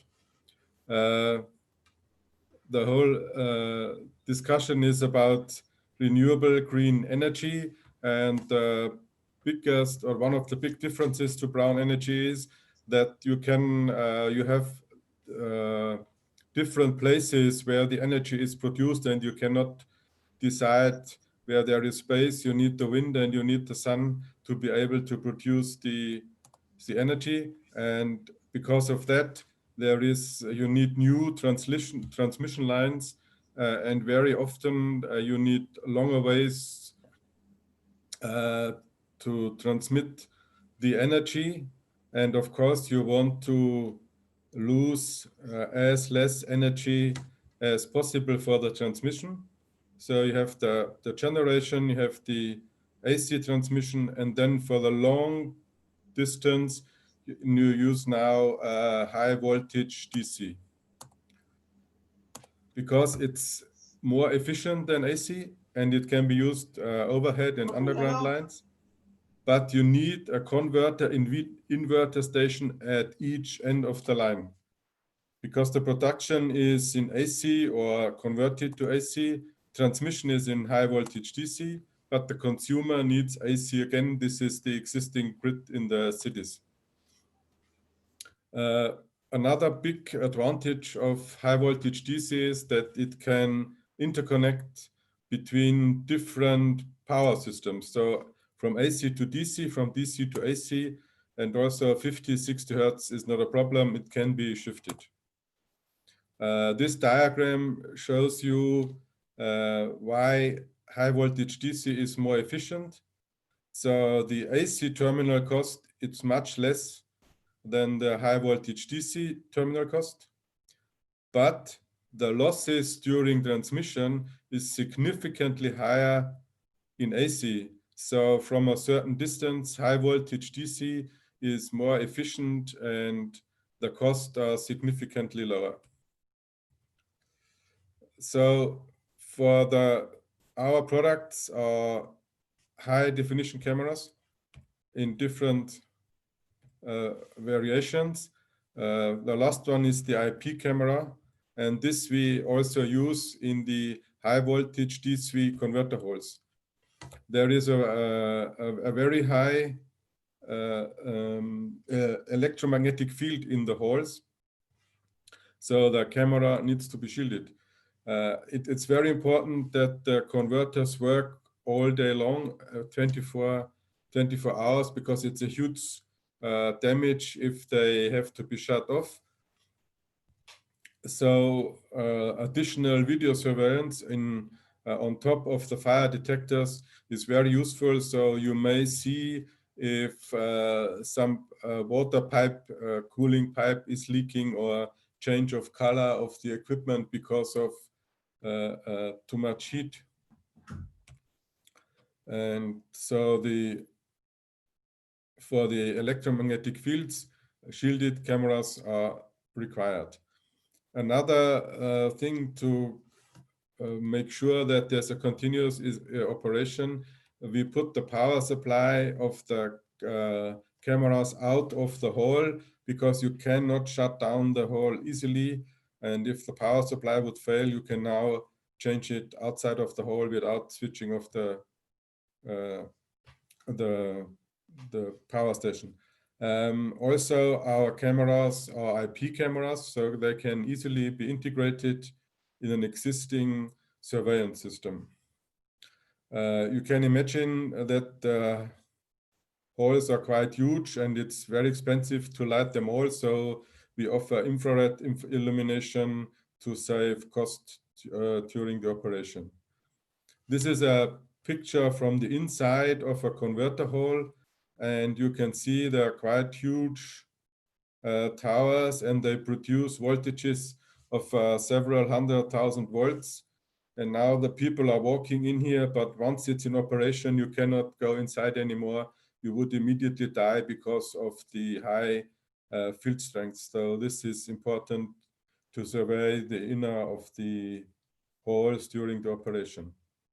Now this is a top view of a converter hole, and and we place the cameras always between two rows, so they can overlook all converters, and usually there are additional cameras in the aisles that can give you a surround view of the other parts of the hole. Transmission of the video signal is via fiber optic cables, because they are immune to electromagnetic fields. And here is the central power supply. So there is a cable to each camera giving the supply. And then you have a monitor and possibly a video recorder, so you can monitor everything and you can detect any changes and give an alarm if there is some change in the video. This is another view that you can see. There are maybe also cameras outside of the hole from the regular surveillance system. And then there is a control room where they can view the inner of the converter hole, but also the surveillance system outside. So the system comprises of the shielded camera, power supply unit, and a controller converter unit, which converts the optical signal to regular Ethernet. Optional equipment would be the IR lamp, which we usually supply, and the motorized pan tilt unit, and the PC for viewing and controlling everything. And this can be combined in a cabinet. Of course, you need the cables and a wall bracket with the alignment unit. And this is how the camera looks like, and you can see it's quite robust, and everything is in metal and shielded. And the orange row, these are the fiber optic cables. So it's very important that this is working all the time. So we have field proven Ribala products. We only use highest quality. It has to be working for a long time. It's thoroughly tested, and what's important, we can offer very high immunity to electromagnetic fields. And this is proven because it's used in many industrial and defense applications. Thank you very much for inviting me. And if you have any questions, here is our contact details, and feel free to contact us anytime. Thank you, Eric, for giving such a wonderful session on the surveillance camera, which is used for HVDC, high voltage direct current. I think HVDC is already, means we are going for reliability, and you're adding an additional reliability with this. Thanks a lot, Eric. And of course, I have to also thank the manager of his company, who has introduced the company, Mr. Sankaraju. Thanks both Eric and Sankar for joining us and enlightening us. Thank you. Thank you so much for the opportunity, Dr. Mr. S.Senthil Kumar. So it's been a pleasure for us, and we are happy to support whichever topics comes in our areas. Sure. Thank you. So I think we are at the very interesting session of this GenDistRancon 2020. I have to thank S.Senthil sir for organizing such an extraordinary event. This is organized by the IGEN, the Institute of Green Engineers, in association with the Power Projects and CMRIT. And the next one, before going for the final round of question and answers with executives and participants, I invite the Secretary of IGEN, also Principal of KPR IIT Coimbatore, KPR Institute of Engineering and Technology, Coimbatore, Dr. Ahila Madam, to talk about the Nobel Laureate lecture, which IGEN is coming up with. That's another interesting edition what IGEN is coming up with. Ahila Madam.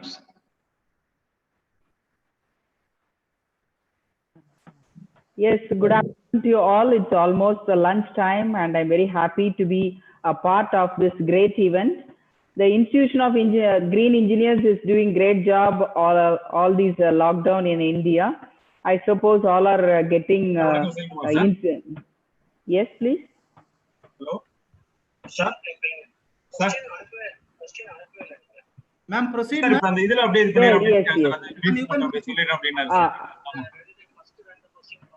Sir, the Institution of Green Engineers, IGEN, it's disturbed. Sir, okay, sir. Sir, Silva, please unmute. Madam, I have muted all. You can unmute yourself and you can go ahead, madam. Yes, sir. So, a great time today to announce the launch of Nobel Laureate Lecture Series. It's a significant effort taken by the Institution of Green Engineers today. And during the lockdown, I think this will be the first time in India that we are launching this Nobel Laureate Lecture Series by IGEN. We are teaming up with some of the sponsors, academic, industry, and maybe a title sponsor. We are looking forward to offer the biggest digital session in India during the month of August 25th, 2020. And with the first speaker as Nobel Laureate, Dr. Richard Roberts. He has been involved in organizing a number of Nobel initiatives to current scientific misunderstandings and promote humanitarian causes. In 2016, Roberts and other Nobelists composed and signed a laureate letter supporting GMO addressed to the leaders of Greenpeace, the United Nations, and the global governments And Sir Roberts has advocated for genetically modified organisms in general and golden rice in particular to advance the health in developing countries, noting the high safety record of GM foods. He is happy and to get associated with IGEN and accepted our invitation to deliver the lecture on sustainable agriculture during our first Nobel Laureate lecture series. And it is live on YouTube, and everybody will be able to watch the Nobel Laureate lecture. And we are also looking forward to see you all in this great event on August 25th, 2020 for this exciting and inspiring digital session. I thank the organizers for giving me the opportunity to launch the Nobel Laureate lecture series during this occasion. Thank you, Selva. Thanks a lot, madam, for giving an insight of Nobel Laureate lecture. That is, I think, another milestone in the IGEN's history. And with that, we are moving to the last round of this today's session, that is on the panel discussion, brown versus green, where we will be having a questions to all the eminent speakers. I think there are about we have started with Mehta sir as inaugurated these functions, and we had 4 eminent speakers and many others has joined. And I could see the executives also from different companies has joined. So I request now all the expert speakers, those who has presented the session, to switch on their cameras so that they can take up the questions from the executives and participants. Yes, I think Mehta sir and Ma madam has switched on the camera. Anil Thomas sir, if you are there, probably can you just switch on the camera?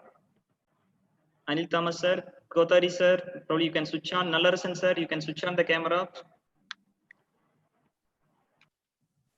Yes, thank you, Nallarasan sir. Anil Thomas sir, you can also switch on the camera what you want. Yeah, done, sir. Yes, thank you, sir. Thanks a lot. Now, with that, probably means what to say. I have to start with a question, but I leave it for the executives to post their questions first. If there is any questions in between, I will add it. There are many eminent executives, those who have joined, just not from India. There are eminent executives from Power Grid, Hitachi ABB, and from Australia. There are quite a lot of people who have joined. I leave it for the executives to post the questions to the expert speakers. Yep, probably the executives, probably you can unmute yourself, even you can switch on the camera, you can post the question, and probably if you want to pinpoint some experts to answer that question, yes, the experts are open to answer all your questions. Executives, please.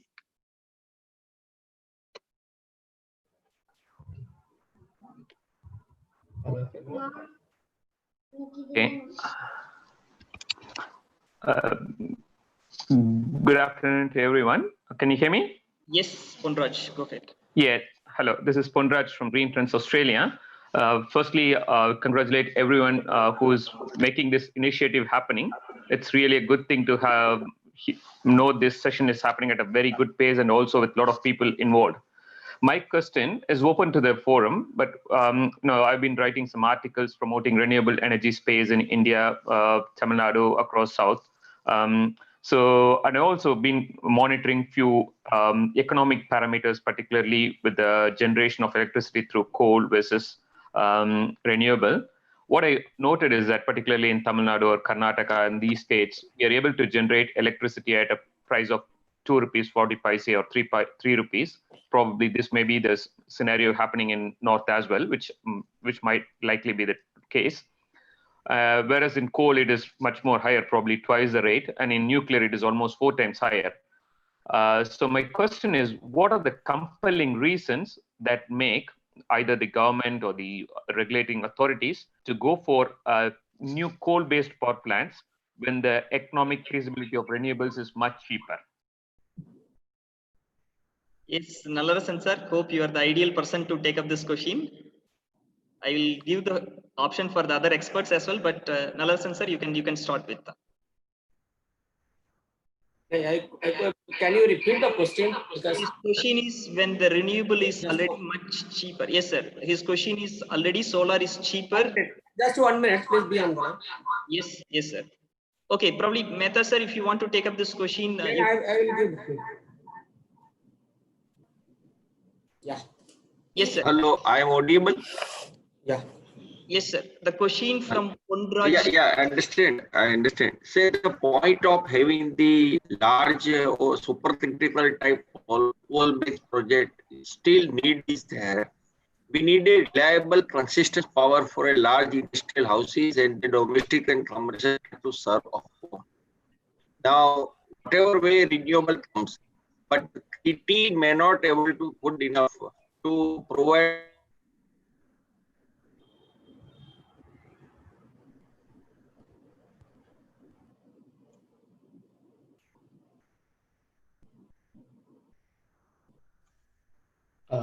Silva, there may be some technical issues.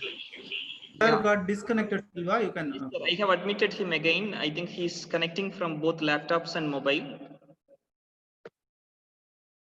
Yes, probably before Nallarasan sir has to take this question, I think we have other experts like Mehta sir, Anil Kumar sir, because you have talked about this renewable integration, etc. So, is there any specific compulsion reason why we should go for still means thermal, even though if it is expensive, when renewable is at cheaper price? First of all, we have to understand how expensive it is. As if the cost of solar and wind is 2.5 to 3 rupees, nuclear is 4.5, and thermal, if you go by the coal cost, will be around 2.5 rupees, and fixed charge will be 1.5 to 2, so 4.5 to 5. So, I'll say that still the other sources are competitive enough. They are not 4 times, like nuclear is not 4 times, it may be twice. So the costing is a little bit on the higher side, but not so much. And second thing is that they bring the controllability. See, you can control them. You can ask them to generate when you want. Whereas renewable will come and go as per their wish. So you have to maintain the grid. You need balancing power. You need ramping capacity. So I don't think so there's any grid in the world where you don't have a conventional source. So that is very much required for the reliability purpose. So that is one reason. But still, I will say that we are not going for much of the coal plants. If NTPC has totally moved from putting thermal station into renewable energy, they are not seeing too many renewable coal plants coming in future. So they are totally depending upon, they have joined a portfolio of installing solar. So I'll say the only word is reliability and firm power, which conventional generators give. Yes, any other expert members? Yeah, I can add on the Anil Thomas view. Yes, sir. Actually, what is telling is the reliability and resilience also it is required, because it is a sustainability in a long run. This power, the brown power and the thermal coal generating plants being added. And another thing is that we cannot rule out completely the fossil fuel, because the plants are very old, and then there is a pollution control already taking place. So plants are getting retired, and they have to make some innovative things to control the pollutions. So some of the plants going to be retired within 5-10 years. So we need addition of the plant to take care of to maintain the reserves also. See, when a solar energy generation is coming, picks up, and we have to evening ramp, we need a fast ramping also. So with the growth in a hydro, it is a very slow. Already Kothari sir is told the gestation period is very high. So with the help of this thermal power plant, as well as the gas plant and other methods, the battery energy storage and other things going to come. So it will help for the system reliability and the security, because we cannot completely rule out the thermal, the coal fuel energy. Yes, sir. Yes, thank you, sir. To probably add up with the Pondraj, means I can add another question also, since it is quite relevant. Means solar price across the world, the best price has reached 1 rupee 7 paise per unit of electricity. That's the best price. Means what's the Pondraj price he has quoted is an average price in India. And recent tender in India, SECI 1200 megawatt with an energy storage to provide the firm power. Means the peak power cost at evening 6 to 10 has just reached 6 rupee 12 paise. That is almost comparable with your conventional power plants. In that case, how do you see the energy storage? I think probably in the 1200 megawatt, 900 megawatt gone to Greenco, they are going with pumped hydro, and the Renew Power, they got 300 megawatt, they are going to see battery energy storage. Looking at all these scenarios, I could see, almost all the private parties are energy storage peoples are pushing really hard towards the lithium-ion battery energy storage. But still, I could see there is a small reluctance, if not big reluctance or resistance from the policy makers and the load dispatch centers. I think we have two eminent persons, Nalarasan sir and Mehta sir. Can you just throw some light on, means how do you see battery energy storage specifically, means in a way forward to add more renewables? Mehta sir is there? Yeah. Yeah, I can, Batai sir. Okay. Sir, what happens that from the system operator point of view, I am audible?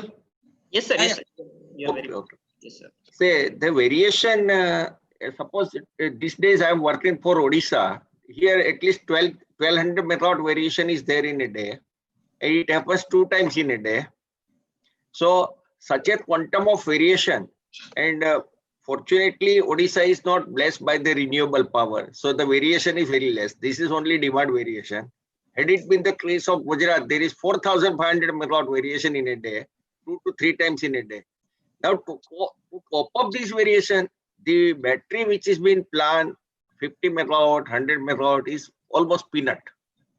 And it has its own problem, inherency, disposal of battery, cost of the battery, operational cost of the battery, efficiency of the battery.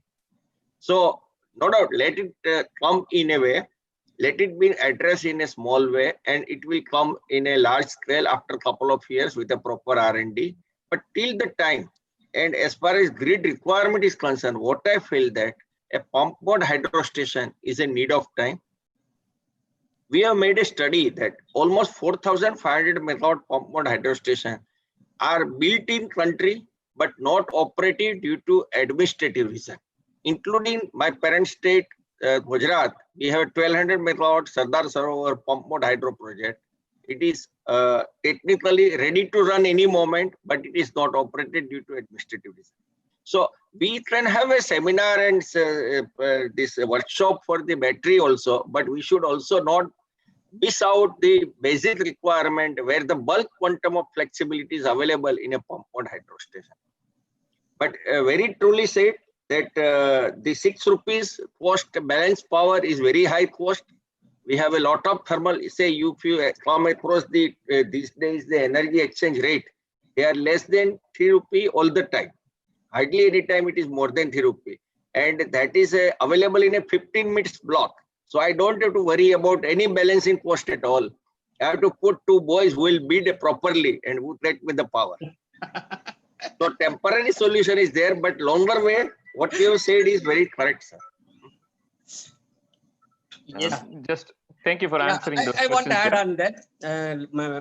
Mehta sir vision is very good, but the government of India pushing, as you rightly told, because there is in future with the addition of large renewable integration, and then the ramping is very much fast. So in that way, that battery energy system is coming. Even if you remember, the solar energy cost at the initial days 10 rupees and 12 rupees. So now it has come down to 2 rupees, even less than 2 rupees 50 paisa. Also, it has come down. So hopefully, because the main thing is the high cost when the battery energy system comes. So still we have to afford that much cost. Already Mehta sir is told in the power exchange, people are getting for 3 rupees as an average power on the day. At the same time, now because of the real-time market, so the load balancing also it is happening.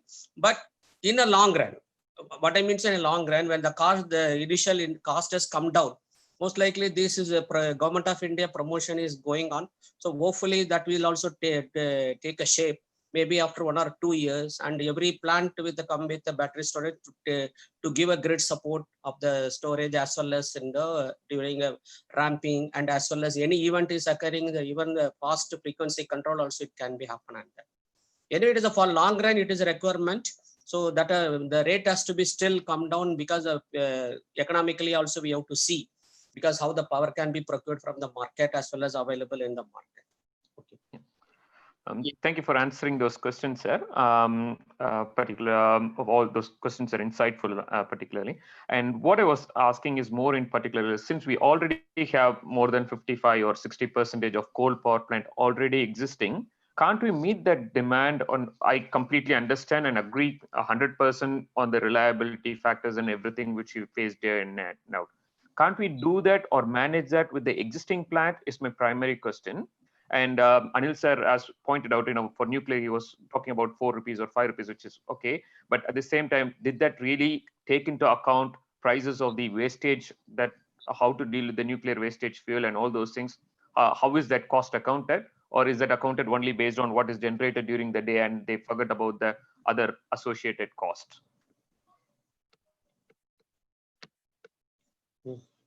Yeah, this I can answer only one thing, because the total, even though available capacity is more, okay, but ultimately what happened, the economics play the role in the power system now. I mean, in the system operation now. Okay, so and another thing is whatever the cost power purchased by the utilities, that has been passed on to the customers only through. Okay, so naturally the least cost generators already it has been fully harnessed, and some of the generators already having a cost of 4 rupees or 5 rupees going on the reserve shutdown, because the availability of the low cost generator is more as of today.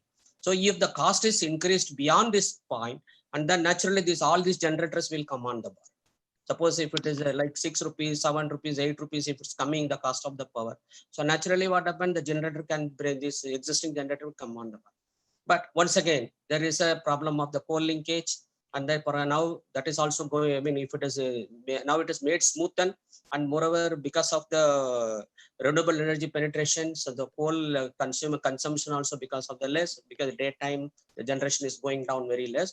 So these things will happen in this thing, but at the same time, integration of renewables will always required. Actually, what happened? We need some base power.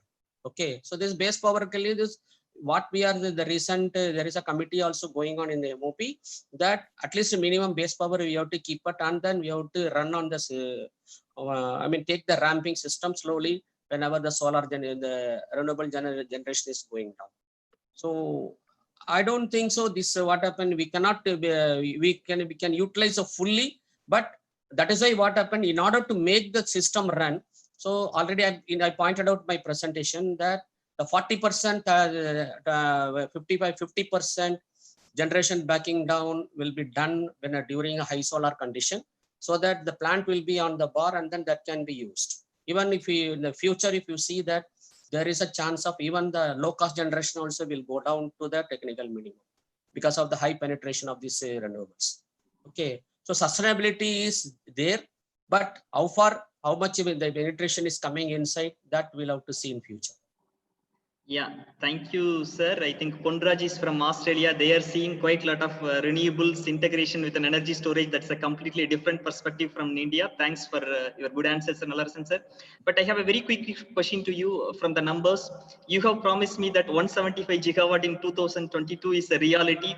In that case, how much additional conventional plants or capacity which we need to add to tackle this 175 gigawatt, which will be reality in 2022? Okay, actually now additional capacity they're planning for around 25 gigawatt, but it may not come in the 22, maybe after 22 or 25 and come, because existing plant itself, they are now a lot of plants going to get retired due to the pollution issues. So in that, what happened, Government of India given the guidelines to how to, I mean, come out of the this pollution issues like installation of ESPs and FGDs and everything. So most of the power plants are going on that way.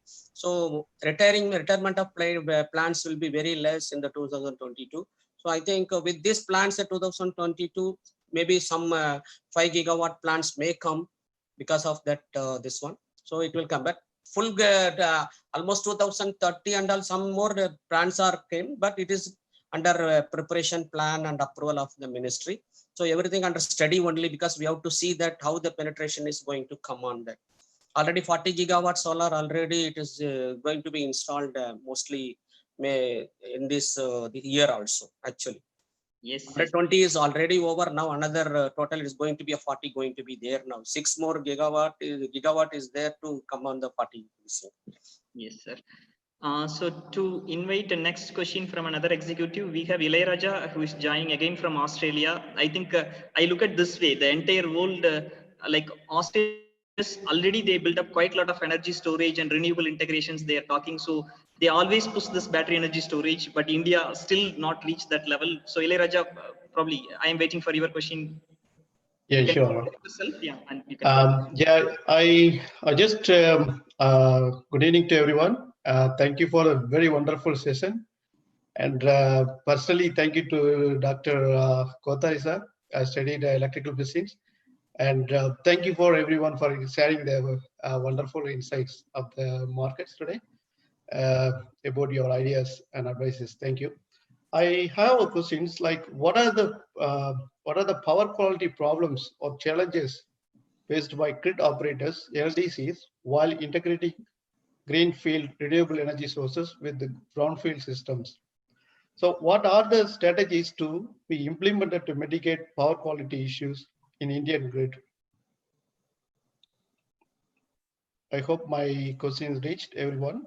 Yes, yes. Thanks, Ilaiyaraaja. His question is, when we are integrating the renewables, 175 gigawatt renewables in 2 years to come, what's the power quality issues like harmonics, flickers, etc., which we face in the grid, including under voltage, over voltage, reactive power compensation requirements, LVRT. Yep. I think quite a lot to talk. Yes, sir.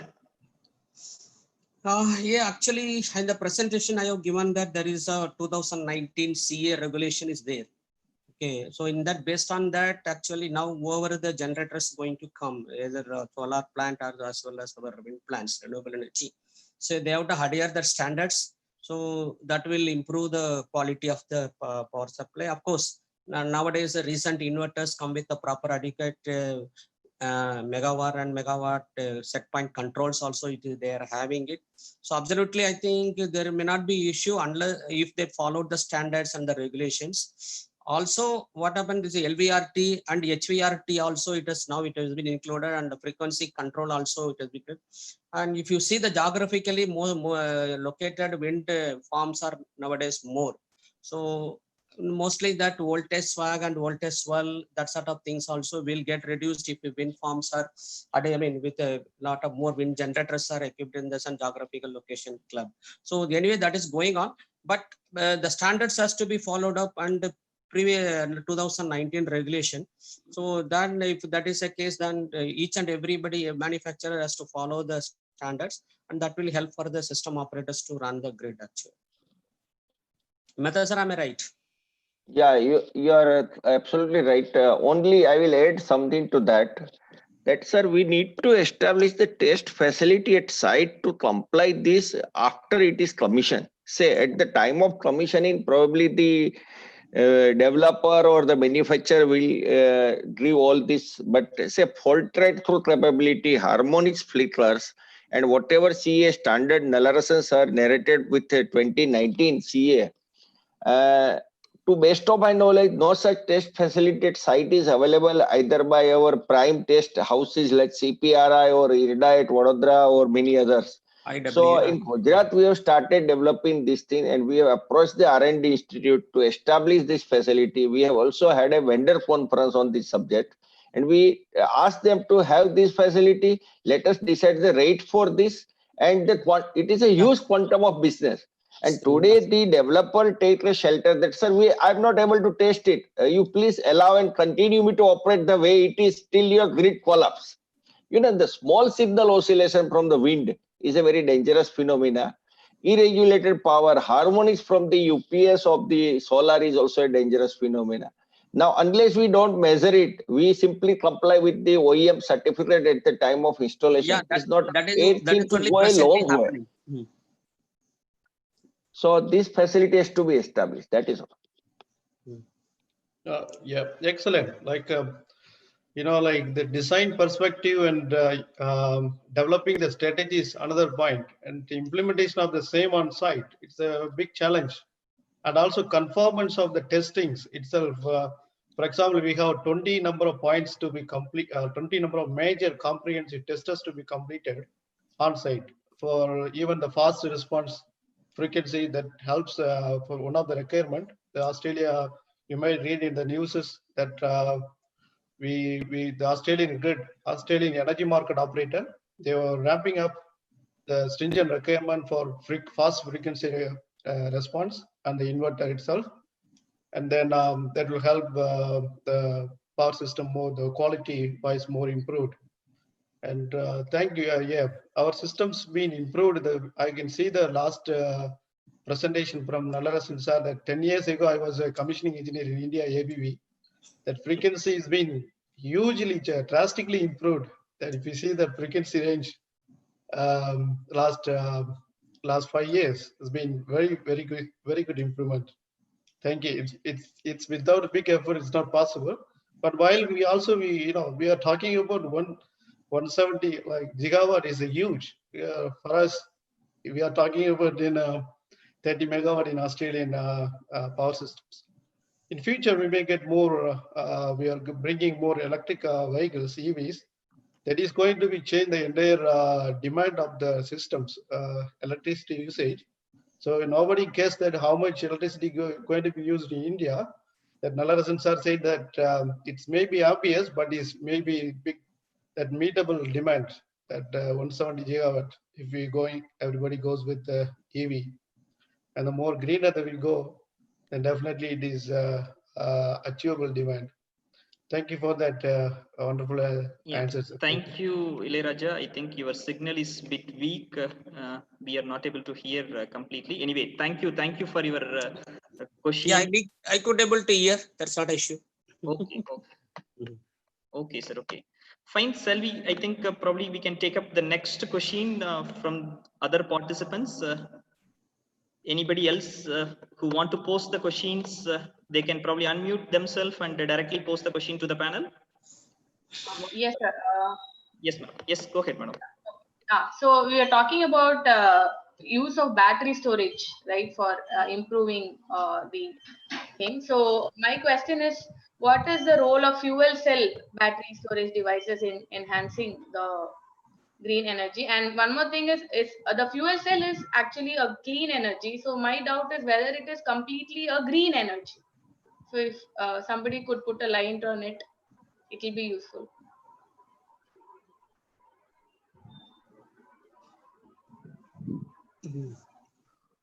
Hope the question is received from Archana madam. She is professor in PSG College of Technology, Coimbatore. Her question is related to fuel cell. Any panelists? Yes. Yeah, Dr. Kothari Saab has explained about the fuel cell. You can answer. Kothari sir, if you are there,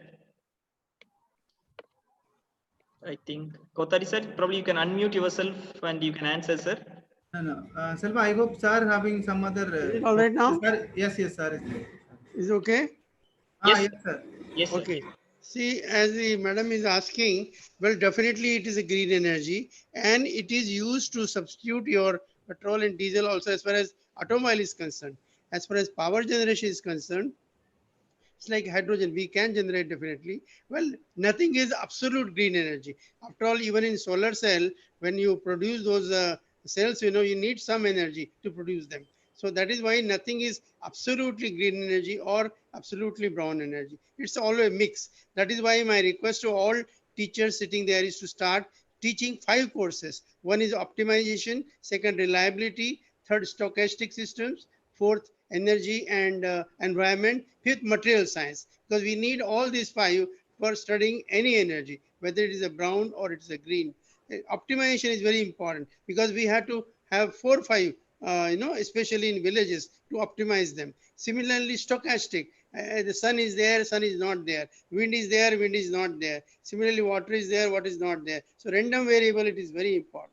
These are the things I wanted to say during my, I thought lecture was a bit long, so I now taking advantage. Similarly, all teachers should do 5 things: good teaching, books, and funded project. Funded project they should do. The TERI is also funding on green energy. So TERI will give you money. Similarly, MNRE, they also give money for the green energy.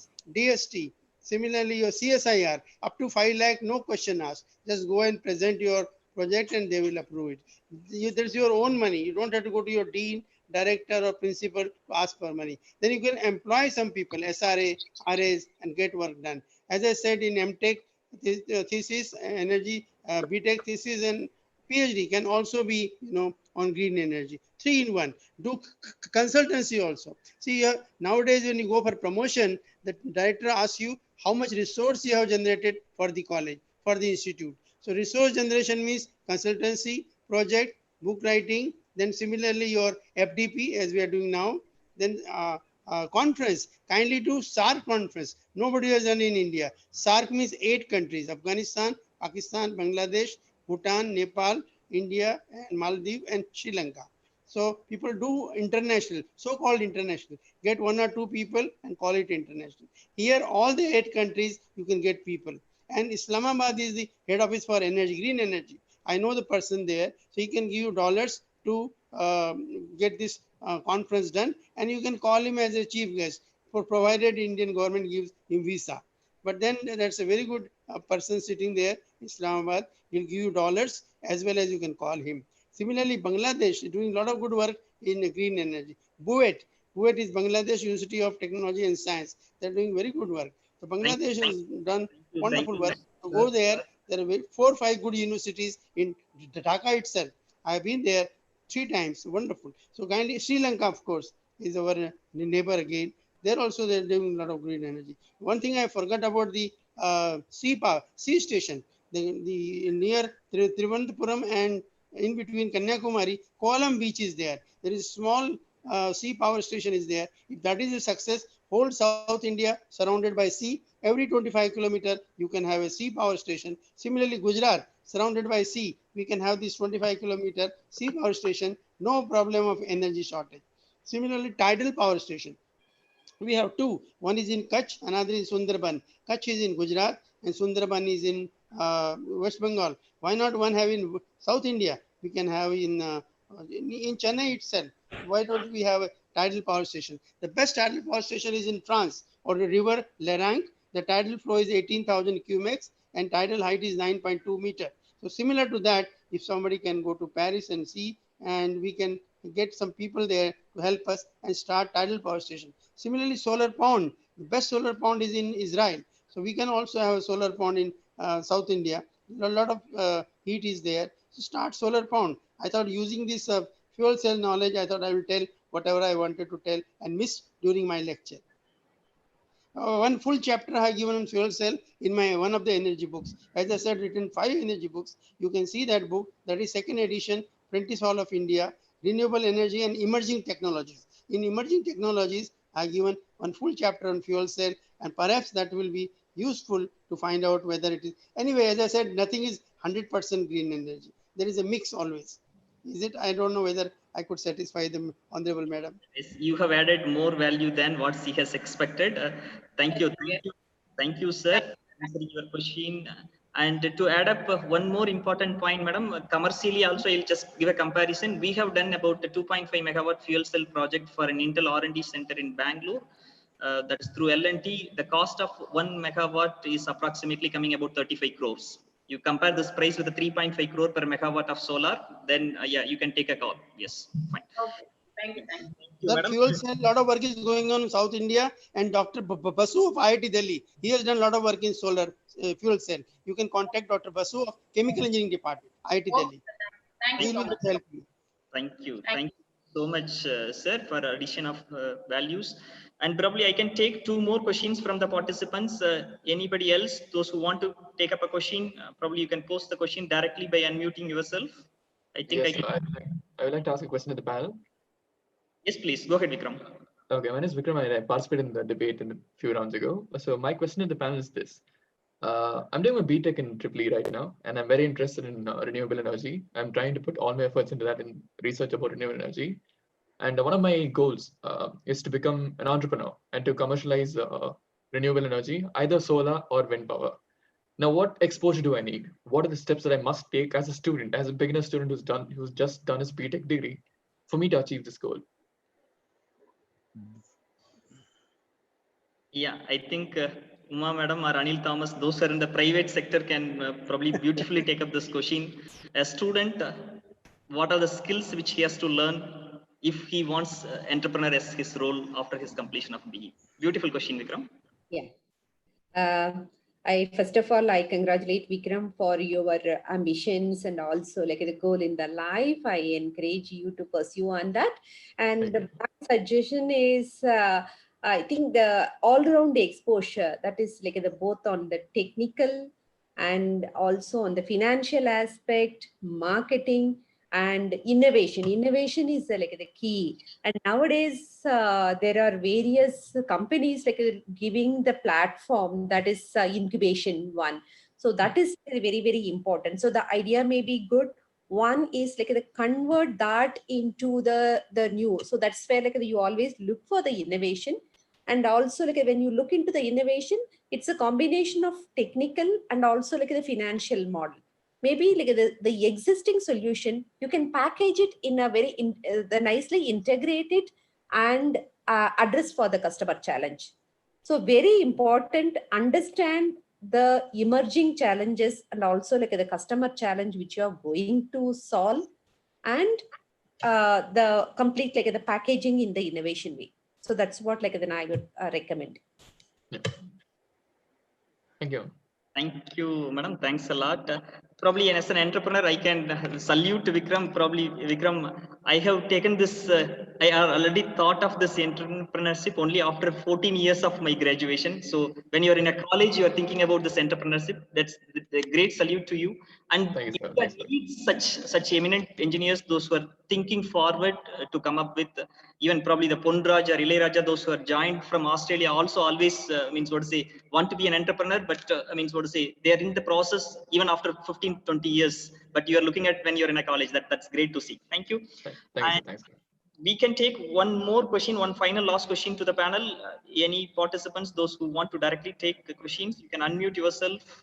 Yeah, Salwa, can I take like a, yeah, sorry, guys. Yeah, my question is like related to grid operation because we covered most of the renewables in generation point of view. So I would like to hear from the experts like what need to be done in relation to the grid side, like our grids are already established. So what transformation it needs when we integrate more number of renewables, like in terms of digitalization or like asset managements or for operations as methods are said, like they are giving some certifications at the time of installation, but it's not happening during the operations. So what kind of things like it can be done on the grid side for those things? Is my question is clear or? Yeah, I think internet is weak from my end, Kumar. If the panelists, if you got the question, you can straight away answer, or we can invite Kumar again to re-articulate his question. Sir, I want to say two things. One is a grid integration is a wonderful book by Majid, Rizwan and myself. The CRC Press that is talked about the grid. How to, there are two types of autonomous system and grid integrated connected power system. And entrepreneurship is a wonderful thing because you can offer jobs rather than taking jobs. So entrepreneurship one is one excellent idea. One can do it. And regarding the subjects and knowledge, well, as I said, you can have optimization, you can have a reliability, stochastic system, because random variable is very important in green energy.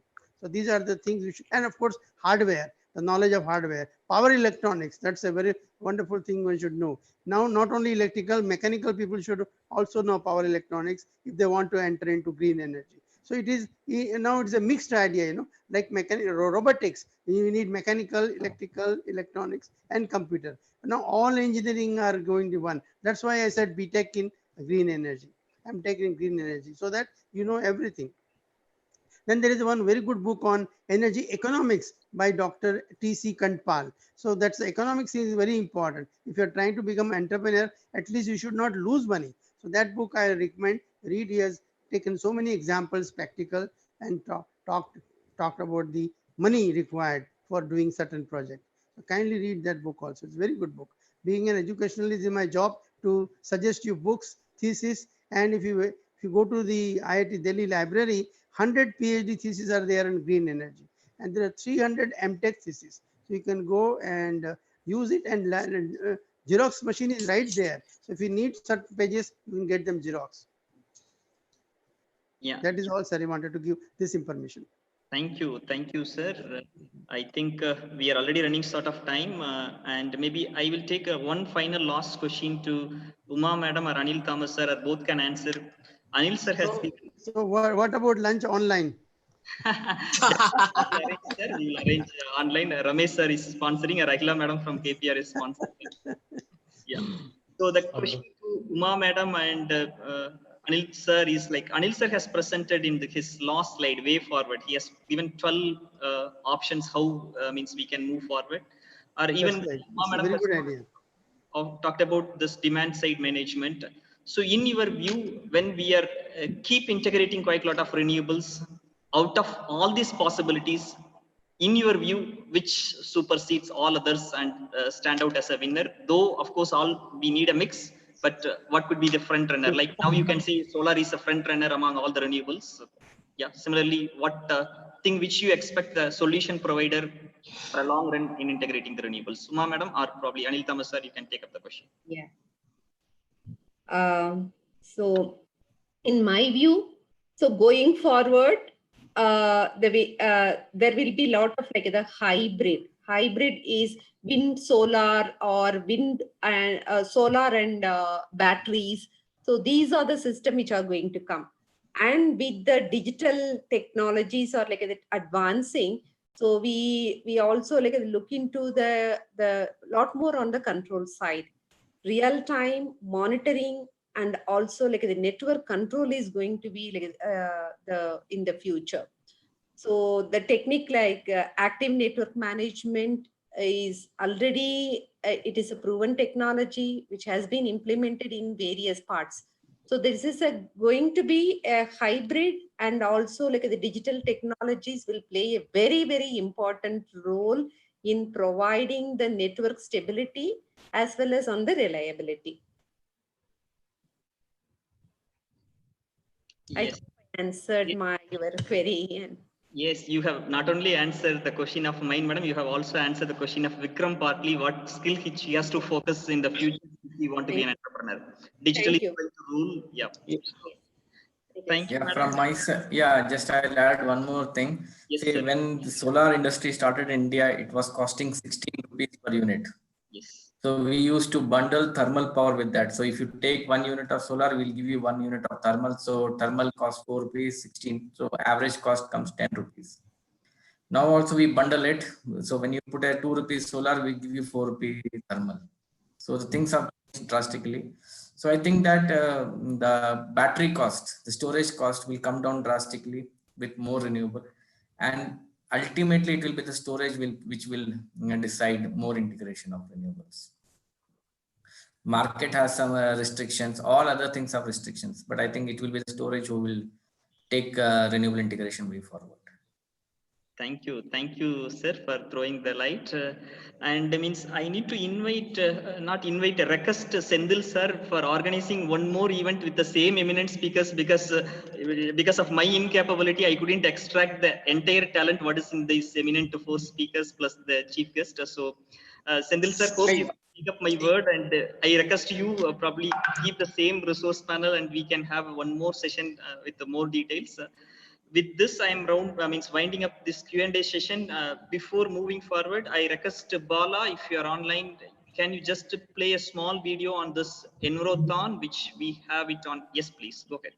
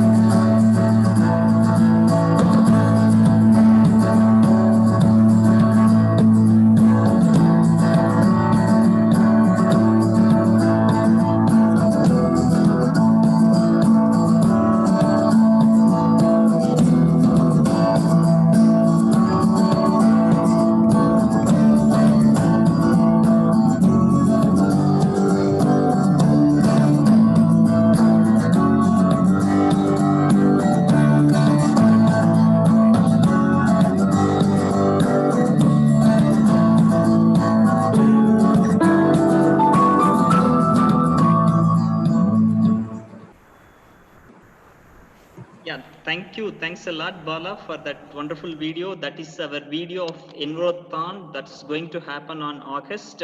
So please join us. That is on August 8th, the second Saturday, just similar to this one more Saturday. Please join us to create the world which is much more greener, cleaner, and we leave the world as we got from our means previous generations to the next generations. So I request all.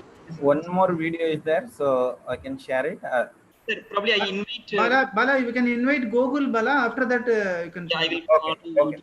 So I think means I need to, before inviting Google, I need to introduce a little bit about him. So he's a scientist in ISRO. He's the founder and chairman of EWB, Engineers Without Borders. And I think he's Honorable Secretary in IIT Delhi Center Chemical. And I do not know how many other taglines which he has. And means in a single word, I can tell him, he's the only guy in the world who has 48 hours in a day. So I think that's one sentence fit rightly. Yeah. Gokul, means what to say, session is yours. Please discuss about what you are going to cover on August 8 and how you are going to enhance this world much greener and cleaner on 8th August. Please. Sure. I think we are already running out of time. I think people are waiting for lunch. 2 minutes, I think we'll complete this environment. So thank you so much for the chairman and organizing secretary and Selva and the other team. Definitely, I think today event has become a very massive success, I can say. I think people are in online. It's thanks to all the team, also the speakers who have joined. So the next important session IGEN is planning out is Environthon. Yes, Environthon is nothing but World Environment Day celebration is happening across the world from June 5th onwards, which is declared by UN, and the theme is Celebrate Biodiversity. So in this regard, IGEN has taken an initiative in making this environmental celebration much more higher. That's going to be happen on August 8th. Please mark in all our calendar. So August 8th, 2020, we are going to initiate this Environthon 2020. It's going to have various competitions, global connecting speakers, and sensitizing and awakening session is going to happen. So 2 lakh views are going to happen at 20,000 members are going to connect, and 20 global speakers are going to connect from each country, and we are going to have it complete for 15 hours. It's going to be a marathon. So definitely I request all our speakers and the participants who are seeing in our YouTube channel, go and register yourself. I think environment is much more important to us. That's what COVID, a small microbe, which is lesser than 85 grams, has arrested all of us in the house in the name of lockdown. Environment is also related with us. Definitely, I think the green versus brown, the speakers eminent has spoken. It's all concerned over the environment, because the environment is not only for us. There are 1.3 million species are living, and much more generations are awaiting, and we should not be able to spoil it. We should preserve it. We should conserve it. So IGEN has taken an initiative to make this such a wonderful event. Request all of to participate, and it's for free. And we are going to give a participation certificate for all of us, which is going to be signed by the Bhaktishri cadre person. And competitions is going on. Please register in our Environthon IGEN website, which we have floated up. And we also request all of them to join it, make it our own earth as a clean and green. So thank you so much for giving this opportunity. Thank you. Yeah, thank you. And yes, Bala, you can go ahead with the video, please.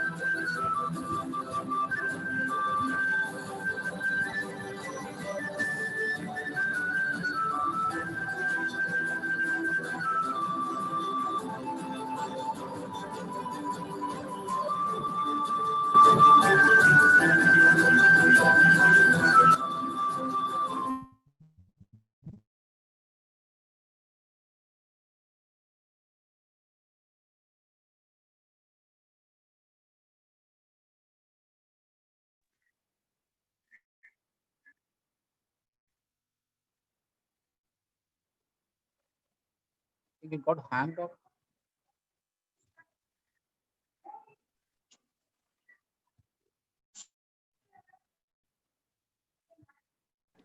Bala, you can stop sharing, Bala.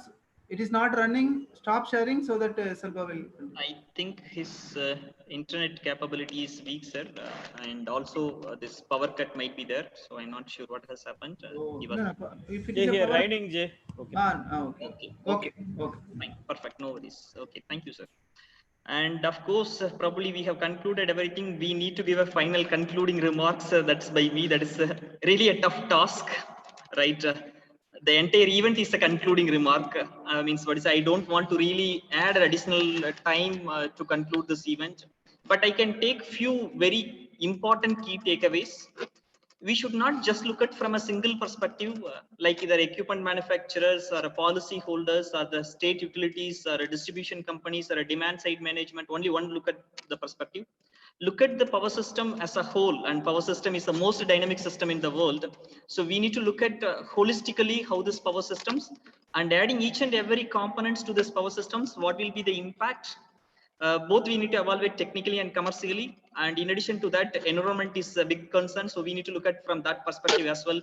So if we mix up all technical, commercial, environmental impacts, and we do a complete thorough feasibility study, as Mehta sir and Nallarasan sir keep stressing that when I have posted this renewable integration with the battery energy storage, means we should not take something just like that. That's great. We need to do the thorough feasibility check. We need to validate it using simulations, emulations, hardware in loop, whatever the things it is. Then we need to understand not only from one perspective, as I told, holistic perspective from all views. And we also need to ensure that means that goes to a competitive commercial market, so that any monopoly doesn't going to rule this entire country. So that could be the different takeaways which I look at. And I know also a little bit of control systems, and I always appreciate the fact that negative feedback always ensures the stability of the systems. So means those who have joined in YouTube or a Zoom, if you feel something is on the feedback which we have to enhance our stability of our systems, I'm open to take up all the feedbacks. That's how this IGEN has grown. So as Ramesh sir has rightly pointed out, we had done a 13 hours marathon on Energathon in the last month. That is an Asian record, and probably means we are going to come up with another Energathon. That's another great marathon. So among all, I think this event is more relevant for the electrical engineers, and we had an eminent persons. And as I already insisted, S.Senthil sir, to invite the same panel, we will have one more sessions on probably whatever may be the day which is convenient for them, so that it is just not for me, also the entire audience and the electrical community of not necessarily electrical, including the entire engineering community will get benefited. So with that concluding remarks, I invite Krishna Kanti for vote of thanks. If he's not available, I think S.Senthil Kumar sir, you can give a vote of thanks. That would be more appropriate, because you are the instrumental behind this event. You brought all the resources. You have taken quite a lot of efforts, and this is the event which promoted by the speakers, those who came in. It is not because we have promoted a lot. So S.Senthil sir, I think S.Senthil sir network is also weak. Yeah, 1 minute, 1 minute. Yes, 1 minute. No worries, sir. No worries. Take your time. Chennai rain started. Maybe all network will be problem another sometime. Okay. Heavy rain. Heavy Yes, rain. sir. Very good afternoon to all. Our program. Thank you. I don't take much time.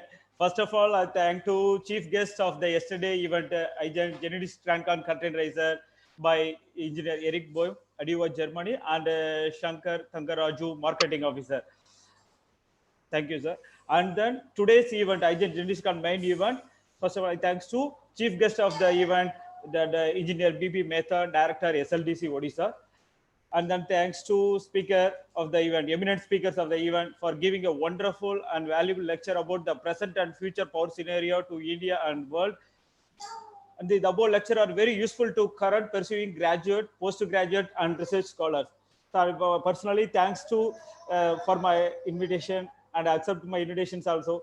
Thank you, Mr. Nallarasan sir, and Anil Thomas sir, Dr. Umar Rajratnam, and everyone knows Dr. Kothari sir. Thank you. And today's there's a special debate event coordinated by Dr. Ishrat, madam. Thank you. And the debate participants Ritiga, Noor Ulfat, and Nahumruga, Vikram, and Janasri. I thanks to everyone. And I want a special thank to introduction speaker video prepared by Mr. and Mrs. Satish, and Dr. Barcelona Bino, and our Dr. L. Ramesh of daughter Lakshida Ramesh for creating that guest lecture video, introduction video. Thank you. Thank you. Thanks, sir. Selva, I would like to point one here, give a big claps to S.Senthil, because the reason is initially when S.Senthil had a discussion with our team, we thought August 8th we have another program. So it is very tough to organize in a short time. So we request S.Senthil, can we postpone the event to after that? Then he come out with a very serious start. No, sir, 25th, vache aavanu, sir. I already talked to all the speakers and they confirmed. And after some time they come out and tell, sir, another good thing. Now our new chief, Mehta sir, joined with us. Sir is going to come as a chief guest. See, finally it is coming like a very beautiful connectivity with all, because in our chat there is a lot of pumping message are coming. Till now, if you put a mark out of 100, we can get 90 and 100. There is no other negative comments, because we can see about the chat when people are talking about. So that will give us the execution, that is the outcome of the program. And a lot of people are now, there is a very huge request. Please send immediately all the 4 PPT. Please send a lot of requests. They are sending the email request setting that, because it feels that a lot of practical information, because we all are academic. So we can talk a lot, but practically the very eminent speakers like you all which presented today, which will be very helpful, because this video is available in our YouTube, and in future a lot of people are going to watch, the students are going to watch, and that will be taking to the students, and students knowledge will going to be the next level of thing. Great, S.Senthil sir. Thank you, sir. Thank you, sir. And especially thanks to you, sir. You only the leader of the no, event, it is sir. not Everything, that, sir. Because I am see, your passion, your passion, your adamant take this program live today. That is what I would like to record, sir. Yes, sir. Thank you, sir. Thank you, sir. Thank you, sir. And I want a special thanks to posters prepared by the GeoFar and P. Krishna Gandhi. And again, I special thanks to that campaigning and moderator by the S.Senthil Kumar and Vice President of Dr. J. Balamurugan of IGEN, and then Engineers Without Borders, President ISRO, Scientist Dr. D. Gogol, and my special thanks to Dr. L. Ramesh sir, and he is an excellent leader for supporting the all technical activities. Thank you, sir. And thanks to participants from students, faculty, industrial persons, and for patiently waiting for that event, watching this event. Thank you. Thanks to everyone. I would like to record one special thanks to the Ishrat ma'am, because madam taken within 3-4 days that students debate got arranged. Initially we not thought of the debate. After that madam done 4 or 5 trial with the students. Not only that, the students done a wonderful performance. The hats off to all the students, done a trial and come out with the final conclusion. Ma'am, you convey our very strong thanking message to all the students, ma'am. Yes, sir. Okay, definitely, sir. Thank you, sir. From my side, actually the debate was done by the students, all the students. Really, it is interesting and the way in which they are debating.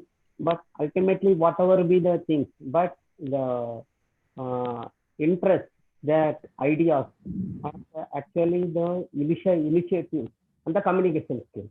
So this we have to see, this is one of the requests which they are entering into the industry. So certainly this sort of debates will help the students to come forward, to go in the sign in the industry also. And special thanks to Mr. S.Senthil Kumar. Sir, you are having a good secretary with you. So really, he is a good follow, and he's made the program successful for you. Really, hats off to Mr. S.Senthil Kumar, sir. Thank you, sir. Yeah.